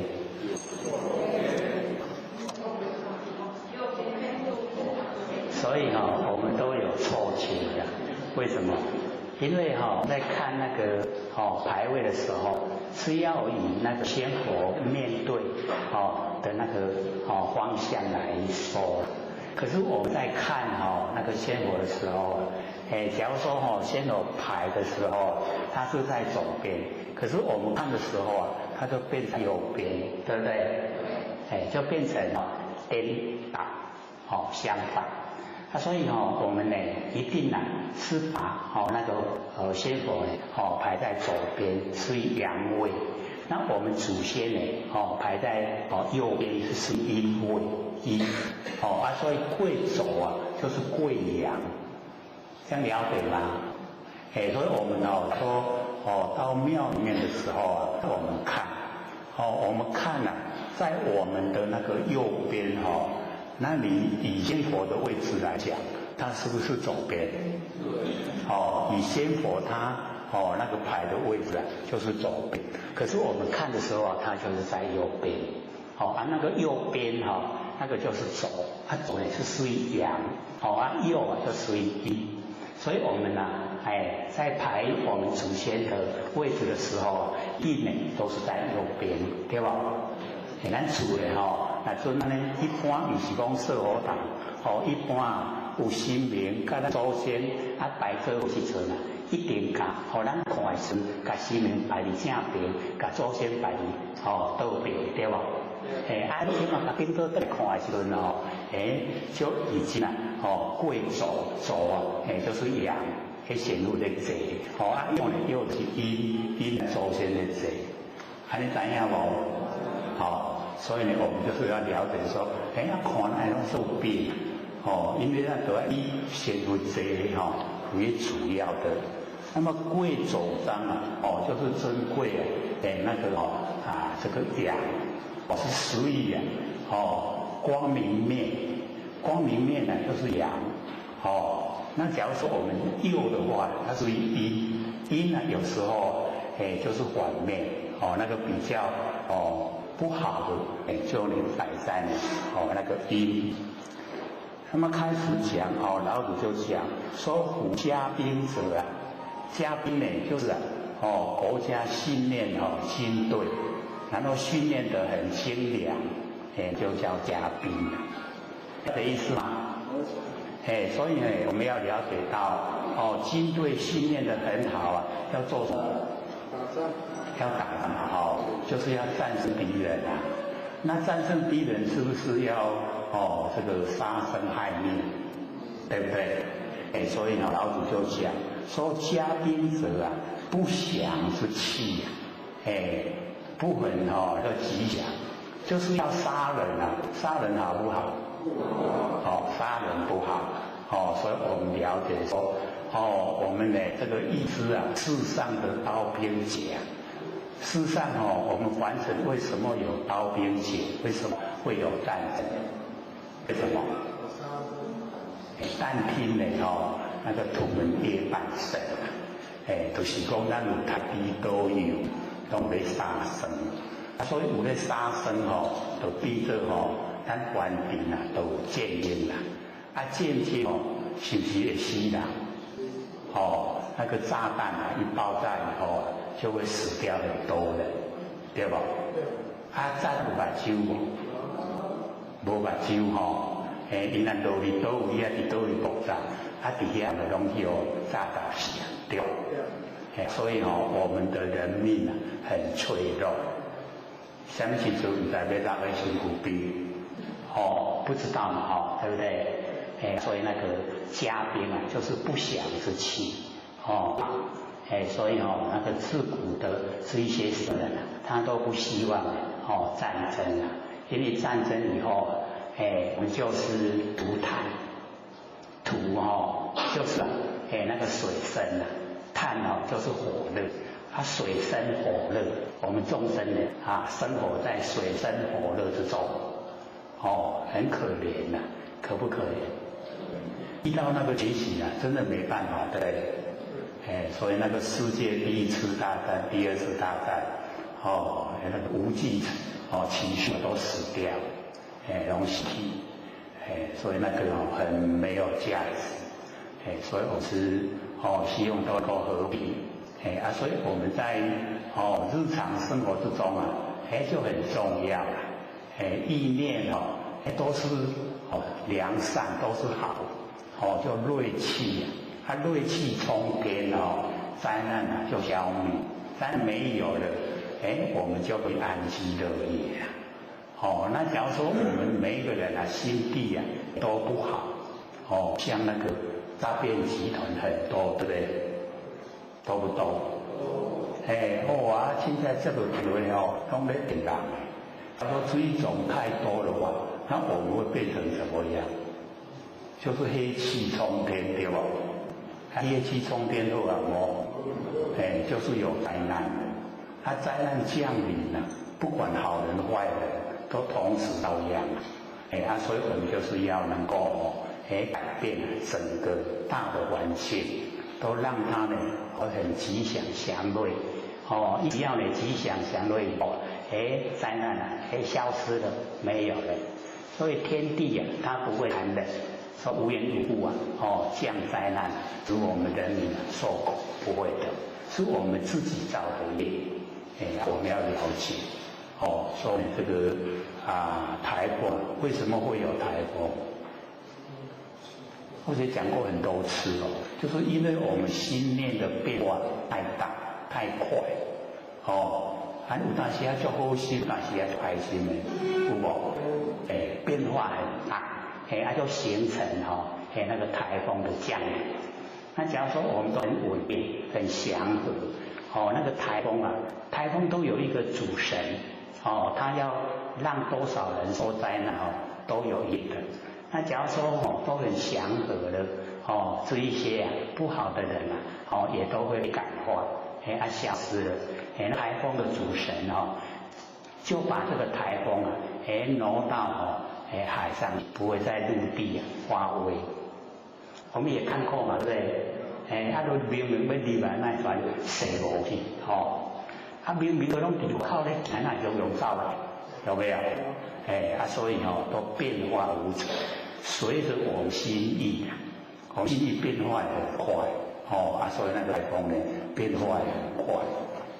这边呢，老子就讲说，嘉宾呢不祥之气为金子之气，金子我们就是要了解到人本健全，那个叫金，那金子就有这个资格跟天地齐肩，天地人为三才之一跟天地一样大。所以或许以前都是会讲。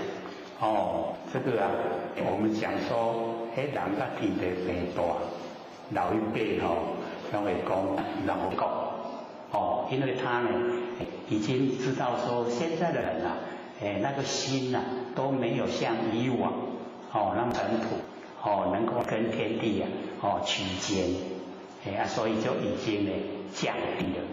那我们呢，只要能够人都很健全，品性都很端正。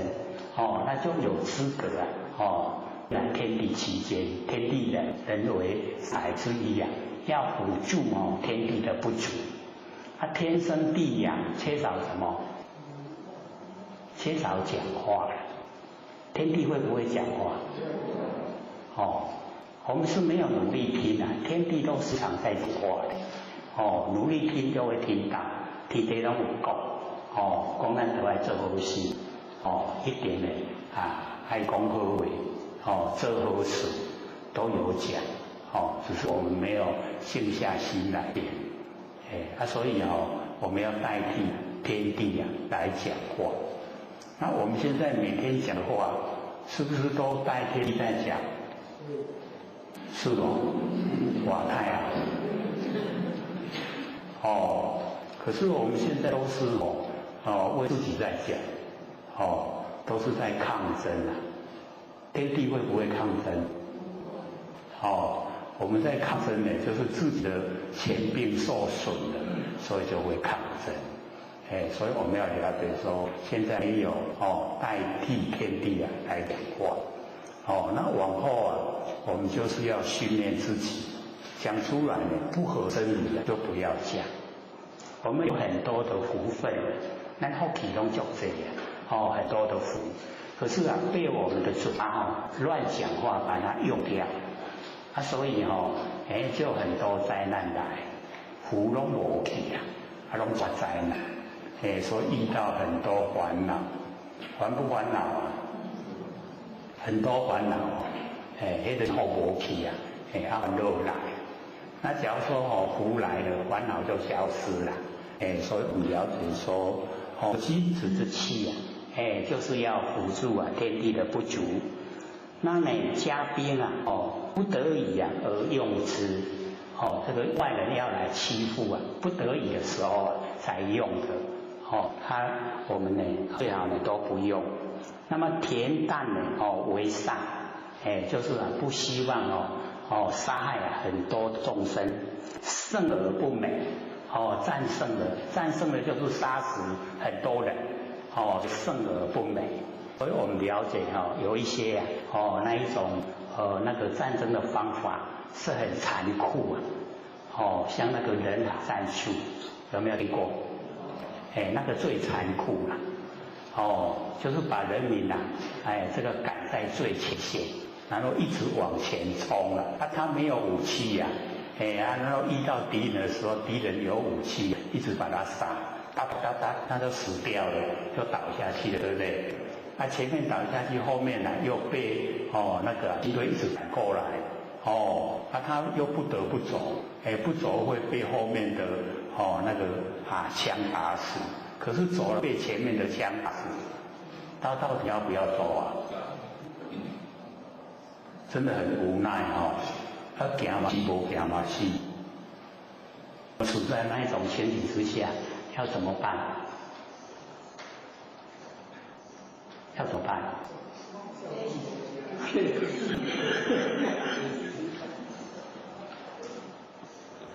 这个叫天天不应叫地地不灵，没办法。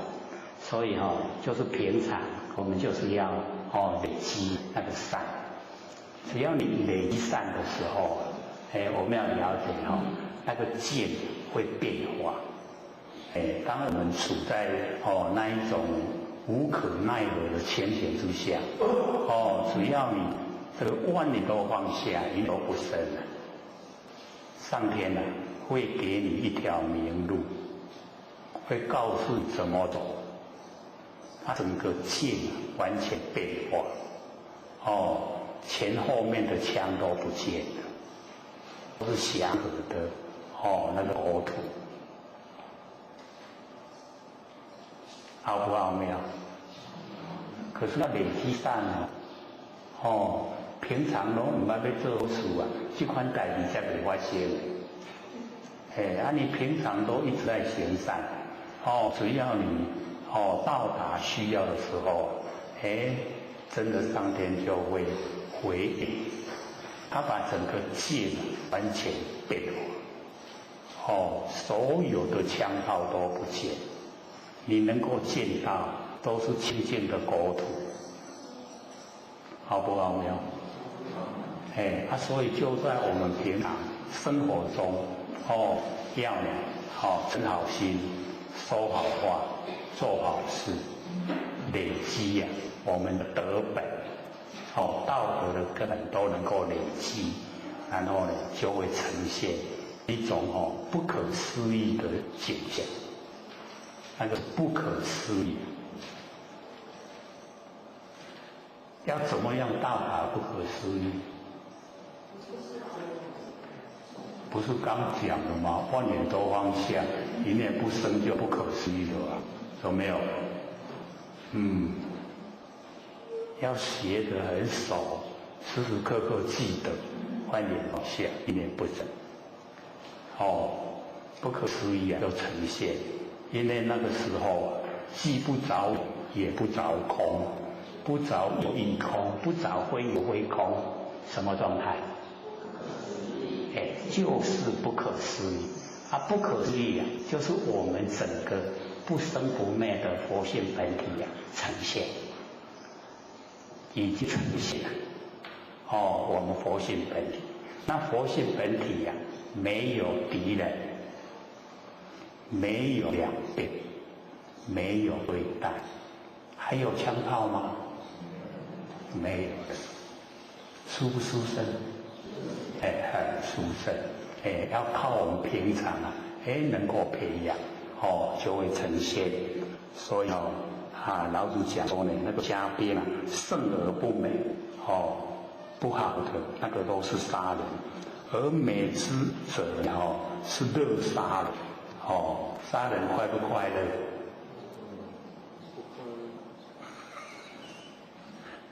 既然快乐，为什么还要杀人？有时候就是不得不了，再说在一种那一种那个情形之下，就不得不做。那么夫乐杀人者不可得志于天下，这个乐杀人就不可得志于天下，所以这个一将成名万骨枯一将一个将领成的。很多人赔上性命那个将领才会成名。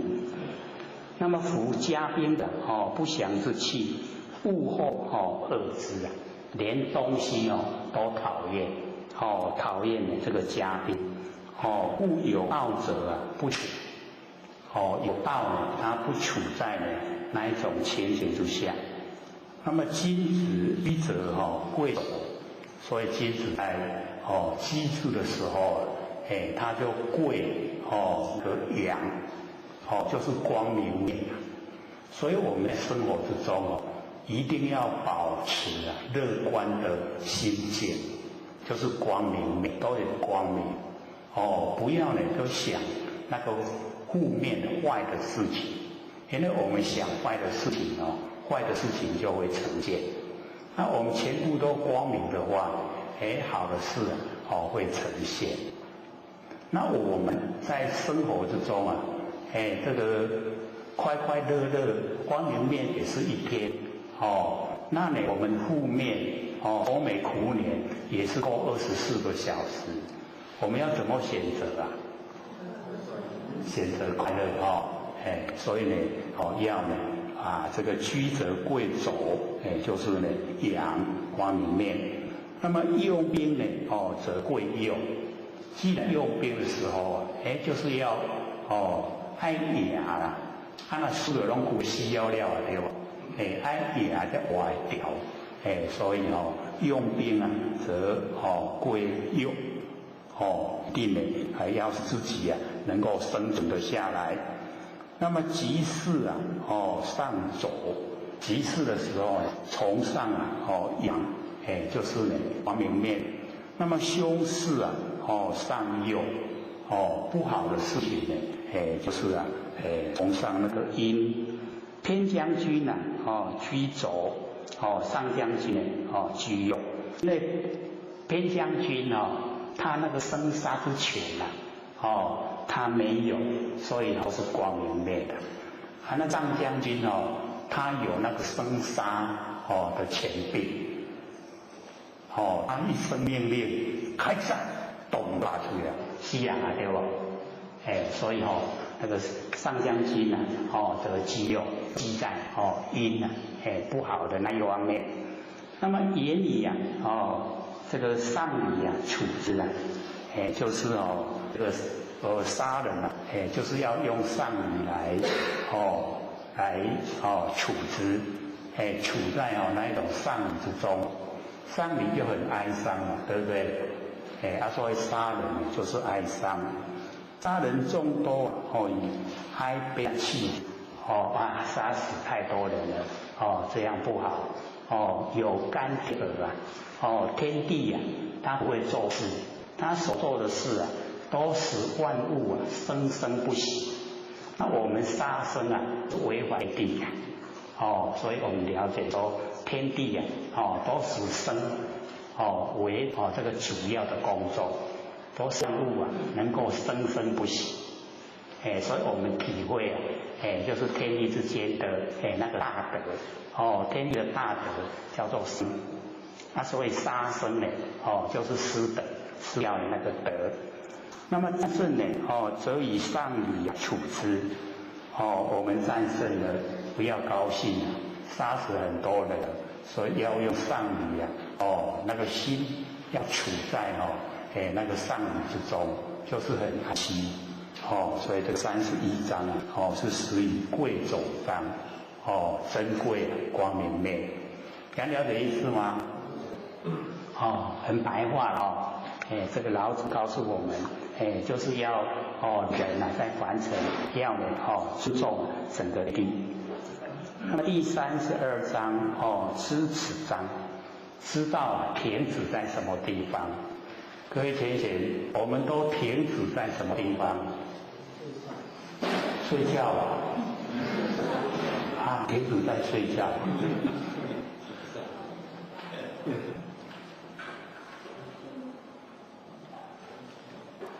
我们都停止在追求名利，对不对？对呀。那我们一生不完蛋了嘛？追求名利的最后是什么？都空了。我们名跟利带得走嘛？带不走的嘞。我们追求到最后都会后悔名也带不，利也带不走，都送给人，咱拢白白咧无用一滴滴这个人生之中劳劳碌碌拢为名为利，到最后什么都没有，值不值得啊？非常不值得。所以我们修道是最值得，对不对？一定呢要使自己恢复原来的那个位置。我们原来位置是什么？对，就是佛啦。咱大家拢分呢，知影无？爱维护因为佛是光明，非常光明。可是我们在生活之中有时候都难免会有黑暗，现在要清楚，我们都有毛病脾气要把这一些都去除掉，没有了，没有情绪了，这个自从我们研究心理心法以来，超过1年半了，对不对？脾气毛病有改掉很多了。能够知觉到改变很多那很不错就怕麻痹拢无叮无当，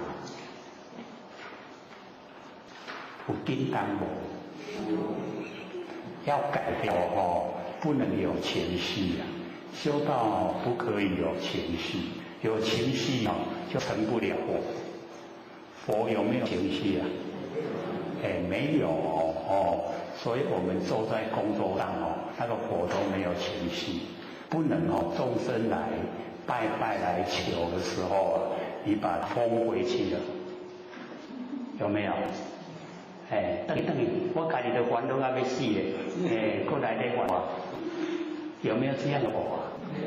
没有所以佛都是大慈大悲给众生快乐众生的苦都拔掉。我们呢都是要学佛的胸怀然后我们自己本身啊，去掉那些脾气毛病，脾气毛病都是害我们造业，造了业就要受苦，是谁啊？都是自己自己造业啊，自己受苦，还有跳，聪明，非常聪明像我们说这个烦恼，我们知道说烦恼是自己生发，对不对？我们偏偏都生烦恼出来，烦恼有没有啊？那种点点，好像受重了。对就是每天之中都生出烦恼，然后自己烦恼，到最后解决了没有啊？还没有解决，还在连续烦恼啊。所以我们体会六祖讲，烦恼即是菩提。为什么呢？因为能够生发烦恼，就是佛性本体，佛性本体才有能力生发烦恼。既然是佛性本体生发，是不是菩提？就是菩提所以要进入烦恼的内容。那个烦恼的内容变化无常。你还在烦恼的时候它已经变化了。所以我们要学的聪明一点。既然能够生发，就是菩提。那菩提是什么？菩提就是觉。各位觉了没有啊？怎么又都不敢讲了啦？觉照一本都不见了觉了没有啊？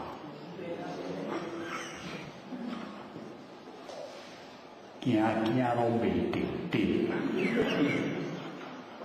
不敢肯定自己不生不灭佛性本体。所以我们要知道那个觉就是佛。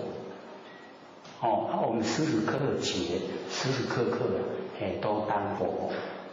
那假如说我们不觉，不觉就是无明无明我们就是要知道无明不觉就是起心动念。那起心动念我们就落入行为，有行为就造业，造了业就要受苦。所以觉好不好？不好。所以一定要觉。时时刻刻都是觉，时时刻刻都是佛。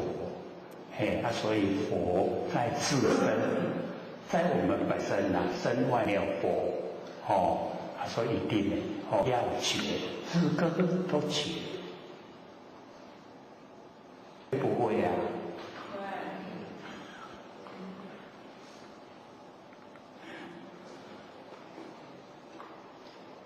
要对自己有信心，会时时刻刻会觉，这才可以拢无够呢，还佫伫咧想，有当时也佫会起心动念，小较满意的，佫互伊起来，这样好不好？不好所以就是要当机立断，不该让它起来就不要。不觉不要起来，就是无明不要起来。没有你了，就不会造业，不造业就不受苦了，解脱了，对不对？这完成好不好？苦海受苦无边所以我们呢就是要脱苦海，要你脱离苦海就是要觉，时刻呢都保持觉，26时中。时时刻刻都在中道，都在觉之中。26知道吗？一个时辰2个小时，26就12时辰就是24个小时。24个小时都保持觉。这个一定要做的，不然不会他自己跑来，觉不会自己跑来，是我们时时刻刻都清醒。清醒的时候啊，就是觉头清醒啊，会不会啊？头脑有没有清醒啊？还是要睡觉的？睡觉的时候啊，头脑有没有清醒？要训练训练啊，连睡觉头脑都很清醒。只要我们努力啊，专一做，万年放下一念不生啊。连你在睡觉那个睡梦之中，也一样在万年放下一念不生啊。觉不觉？就在觉之中所以真人无梦，真人没有梦我们是假人还是真人？你怎样？我们是假人还是真人啊？真的。又是信心的问题了。我们这个有信心的危机，不够，对自己的佛性啊，那个信心不够。所以我们要了解仁义礼智信啊，信机中统四端，东西南北仁义礼智统四端，兼万善，都是从信而发挥。所以信为道言公的母，长养切知三根，重不重要？所以相信自己啊，不生不灭的真心佛性非常重要。只要相信了，就有力道，力道发挥啊，无量无边。我们就可以修正，时时刻刻都觉，时时刻刻都是佛，佛在自身，身外无佛，身外没有了。本身的觉就是佛，所以我们很容易回归本位，本位就是佛，不造业就是佛了，又可以以乐给众生快乐，又可以把苦悲，同体大悲啊，无言大慈，都是佛菩萨，所以我们知道止于哪个地方，就是止于不生不灭的真心佛性。安尼知无啥啦，没有力道所以知止章知道呢，始于至善，始在我们不生不灭的佛性本体。那么道呢常无名，这道道的本身常就是常住常住不迁。道无名，它没有名称没有名称。我们用道是一个假名强名勉强来说的。那我们也有解说过那个道的上面两点一阴一阳，然后接下来一个一知的一万笔，那个一牵起来就是圆牵无起切开拉直的就是一，浓缩了就是一点，一点就是玄关所以它千变万化就是讲道的本体。然后在自己的身上加起来就是手就是最重要的我们的头然后一定要去实行走马边就是道。所以道的本身它含义就很好所以虽然是假名，可是也让我们了解它整个的内容它内涵就是这样所以道常住的不迁，它没有名称，所以道常无名。怎样没有名所以或许就讲过说我们都讲我们是一贯道，都把那个名称固定化。所以我们要知道那个一贯一以贯之用一来贯穿万事万物那个是方便法门说法，让我们了解所有一切都贯穿。可是是假名假的名称我们虽然以这样来说比较容易了解明白，可是呢我们的本身不要贴标签，不要说我是一贯道，那这样就太狭隘了了解意思哦？所以是一个假名哦。本我们追求的就没有名称了，就是那个不可思议的那个状态。还能知无？有时候又会问了，不然到底有多少？我们叫什么？这个有比较的先天大道哦，就是天地之先，没有天地就有了哦。这个大道没有天地，它就已经有了，所以叫先天大道。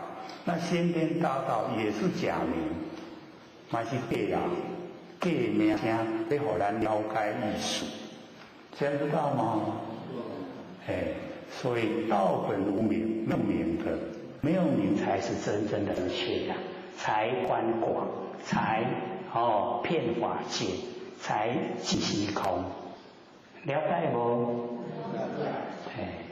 我们这个今天是第23次，再2次啊，就25啊，因为一次2个小时就有2片的 CD 啊，25刚好50片。50片，我们那个整理包啊，刚好一个整理包，所以25啊，我们做出来。那个时候大家一拿，一个整理包就很方便，就要常听啊。这个讲过的，时常听，叫做熏习，一直熏习，熏习到呢很熟悉了，很熟悉了，整个真理啊就在心中。还有了解不？之所以啊能够很快融入，或者很赞叹说，因为讲完久，连在台都要讲个6、7年才会了解。咱家讲竟然年外就了解，有进步，足进步，足理想为什么有这么快的速度？就是我们都是很专注。专不专注？很努力的在听，对不对？听文反复一直在听久了就熟了，熟了就自己的，对不对？听习了咱厉害了。像那个时事古今啊，不离当年，有没有？是不是啊？当下里面啊，万年，有没有？刚开始的时候，假如说这样讲，大家会接受吗？一定不接受的，对不对？可是我们听久了，对只要我们没有过去心，没有未来心，没有现在心，三心都没有，整个佛性都呈现，真的时事古今啊，都不离当年，一念就万年，安尼有自然而然水趋成这个水来了就成一个曲了就已经可以到达，可以了解，然后可以去进入完全都不同，是不是不同？有三心跟没有三心啊，有什么不一样？有三心啊，被三世摄受，对不对？要6轮回。那没有三心，三世摄受我们不住，然后吸不掉，吸不掉，我心中造出来，对不？所以我们就了解到差别很大。那有三世白掉，爱轮回轮回知影无？咱的台湾话叫做过心呐，轮回都是过心，没有死掉了。是过一个心啊，过一个，咱拢过什么心？咱若过心过什么心？我那个过众生的心，还是做人，还是做精神，还是做地狱，还是做鬼，还是去给人做替天行仙？过什么心？都要无人知。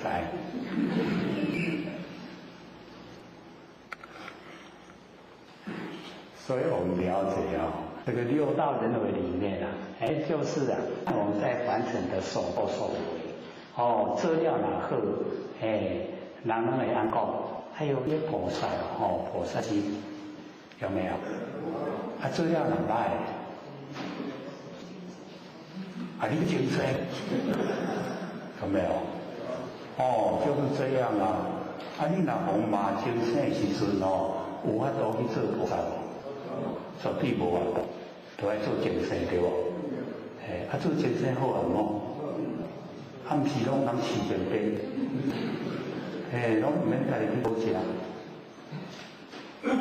所以我们了解你转世当出生到的时候，就只有知道吃吃饱饭就睡觉，睡饱了又吃，吃饱又睡，到最后被人家一刀伤了你自己，有没有？去做人的家里，做给自己无聊死，有没有？在台是安尼样都有要杀的时候先念一念，心里面才会平安。当成畜生道，我都在想，讲了知影什么叫六道轮回，就不知道了，看他知影要讲。所以假如说我们一转世到凡尘来，已经人的这个身体一清醒过来就是要吃饱饭了就是要睡觉，变什么？变猪。假如说我们被人家骂，你这像猪呢，那好不好？那可见我们都是醒过来就想吃，吃饱就想睡，都一定就变成这个样子，那一生就完蛋了，这个一吃一睡，一吃一睡可以成佛吗？不能无法度，无法度行。所以我们要先把这个割下，这个吃的睡的搁在一边，要努力努力做什么？对，努力做万年方，不要攀岩，攀岩就要六道轮回，努力做万年方向，一念不生，使我们恢复到我们那个不可思议的佛性本体，一回到本体，我们保持觉，时刻刻都是觉，那这一种状态之下，我们该怎么做的时候，那个般若妙智慧都会告诉我们，你起码得按那去做，按那帮助众生，自然而然的，都会呈现，这样子我们就生死得本。道德的根本都已经种久了，有了，本质拢有有资格会当去坐安家道的，想不想做拢不爱想这个真无聊。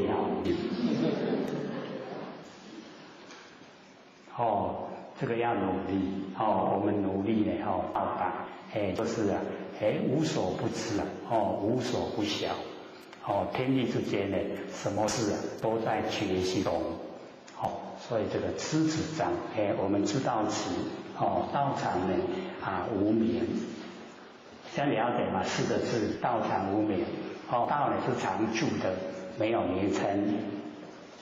那么福虽小，天下呢不敢成。这个普就是在讲它道的本体虽然呢很小，小到看不见。各位有看到佛性本体吗？有没有看过？都没有有没有摸到也没有有没有听到？吹瞎子好了，不回答了。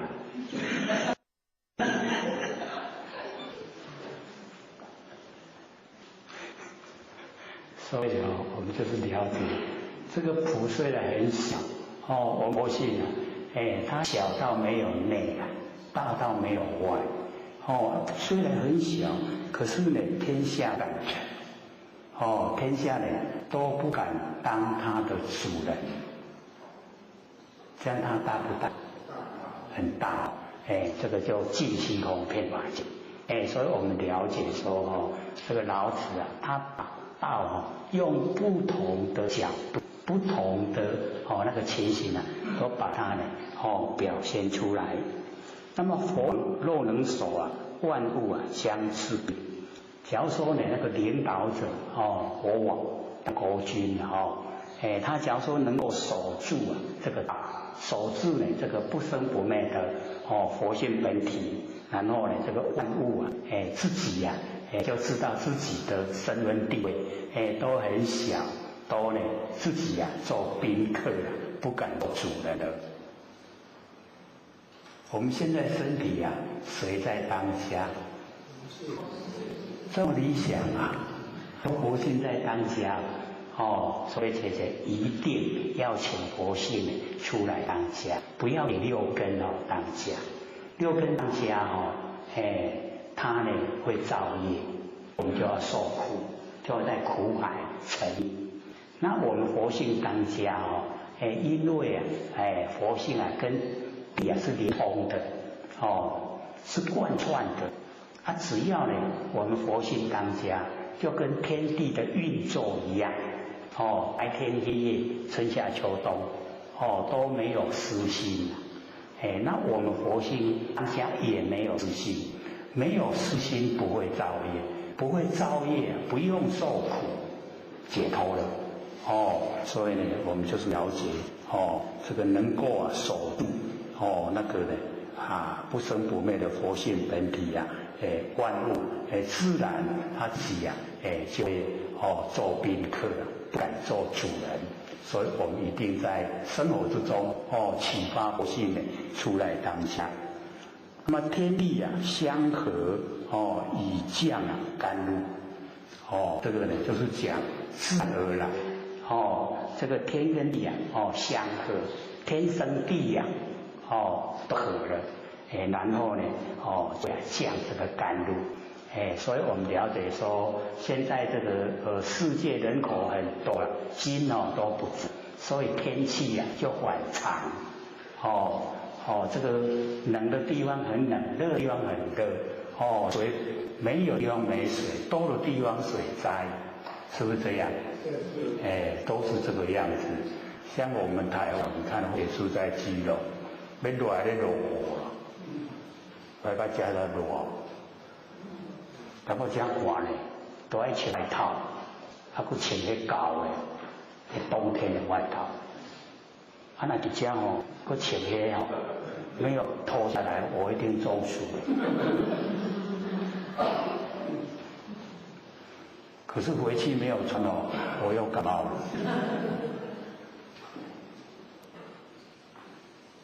一个小小的地方我讲给人家雨水甲刷一刮来台南就好啊。台南欠水嘛有没有？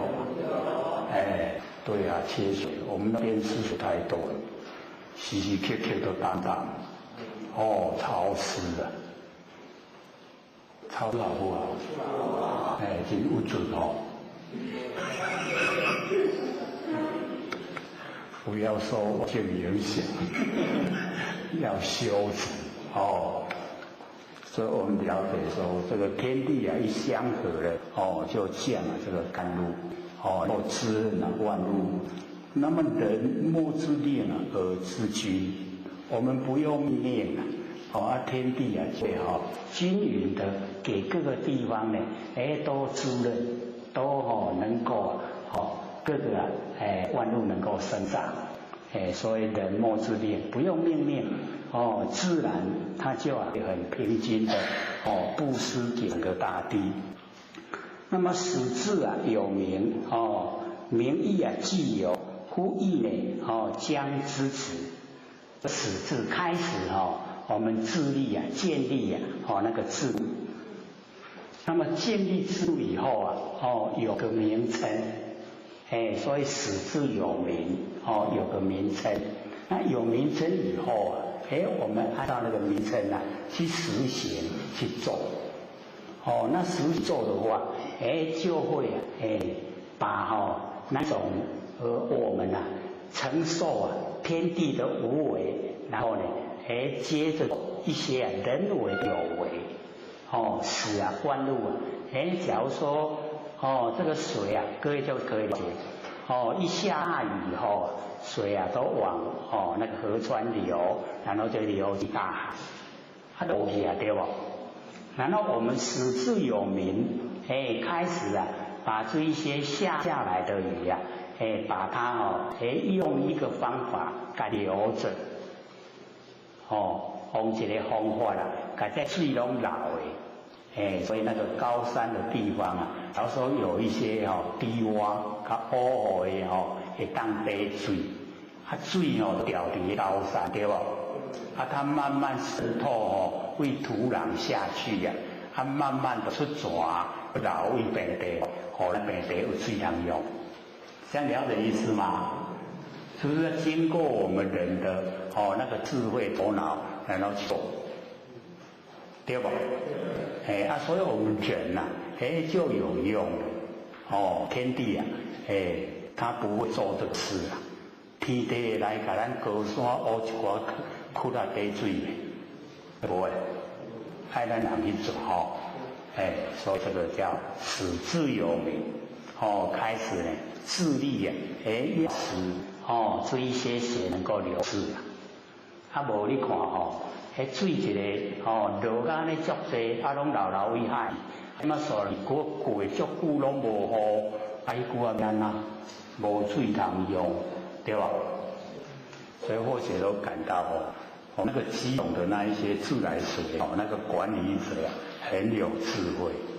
虽然说一直下雨因为基隆它没有那一些可以种植的地方它没有种植就没有用农药没有肥料，没有农药就没有毒害所以那个下到那个基隆的雨水那一些自来水管理者能够把那个流池的溪的水搁甲抽倒起哩，抽去倒抗地有空地的地方呢，它就装水水搁甲抽倒伫咧坑然后给我们百姓用，变成自来水，然后又可以支援那个外岛马祖的水也是从基隆运过去。我在想说，奇怪我们这个南部的这一些自来水管理者，那也都无爱做，那落一海去对不对？都没有看到你又把它抽上来，流的水库有没有？各位爱想，不是我在讲，我哪会知？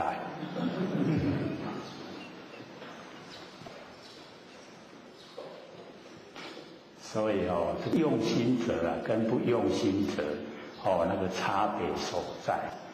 或者看那一些基隆的一些自来水管理者这个读真会晓用的，逐条溪伊拢去甲做迄个会当佫抽倒转去的这样就很理想，对不对？不使它浪费所以呢，这个民意既有呼吁将支持，就是也是止于至善，就是要利益人群所以呢，老师鼓励我们要用这方面的这个智慧。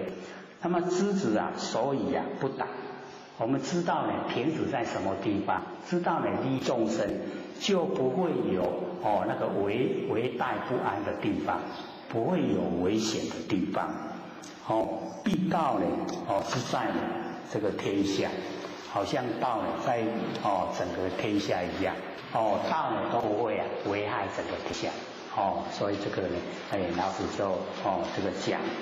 那么由川谷至于江海这个川谷这个山川河流一直流都流到这个江海江海都这个小流它都不拒绝都会接纳，所以所以章32章呢是知止章，知道呢要停止了在哪个地方。因为或许已经写那个《楞严经》已经写到这个90章，就是180页。因为越写就越觉得，哎呦这才轻你才要那所以就想说要给各位早一点看，要看的话都要印出来，对不对？要印出来看我们要赶快把道德经讲完。以前一天这个1个礼拜上都有时候不完。现在好像要赶进度，讲快一点，了解就好。了不了解啊？所以了解呢，我们就讲快一点因为已经到一半的程度了，写到一半了，在一半就可以印了，印以后各位就可以先拿回去看，因为写的蛮白话了。虽然说很白话可是看起来还是很深。毕竟那个就是密教部，不是显教在讲解的，都是属于密教。讲得很详细那个释迦牟尼佛把心性讲得很详细。也真的是机缘。或者在想，假如说没有把那个金刚经这个事先就拿到这边来听我们就没有那个机缘要想讲那个楞严，都会想讲这个金刚。各位有没有听金刚经有。是不是觉得它很好？有没有？很白话，用聊天的方式在讲，有没有？然后那个台北部前贤问的问题也都很深入，有没有？他很努力问，有没有？我姐在讲，他也在问，很努力问，所以或者鼓励有疑必问，一定要问才会了解，才会除掉怀疑，怀疑除掉了，我们信心才够。信心够才有力道，修起来就很快，很深入，所以呢，我们这边呢，这个就讲这个速度快一点。那么接着呢，讲33章，这个净己章，净己，净我们自己，我们在生活之中各位前贤有没有净己？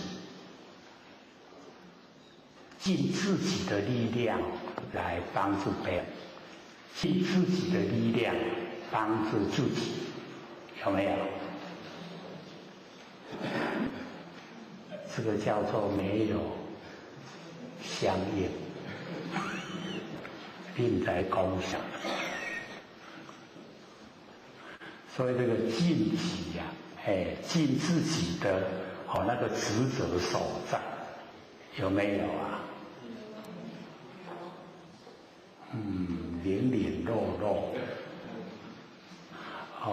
我们都有这个职责，这个都有责任我们都在这个道场里蛮久时间都有一个职责，有一个名分，然后有一个应该要去做的，有没有？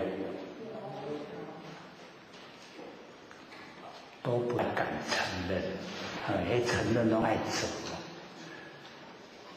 对不对？所以这个尽我们呢尽到自己的力量这个呢是上天给我们机会所以我们要尽己。那么知人则智自知则明我们知道人，知道别人知道别人的所有的作为思想那个有智慧，知人则智。各位知不知的这个又不好意思收了哦。讲知，都骄傲；讲不知，个两个，所以这个回不回答都不好。那我们了解说，这个鼓励我们知人者智，知道别人，这样的话我们可以配合别人的所作所为，然后自知者明啊，家己知家己，迄就拢真了解。各位自知吗？家己知家己无？拿一把就起来。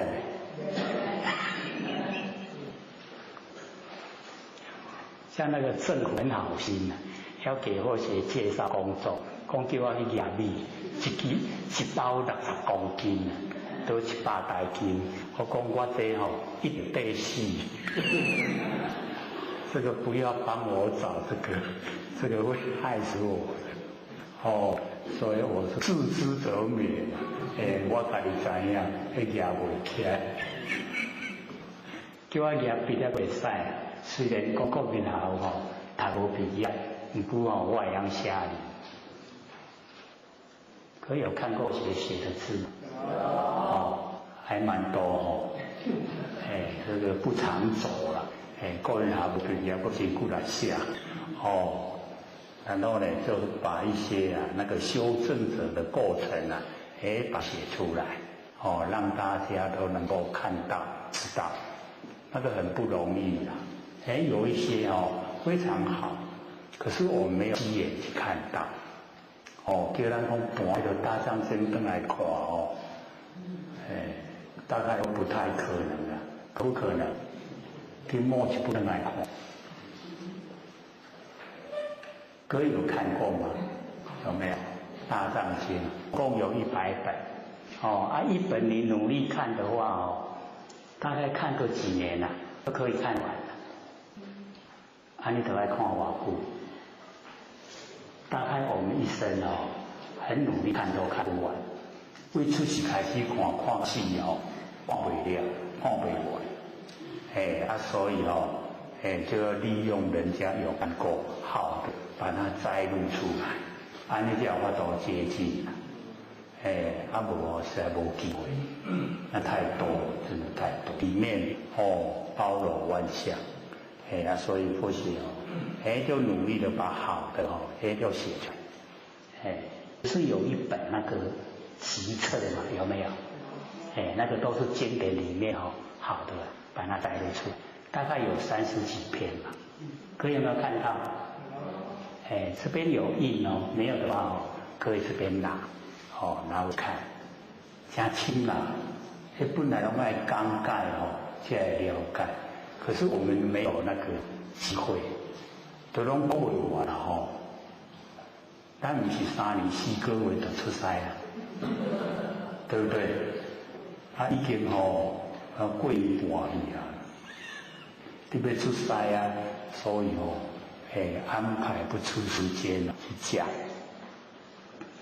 那么圣人者有力，我们胜赢人，你有力那就赢人。那么自胜者强，要胜过自己所以这才是不容易自胜，胜过自己。咱的脾气毛病很多，对不对？我们要把它改过，是不是要自胜，自己胜过自己，对不对？我们的习性很强，习性造业，让我们受苦。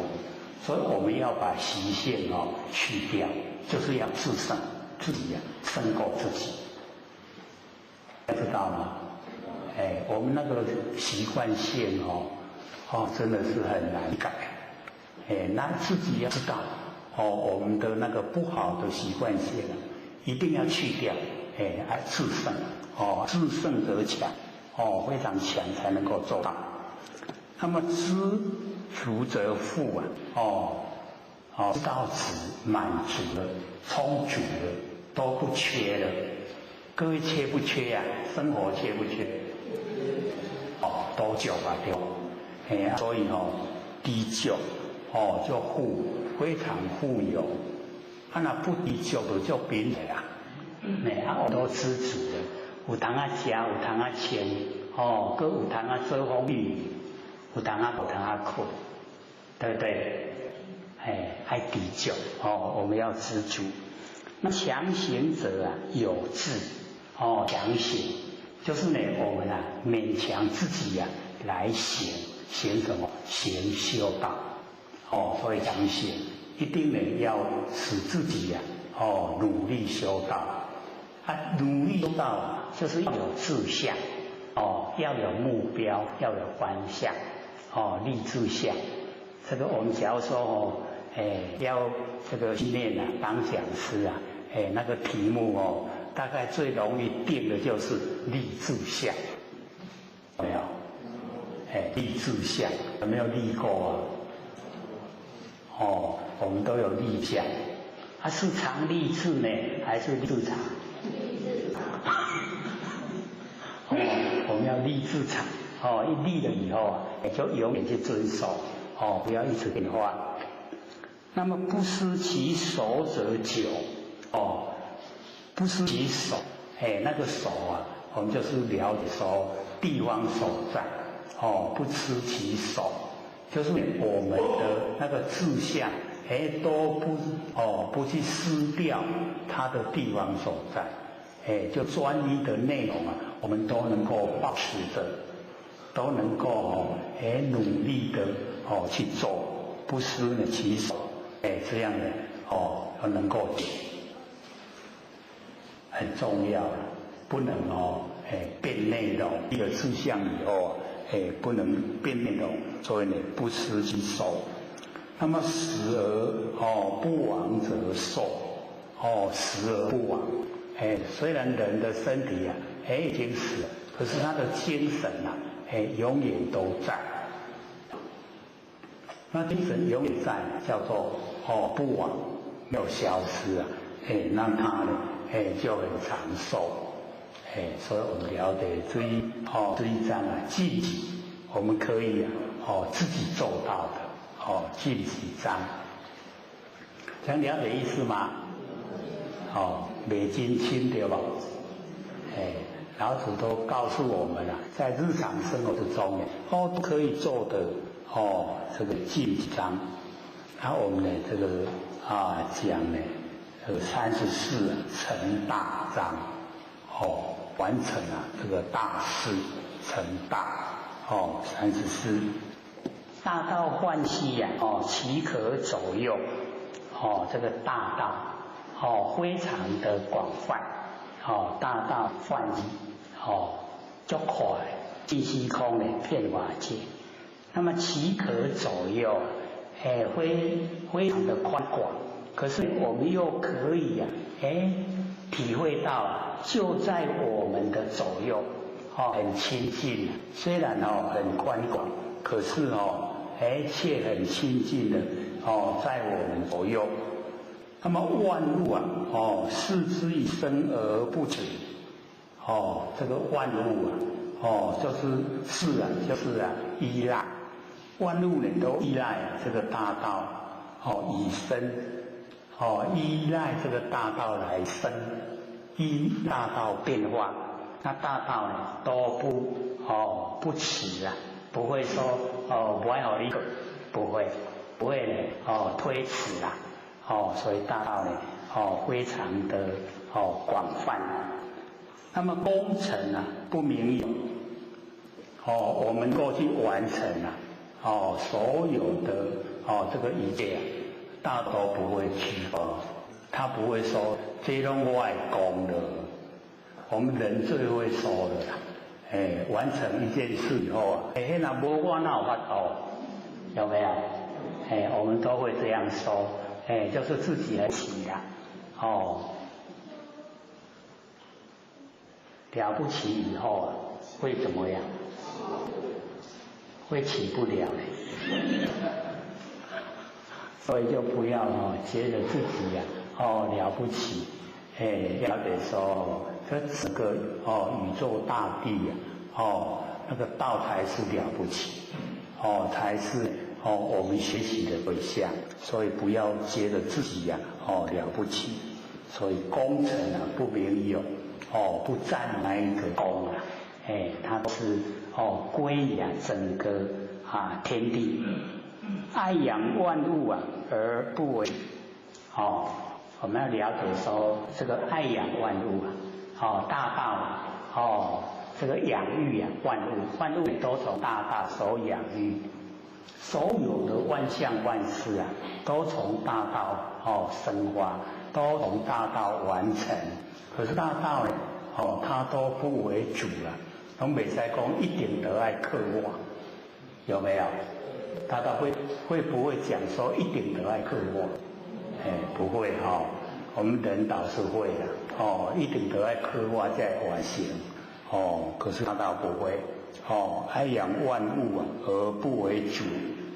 那么常无欲可名于小这个大道没有欲望所以我们了解它呢非常广泛它没有欲望，不会说一定得安那，一定得安那，不会所以我们了解说常无欲，那么可名于小，就是非常的那个小所以跟前面那个最小那个一样的意思足细细到无内底足大大到无外口所以可名于小常无欲因为它没有欲望，很小很小小到没有形象。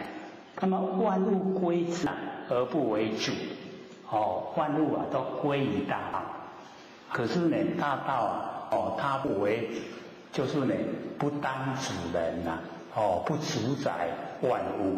虽然万物呢都在大道，可是呢它呢不会这个主宰万物，不会所以不为主。那么可名于大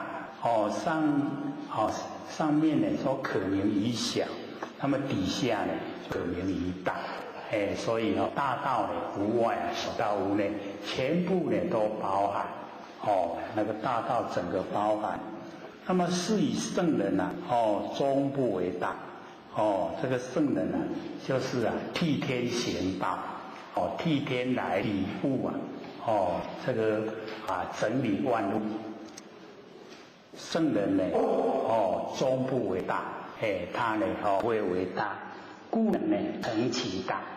因为呢不为大呢，所以这个我们所有的这个众生都会把那个名归于给他就是因为圣人在理万物所以就会呈现安居乐业很理想的那个生活状态所以会把那个名称呢就给予圣人就是因为有圣人来治理调理所以才能够呈现很理想的状态所以这个34章是成大章，也是老子鼓励我们都当圣人。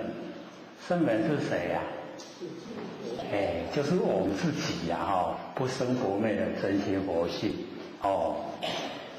那以往有成就的这些我们是要效法他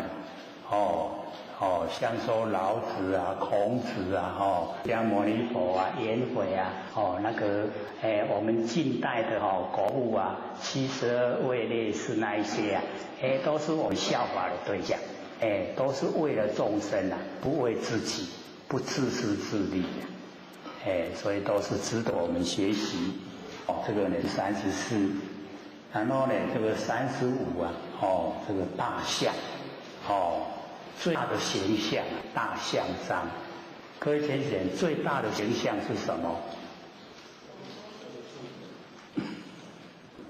什么是最大的形象？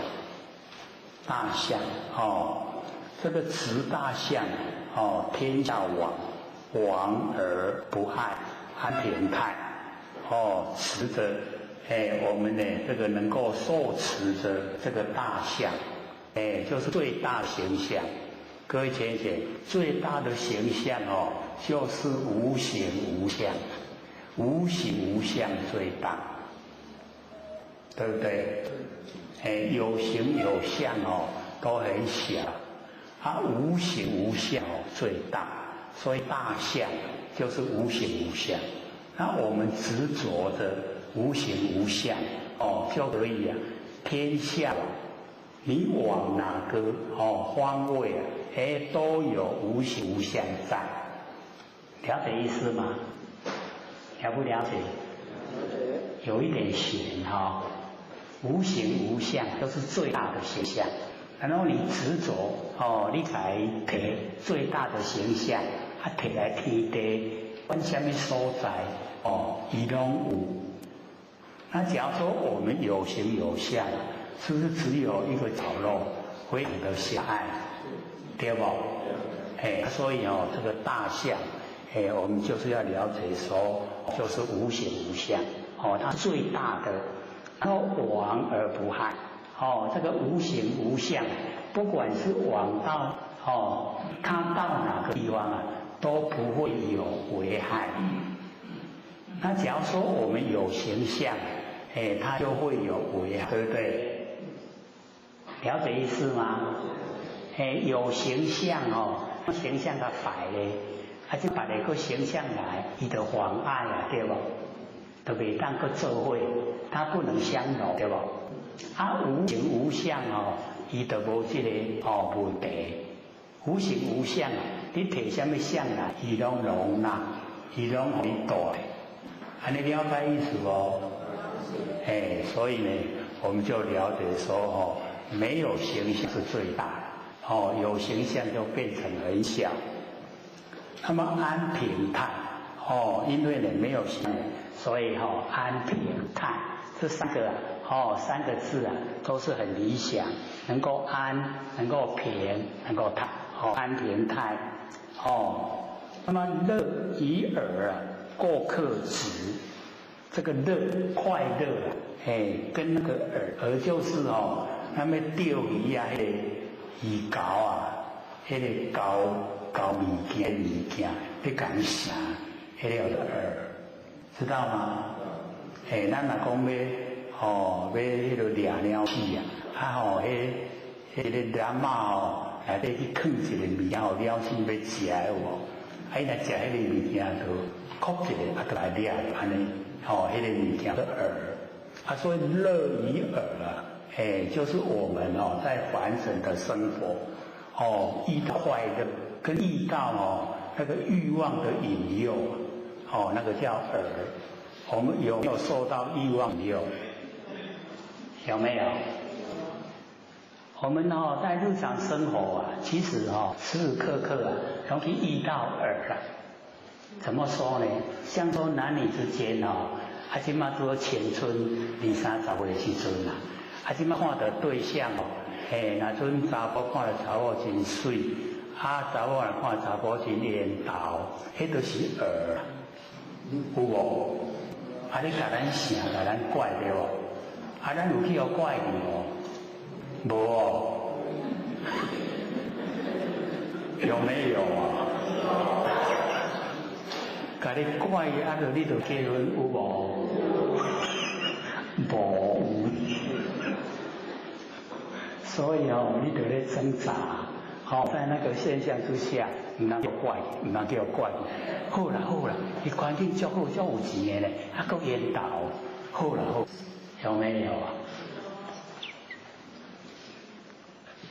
所以我们在生活之中那个快乐跟这个就要够克制，我们就好像够客，就是讲咱来家做人客，做人客爱知影所念，袂使伤久对无？你若做人客直直讲大，直直点讲食，人会讨厌袂？绝对讨厌无？这是要食偌久安尼？所以会讨厌所以我们就是要乐以耳过客齿，我们就好像过客然后呢爱知影满足人有交代就好唔能够伫不大了才袂停。所以在凡尘遇到快乐的事，遇到那个引诱我们的事我们就是要支持，还怎样停气好啊，安尼就好啊，安尼一样的。容不容易做？不容易做哦。所以我们了解说，因为啊那一种现象之下，我们会不由自主啊，家己拢会安尼，好啦，安尼拢也免搁出力。那么道之出口啊，但乎其无味，就是我们这个道，要请人家修道，要这个引导众生呢进入道，那个道的出口。要讲出来，得安尼但乎其无味，不讲安尼真强的迄个气味，因为很强的那种这一种要求的话，那个就不会久，它不会真正的进入状况。那假如说我们都是以这个平常心，非常的符合于真理的来说，这样就可以引导他回归到本然之性。回归呢到本然性以后就可以进入修道的轨道。那修轨道进入以后呢，就可以成就，可以成佛，可以成道。所以道的出口啊，但乎其无味。那么视之不直见，听之呢之闻，就是呢看不见也听不到。那么用之呢不记，用感哉啊，这个就是讲说呢，这个道就在我们的那个日常生活之中，都呢不知不觉都已经呢在用到，都已经呢说到，已经呢在听到，了解这个意思吗？所以这一篇呢，这个大象啊，就是非常的这个大的形象，无形无相，那我呢能够进入无形无相的那个佛性本体。上次不是说嘛我们能够呢万念放下，一念不生那以后或许很久时间都没有讲那个内容没有讲说我们万念放下，一念不生以后要怎么样去注意，都没有说对，就是怕我们住相。然后我们上个礼拜不是讲嘛说司机而龙现，淹没而雷声，神动而天水，有没有？那个是从万念放下一念不生以后，然后再延伸出来，延伸出来以后我们整个不生不灭的佛性本体就可以司机而龙现。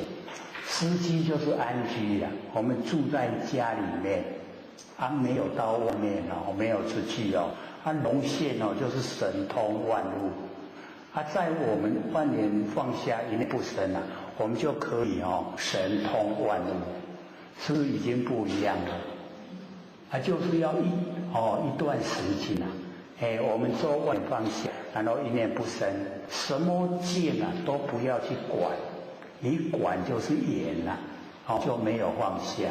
什么缘都不攀不缘没有那一种状态我们那个神就会通万物叫做司机而龙现。然后淹没，淹呢就是生淹，没就是梦生淹静默。可是你都跟真理相合，那个德已经培养，德培养出来，人家感受到就很强烈，好像那个打雷的声音，打雷不是很震撼吗？我们这边有没有打春雷很大声假如说在我们附近的话，很大声那个雷声很震撼所以我们了解说德性的感人很震撼，就是表示他的德已经培养得很大。你知道吗？培养的很大，是不是要一段时间？所以要做观念放下，一念不生，一段时间才可能淹没而雷神。然后呢，神动而天随，那个神动就是情动念。你在这个时候，观念都放下，一念不生，你要有念头起心动念，天理都跟着，理不理想？很理想就是要开始做做的时候观念放下，一念不生，然后都不能再攀缘，一直做一段时间，就会到了我们讲的知机融现，淹没雷声，神动天随，是有不同的那个程度，不同的阶级，对不对？所以修德不是讲你讲就好啦，爱去做。要做了，这样知道吗？然后我们有做有培养，是不是不一样的？是不是真是在修道啊？有没有？你看咱也未研究进去，迄句话讲，我都在修道。人问你讲修啥物道？我在修一贯道。真的在想吗？这个时候来回想，之前那个修道算不算修道？差得很远对不对？摸都弄不到那个经管那个老先生讲的你摸着根瞎休息，都是瞎休息。然后我们研究了以后，真的给摸着根了，摸着根了就直线做佛，差别就大了，对不对？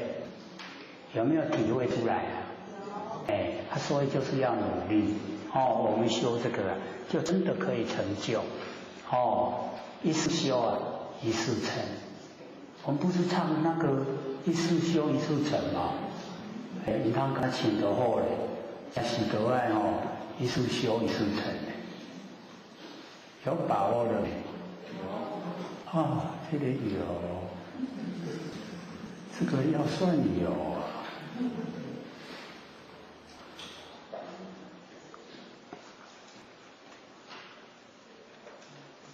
还剩下半个小时，准备给各位先生问问题，所以有疑必问，越问我们就越清醒，就越能够进入修道的状态。有没有要问的啊？好，请说。刘讲师好。或者请问那个刚刚讲的换脸放下然后之后刘讲师讲说就是可以佛性显现，那佛性显现之后所讲的跟这个天人合一是否一的天人合一、内外合一、上下合一，其中讲的这个合一又是什么意思？那天人合一又是什么意思？好，请说。因为我们这个了解到，人呢，我们大部分都以现在的这个身体来说，现在的身体就是天地的物质，所有宏图呢，众缘际会借我们用。那我们在修的时候就是要先了解，说这个呢，所有宏图它本来是无情之物所有宏图没有知觉，它没有知觉性。可是我们现在身体有知觉性，就是已经呢这个真跟妄合在一起。真就是佛性，妄就是天地的所有宏图，真妄合在一起。那我们要先了解到天人合一天跟人，天人就是我们不生不灭的佛性本体，人就是呢所有宏图。啊，你能够呢合一，合成一呀、就是整个所有图啊都变成佛性，然后整个佛性呢又呈现了所有宏图。所以到达这个修持的顶点啊，极点来说，极妄极真，就是我们身体是假的，可是呢，我们已经把它修到合一了，整个身体都是真，都是呈现不生不灭的那一种佛性本体状态，都已经是呈现。所以当我们呈现的时候已经合一呈现，这个时候生离死世之度完，什么已经进入到那个全部前相极现，全部的形象都是佛性，这个就已经是合一了，状态呈现了。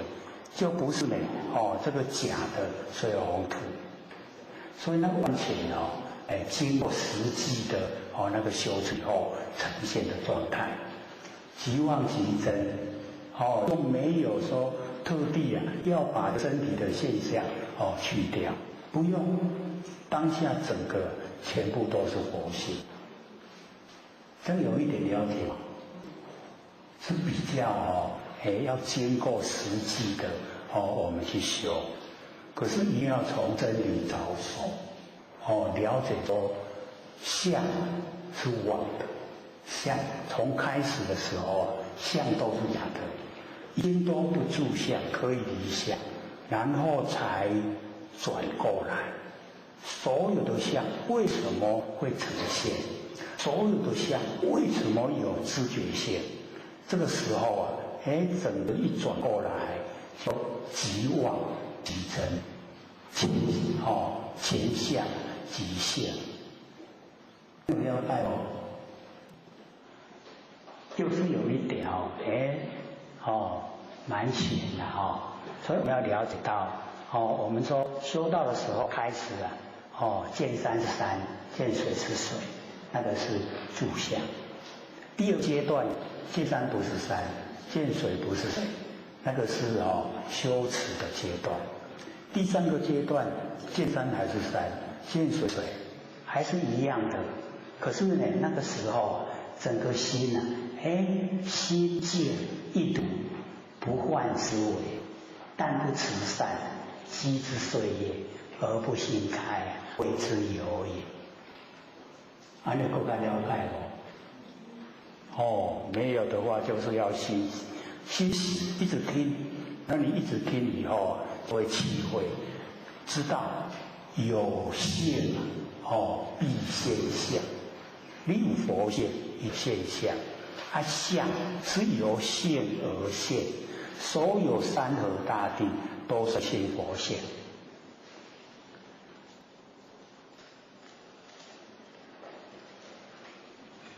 还有吗？好，请说。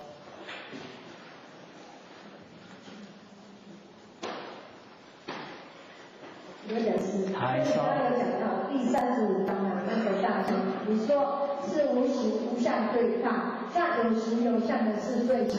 那就是说我们在修到这个所谓的当中，先我会显示一些有相的东西，那我们是应该是认为它是有的还是没有的？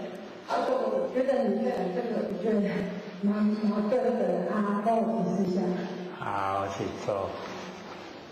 这个各位先生，假如说我们在修持的过程对自己不生不灭佛性本体没有信心，信心不够。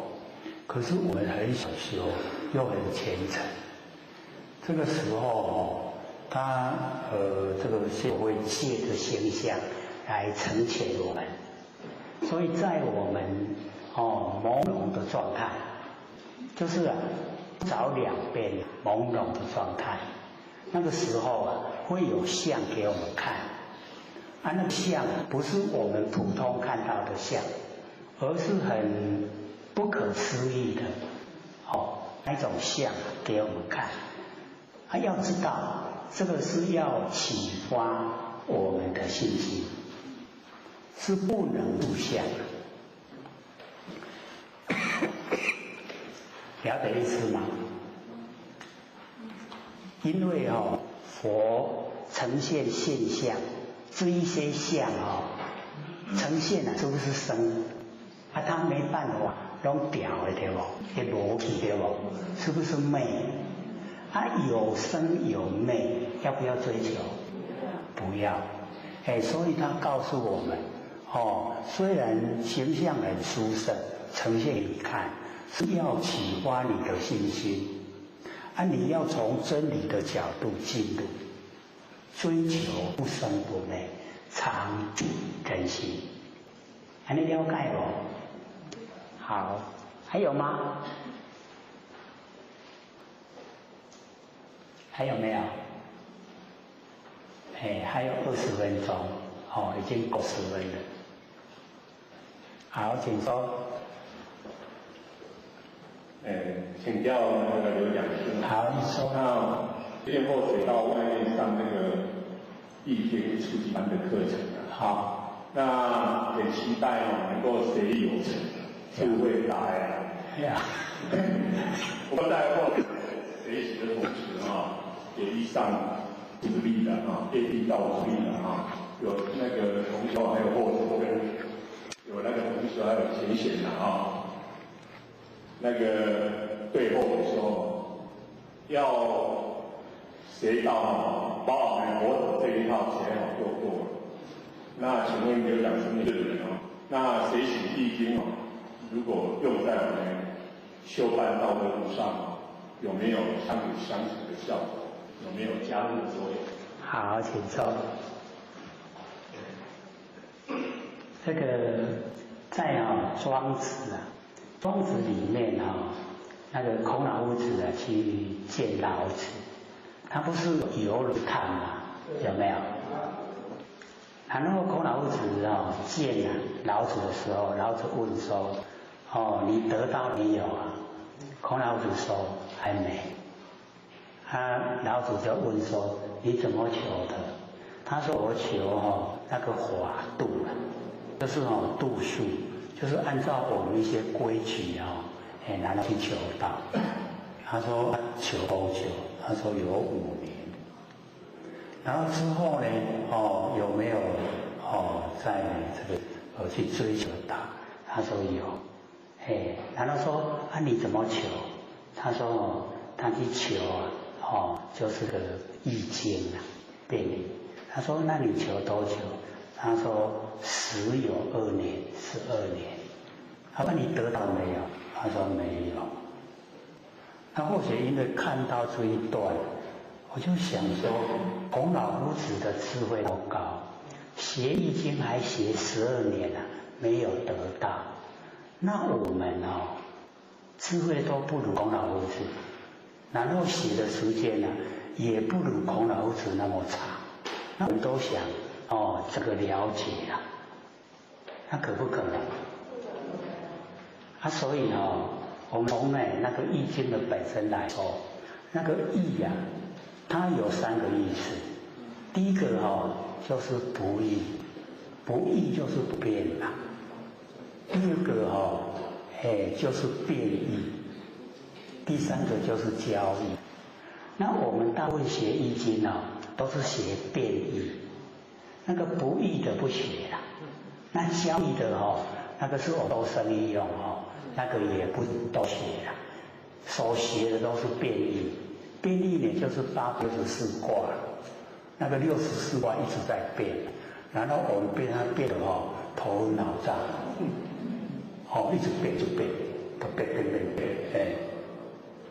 然后抽坎填里就恢复阴阳所以重点所在第一不易，不易的易经的不易你要去研究。那我们都会先衰，不易的会边边所以没办法记录。那假如我们从不易来学，不易就是不变，不变呢就是不生不灭啊，真佛性本体，它不变不易，常住不迁，就学这个。你学这个易经就记录了，又立笔啊，你里面那变做一变，你都卖变，以不变就可以永远变。安尼得记录帮助你，真的可以行道。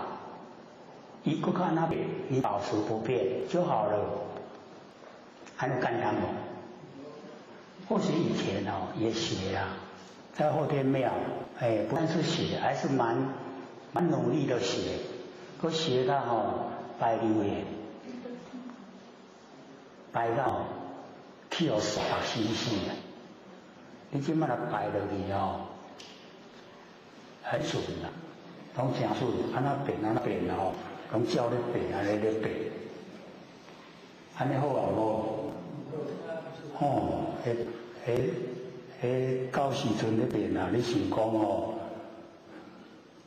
因为那个时候还蛮年轻的，我讲我不爱照变，我要改。可是那个过程啊，你安那改，结果拢快袂变。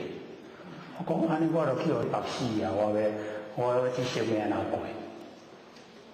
所以我现在就讲啊，我的本命生命49，啊49岁才生他妈吓死。今年已经68，超过了。为什么可以超过？因为我跑到不变去了。你再变了，我不要了啦。我跑到不变去了。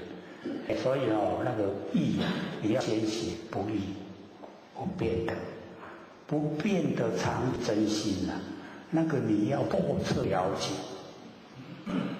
那或许现在手上在写的《楞严经》啊，就是在这个不易变，整个透彻呈现。你投入去研究一段时间啊，你绝对会高兴不得了。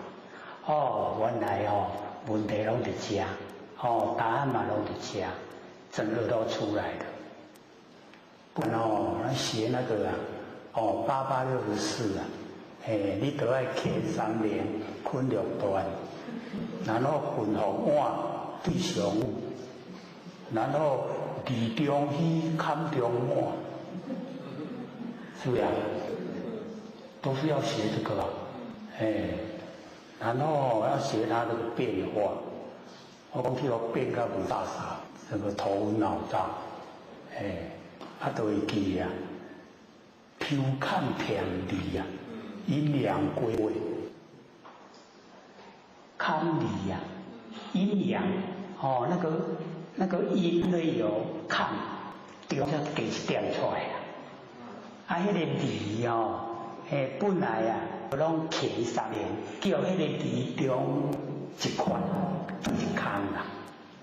咱就把迄个堪中一点甲摕来填咧离的，乾坤就恢复正位。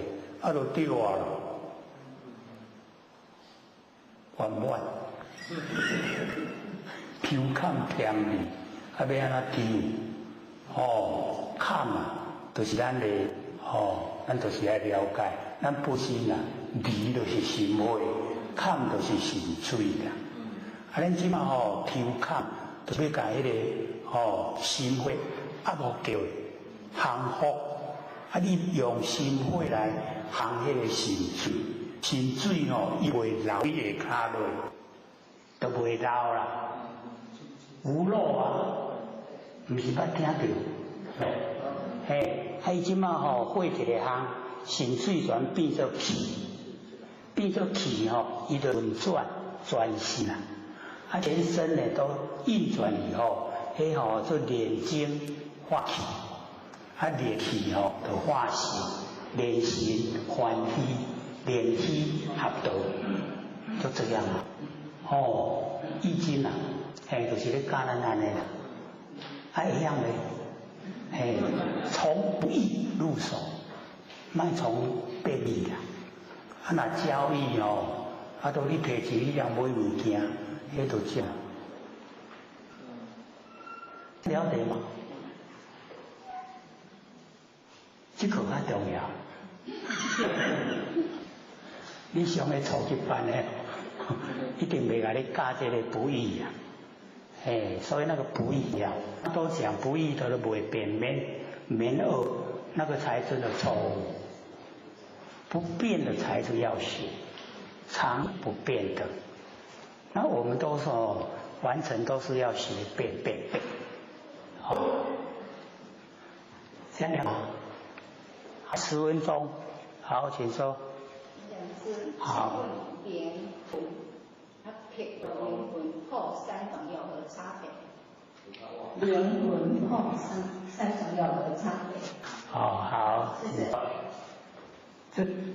这个呢，我们要了解说，那个灵性啊，就是我们那个活性本体的觉啊，那个魂啊跟魄，我们就是了解那个魂，旁边就是云然后一个鬼，那个云就是佛说了，佛在讲鬼是咱的魂佛在讲那个撇魄也是一个云，一个那个白，所以我们就是要了解到，它是我们有身体以后，那个魂甲撇，有身躯以后才有啦。那个灵它本身呢，那个灵敏度觉，那个是不变化。那我们一般呢，在讲的时候它都是有带一点那个神秘的色彩，所以就没有很透彻的去讲它的内容。那我们要了解说，那个魂魄呢，是我们有身体才有的东西啦，身体没有，它就消失了。消失以后，它呢，我们说魂归于天魄归于地，归于天地天地之间的那个精气所产生那我们那个灵敏的知觉就是佛性本体。那我们的6道轮回就是要了解说，灵它是充在整个宇宙虚空，没有来没有去它常住不迁。可是我们的那个气之线就是收纳我们所有的善恶，所有的善恶都把它归纳在咱的气品之线。那气品之线带我们6道轮回。那6道的由来，就是由我们的习性、习惯性习惯性造了很多业，这一些交给气品之线去6道轮回。那受苦我们就是了解说，你自受自受，自己要受苦。可是呢，我们那个灵敏的那个不生不灭佛性本体它都不变，它常住不迁，没有变化。你要去道伊拢有啦，你要到天道它有，你要到善恶道它有，你要到人道它有，全部都有，它不变化。可是我们一进入气品之心那个感受就很强烈了。所以或许讲我们呢身体遇到很痛的时候，有一个不痛的，很痛气品之心不痛的就是灵性，我们不生不灭的佛性本体，就是这样。你可以同时体会那个不痛的跟那个痛的同时存在。你是痛的强呢，还是不痛的强？因为我们6道轮回很强烈的住相，因为强烈的住相那个心一样很强，所以做出来的事那个就是很怎么样，很好，坏的很坏。那也促成我们感受特别强烈。那特别强烈的感受我们一定不不愿意放弃，他不愿意放弃呀，爱成我们自己，这样的。凡人呢脱离不了这一些现象，就这样没完没了。还有6分钟，有问题吗？好，请说。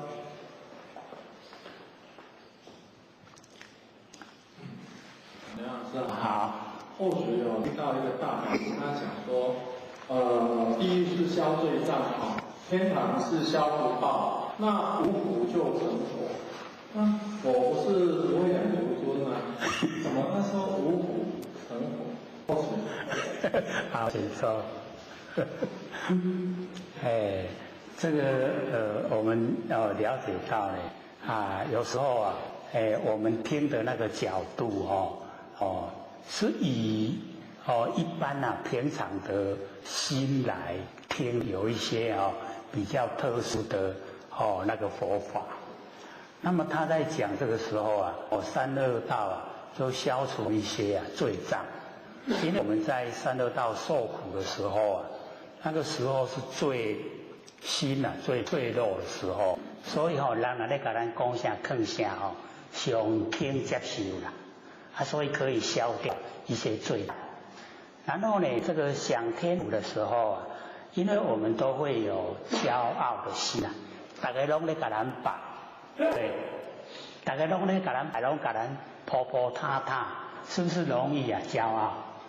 所以那个是消掉我们那个福业好拢给我消掉所以我们要了解到我们呢既然罪障也消除福也没有，那就恢复到清净的那个本来心那清净的本来心用名词来讲那个拢无行无半行恢复到我的本来。它是以这个角度来说了，可是呢，这个跟我们凡人来讲不太适合，因为我们要这个累积德本，就是你要有德的根本，你要累积很多德的根本，而且在行持善的时候不住相，所有的那个善都融入虚空。融入虚空就是融入你的法性身，你的法性身全部都是善，就是全部都是德所以那个两足真两个脚最尊贵的就是佛。那成佛他有成佛的本钱，所以你没有行善，没把所有的善融入法性身，融入虚空，成不了佛啦所以用没有就成佛这个话对凡人来说是负面，你我都拢免做对不？这样的话不能说了所以我们要知道说，释迦牟尼佛他修3个阿僧祇劫，一个阿僧祇劫就袂讲的久伊修3个啦，3个咧创啥？就是咧行善，然后融入法性身所以他就很感叹的说，我把一些辛辛苦苦所修成的法门，然后现在义务给你，你要好好的把它保持发挥。那个都是在哭嘞，讲的时候都是在哭说经过这么久的那个受苦受难，他所得到的是什么？就是所有的法性身让他能够84000法门呢都具备成就所以交代传他法的一定要慎重，不能讲那一种似是而非的话，一定要正面的所以要了解说那个是长时间的一直在行善，然后行善以后不住相，你只要住相就落入福报，落入福报就消失了，那个无去你所行的善就已经抵消了。所以不能住相，才能够进入法性身，才能够升值得本。了解吗？没这个因呢。所以有时候我们听到那个法师在讲，他可能没有顾及到听的人的程度体，这个是要蛮高的那一些已经修了好几代法师的程度才能听的那个法。你在普通的善信面前来讲，那就不对了。所以我们要了解到，以往要受记要经过7代，7代都做大法师要了解做一个法师很困难，都要经过7代，经过7代然后修到3000功800果，功果圆满，然后才记如意适当的做佛，那个不简单呢。所以或许在后天庙或许妹妹度或许修道的时候他讲会当得到，我讲异想天开，我都不相信。所以我们要了解到，这个就是沾到天使上天的大概普度了。我们这么容易得到所以已经得到就要爱惜，就要看重，然后努力修，才无枉费啦。无咱拢也伫咧想，后影拢把我骗来，真的是把你骗来的吗？你没有根基要骗你来求道也求不了了。所以要知道那个关圣帝君法力主，你没有根基他就不让你求道。或者就讲那个秦桧不是转世在中吗？一个坤道，然后也生了好几个孩子，先生已经死掉了，就是有道心度那求道佛堂在2楼，他爬楼梯我们的外人看是原地踏步可是他就一直讲说，你楼梯那管拢爬不了，为什么？就是不让他求。他虽然已经有人的身体可是他害死忠臣，那个转世牛去拖磨要无，所以不让他求道。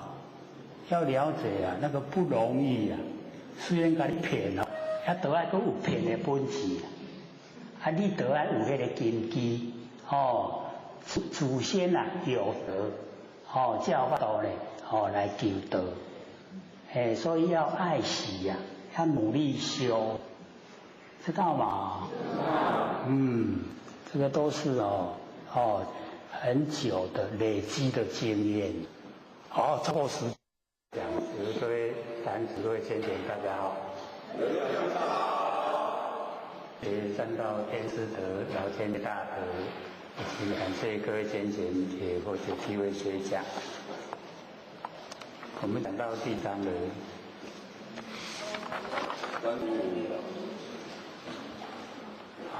这个36章威名，对不对？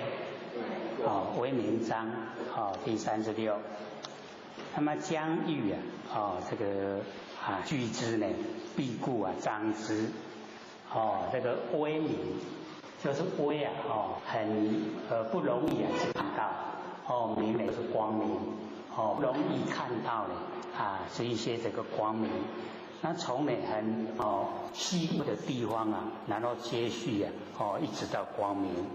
所以老子就讲将欲续之，那个续就是合起来的意思。那必固彰之，要它呢合起来一定呢要先让它呢张开。所以张开跟合起来它是这个两边呢这个相对带所以这边呢我们就是了解要合要先张张开以后啊，哦才能够合。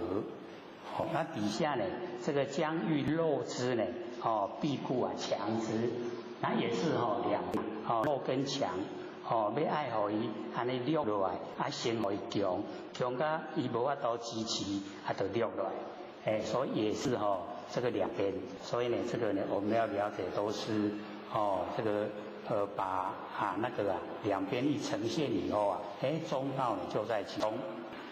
那么将欲会之啊，必固啊，宣之。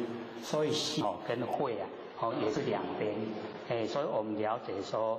要把它会出以后啊，要使它呢，这个能够复兴，复兴之后啊，它就会会了。那么将欲夺之呢，必固与之。这个与啊，就是给，给他，要把它夺过来，先给他。这个倒是很，我们也可以从孩子那一个还没有进入啊那个知觉的时候啊。孩子都还不懂的时候啊，你让他这个手中啊有东西，你要把他手中的东西拿过来，你去找一个另外的东西啊，让他拿，他本来的东西都会放给你的。可有没有经验？都是这样你若物件要甲伊摕来你甲伊手面靠对无？你凊彩摕一项互伊你一项互伊，伊原一项就放掉就是会这个样子，所以这个将由之啊，必固以之。那么会啊，微妙，从呢，那个微很细小的地方呢，让我们了解这个道理，那个明啊，就是知道道理。微明，从细微的地方呢，知道呢这个真理所在。所以老子呢就强调柔能够胜刚。这个刚它支持的时间比较短，可是这个柔就可以支撑得很久。所以柔就可以胜刚。这个是老子的那个主张呢一直都是这样。那么弱可以胜强，我们要了解这个强都是时间很短暂，那个弱的那个时间是很长。那我们呢弱就可以胜强，柔可以胜刚。鱼不可脱于焉，这个呢鱼一定不能离开水离开水就不能够活了。所以老子跟我们讲说呢。这个鱼在水中生活，那个它的天经地义所以就可长久。那我们只要呢也一样进入到真理的那个领域能够持久的话，那么就可以整个都呈现柔可以胜这个刚然后弱呢可以胜强。那前面所讲的。要合先让它张开，然后呢还要强先给它这个弱，这样的话呢，一样它呢那个呈现那些现象都会变化，所以我们了解说凡尘都是两边，那么我们两边的从两边的呈现的我们可以去找到那个中道。找到呢那个不变的真理所在，那我们能够知道真理所在就好像呢鱼在水中生活一样，都在呢真理世界之中。所以呢老子就讲说鱼不可以脱于焉，国之利器不可以示人，国家的利器我们就是要了解国家的利器就是要杀人。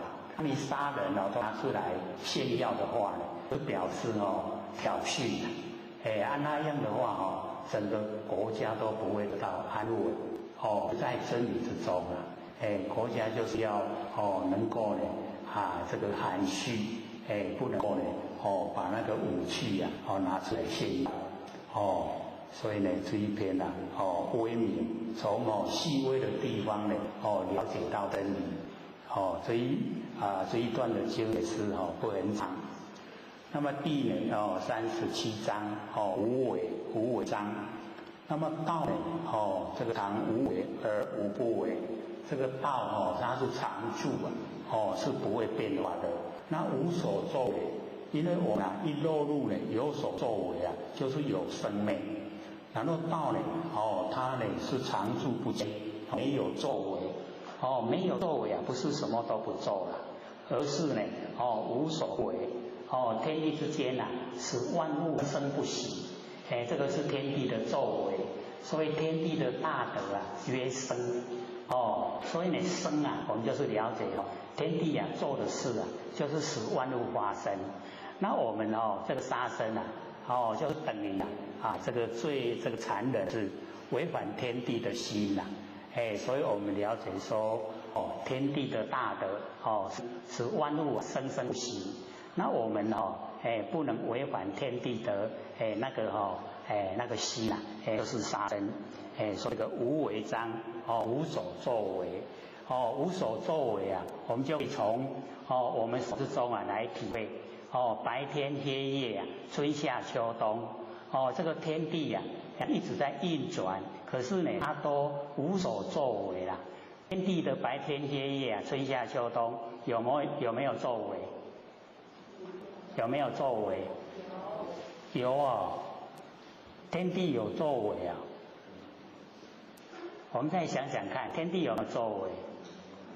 假如说天地有作为的话，像这个已经要记录下，对不对？我们南部就比较热，是不是这样？那天地要有所作为的话，以后学来讲，因为住在基隆，时常下雨，时常天气都比较冷，然后也会说换一换，跟南部换一换。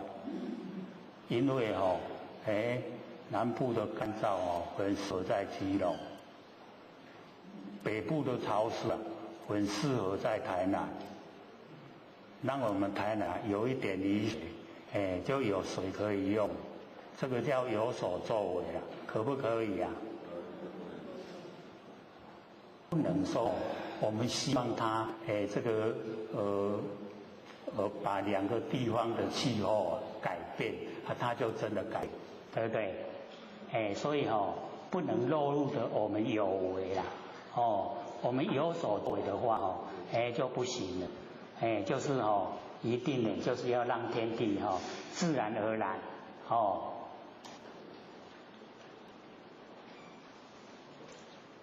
各位正在做一个动作了，这么坐真热。大家顶头电脑不要瞪，对不对？那或许因为非常敏感，这个体质也是这是豆腐做的，时时刻刻只要风一跑到喉咙，我就没声音了，没声音就讲不出来，那讲不出来是很难过的。我站在这边，假如说没有声的话，各位会怎么样？无你哋家人要来创啥？就是要有声音啦，所以各位就是要稍微委屈一下，这个心清自然凉了。各位心不清的话，会很闷热，闷不闷热？你就想说，我今麦去伫迄个讲迄个因讲遐家人，遐真冷，心都冷啊啦。唔免去吹啦，所以我们要说，还毕竟是要付出一点代价，值不值得啊？很值得假如说没声音的话，因为昨天还可以有一半的声音，前天就真没声音，讲不出来了，讲不出来要怎样？有一个办法，什么办法？请听的人起来讲心得。各位愿不愿意讲心得啊？愿意的话，大家做力出。等一下没声音的话，那就很好了，很好处理。请各位讲心得，让你的修持过程大家做个参考。不是也很好吗？好不好啊？我唔敢讲咧不过徛起来一个对一个来讲话真自然啦。迄一个对遐济看落去大家要讨论全没人讲，哦，所以要了解说哦，还要有经验，哦，要站在大家的面讲话，还不容易哦，咱若伫咧徛伫一个人的头前来讲话，真自然对无？啊，徛伫足侪人的头前来讲话，安那？怪怪的，哦，大家眼睛真的很大在看你哦，所以我们要了解说呢，哦，这个修持的过程啊，哦，是有一些啊，我们必须要经历的。那或许也是鼓励说，已经有效验了，就是你做功夫哦，做到已经出来了，功出来，可以把你做的那个功夫啊，告诉人家，让别人也去做了。哦，我们有听那个《金刚经》里面就有很多有讲经的，各位有听到吗？有。哦，还报告很长啊，有没有？有没有听到那个五塞？有。怎么样？他还把那个五塞形容的很崇拜，有没有？可是我们南部看五塞的五塞。不看嘛五塞不会看成是那个佛菩萨，会不会？那个讲心得不是讲里面啊，那一普菩萨你看养育啊多少那个那个金菇啊那一些小动物有没有？就是很多那一些小动物的那个食物他看的不是很感动嘛？有没有？我们看菩萨看遐久啊，有感动无？讲唔捌唔捌看遐感动嘛唔捌甲压落去片，捌啊唔捌？想讲迄都臭让伊压落去片讲，竟然袂臭咧，有没有？都没有听啦，一定没有听才不知道你听听看，他讲心得就是到那个西藏去看那个修持啊，密宗的那一些修持，他很奇怪，那个吃的东西啊，本来都是臭的啦，结果人伊食素食，去食到素的，也是很不可思议啊，因为他都有讲出来的，去那个地方旅游啊，去玩，听一听那个心得，那个后来。大概有4、5位啊，5、6位啊，讲心得，都讲的蛮长的时间，一定很多人没听到，第一尾对不？大概将近第50片左右了，那《金刚经》啊，第50大概40几50左右，那个时候啊，都讲心得。一些那个听了《金刚经》以后，或是之后啊，那个心得报告，都还讲得很好，那我们我们也要找一个时间来发挥，由那个讲师开始，然后前面的点师。说不要模范了然后把那个修持的方法跟各位这个提出来因为呢这个或许写那个楞严啊，已经写116章，就是232页232页，是想说早一点给各位看，很深啊。我想讲这若要讲到互大家会知差不多爱偌久？推荐的差爱偌久？爱过3年咱出偌久呢？迄3年4个月爱出3年，咱已经年半过啊所以都想先影印给大家看，看了以后啊。稍微有一个印象，我们再来讲，这样会比较快，比较快进入状况了。就像我们这个1年半就可以进入我们生活内那个佛性本体，可以体会，可以摸到根了，高不高兴啊？就是很值得我们高兴。能摸到根啊，可以成仙做佛。我们呢都可以摸到根，很实际的。所以这边呢这个37章啊，无为就是呢无所作，无所作为各位先生，就是我们那个万念放下，一念不生啊。不是佛性本体了吗？佛性本体就是无为啊，它无所作为。那假如说我们落入有为啊，那就变成佛性的功能作用，就不是本体了。你有了解不？有没有知道了一点？真的还是蛮深你现在讲一句，我就想要几步，这样有没有？但是现在讲一句，我就想要几步，所以或者来鼓励啊，我们一直熏习，就是你听过以后反复的一直在听你会听得很熟悉的很熟悉的时候，这一些都是我们自己本身不生不灭的真心佛性本体，都是我们自己本身的，自己本来就是佛。那为什么没有成呢？就是被我们自己障碍了。那我们最大的障是在哪里？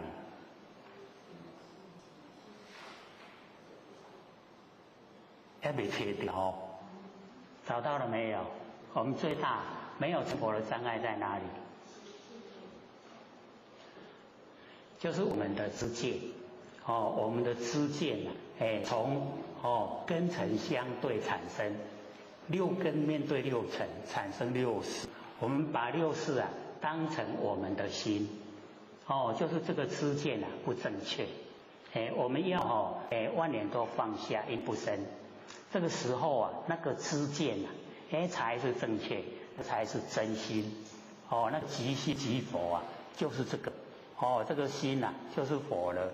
那我们的六根眼耳鼻舌面对的六尘产生的六识那个是生灭的心是佛性的功能作用不是本体我们要了解它是功能作用，不要被功能用赶来讲西所以一定呢要认识要知道要透彻那一些都是假的，变化无常我们的六识是不是变化无常？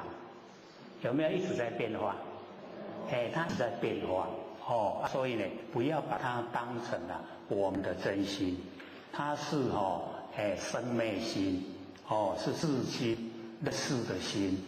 那我们的真心呢要在万年都放下一念不生的时候才产生那个时候才呈现。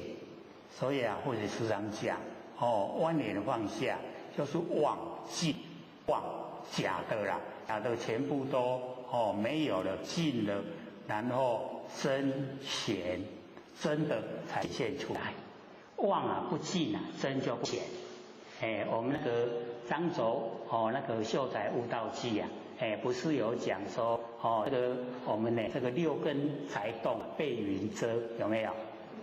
我们六根一动了就是我们的那见觉一产生了，然后佛性就不见了，都没去了一念不死的时候前理就现，一念生呢佛性的前理就呈现了所以这个很奥妙。那我们在凡尘没有研究就知道就体会不出来所以我们凡人在凡尘生活真心都不见，都没有用心所以凡人就成不了佛。那我们要修要把妄全部去掉没有妄了都真的就可以成就可以成佛所以我们了解说无为无所作为我们那个不生不灭的佛性本体是无所作为。可是呢无不为这个天地之间该如何它就呈现如何啦。春夏秋冬白天夜夜它自然呈现那个呢就叫无不为一直都呈现所以天地之间是物质生生不息那我们也了解天地啊，都不会推迟啦，给万物啊，一直啊生发。那么佛王若能守啊万物啊，将自化。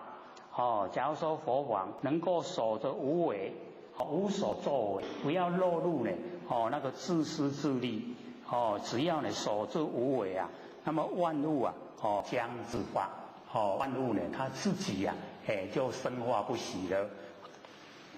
那么化而易作啊，吾将正之矣啊，无名之朴。这个老子就讲说呢，这个化而易作，那变化的时候啊，我们想呢，让它这个呈现啊，这个现象，就是要呢，要它呢有所作为，易作呢就是啊有所作为。那么吾将正之矣啊，无名之朴。老子说呢，我用呢那个无名之朴啊，没有名称的，那个言目，就是那个道的本体。我用呢那个本体来把它呢，那个啊，要进入有为的状态啊，使它停止，不要啊这个易作，不要呢进入有为。那么无名之朴啊，亦将不遇，所以啊，这个无名之朴啊，它不会有那一种欲，就是呢，他心中啊没有那个有所作为那个念头在，所以呢不欲。那么不欲啊以静，这个不欲啊，不会呢落入啊有为。那不落入有为啊，天下呢将自正，天下自己啊，它也就自正，所以不能天地之间啊，不能落入有为，有所作为。那我们在凡尘啊，只要是人，就进入有为啦，有所作为。那所以呢，我们在生活之中，尽量的能够呢，万念都放下，一念不生呢，那个就是要进入无为。各位有没有做啊？在手中3-5分钟的空闲都可以，做呢万念放下，有没有？哇，都心虚啊！各位是心虚呢，还是虚心？都不敢回答就是心虚啊。我都无做啊，你问我唔敢讲，唔敢应。若有做应就真大声，理直的气壮，对吧？有，就应该真大声。就是因为无啊，拢较无用咧赚钱啊。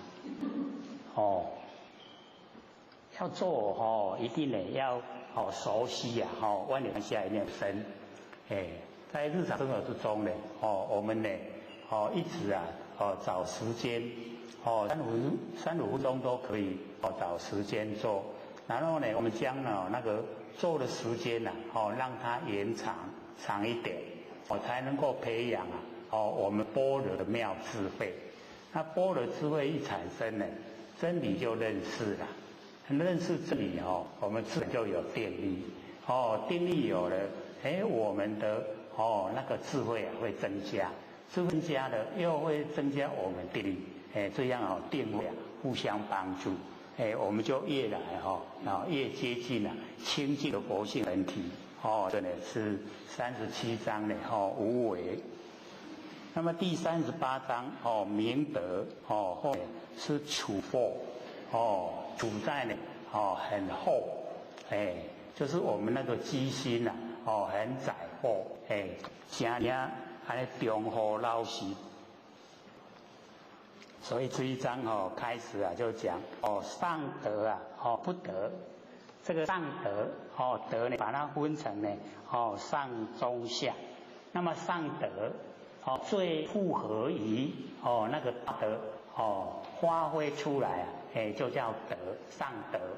那上德已经把它呢融入呢在日常生活里面，全部的生活细节啊，全部都是德，所以不用德来称呼啦，所以不德，不是说呢上德的人啊，他不行德啦。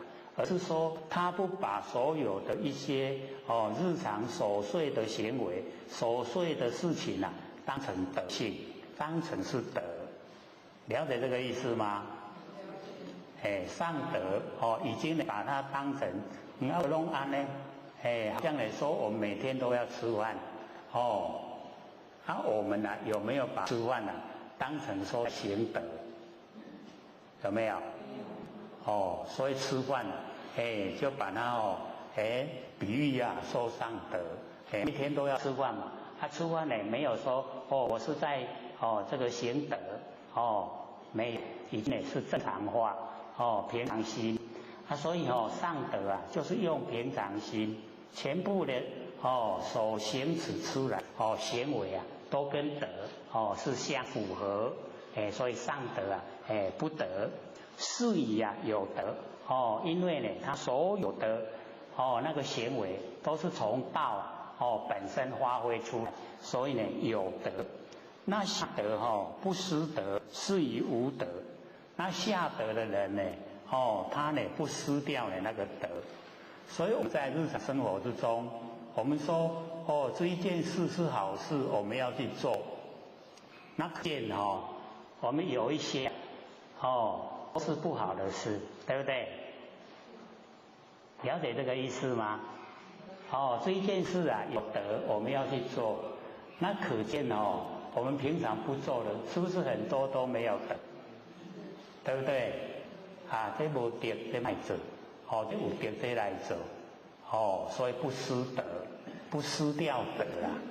所以他说有选择了，那有选择就不是把所有的行为都融入，所有的行为都融入真理，所有的行为都称为德。所以在佛经里面呢就讲恒沙妙德，恒河的沙，一粒沙呢一个德性所有的沙呢全部都是德性，所以叫恒沙妙德。都是从妙我们那个妙智慧般若那个佛性出来所做全部呢都有德所以我们了解说那个呢上德之者呢就不称为那个德的名称。那下德的人呢说这个有德性来做，那可见他平常所做的很多呢不符合那个道所以呢不符合德是以无德。那么上德无为而无不为上德呢无为就是呢无所作为刚才我们有讲过就是从佛性发挥出来无所作为啦这个无所作为各位了解吗？不落入我们的私心我们呢想有所作为都是对自己有利那对自己有利我们才做对自己没有利益就不做这样的话就落入有为的那一种范围里面。那么上德无为那个就是那个真理之中该如何做，然后我们就全部去做这一种呢就是已经呢跟天地之间的白天黑夜夏秋冬一样该呢白夜白天呢就白天，该黑夜的时候就黑夜春夏秋冬也是一样都自然而然运转自然而然呈现都没有说落入有所作为所以上德的人跟这个天地的行持是一样的自然而然，不会呢考虑到说对我有利还是对我有害都不考虑只是考虑该不该做，应不应该做应该做呢就去做所以上德呢无为而无不为一定全部全力以赴。那么下德为之，下德的人他一听到说这个有道德，然后呢做为之就去做那个就落入自己的那个私心里面。而有不为下德为之而有不为那下德的人呢他有所不为，对他没有利益他就不做。那么上人为之而无以为这个上人这呢又比较这个一直这个把那个名词又降下来从德，然后呢再讲到人这个仁慈。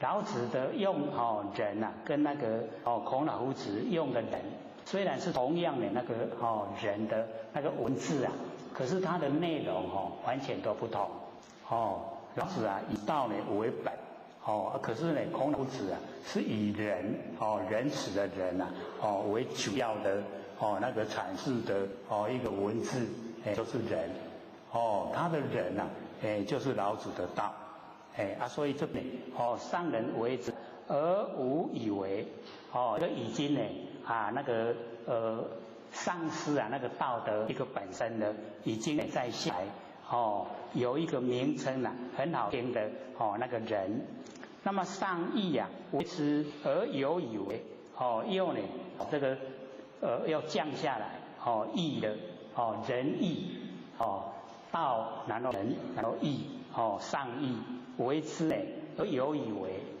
就是呢又这个着重呢底下的名相了。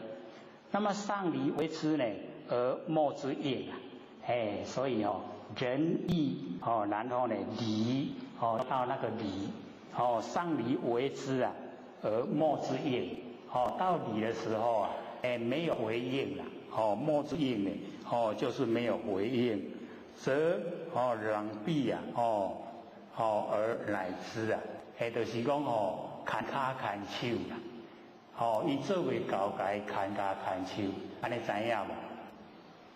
知不知道这个意思？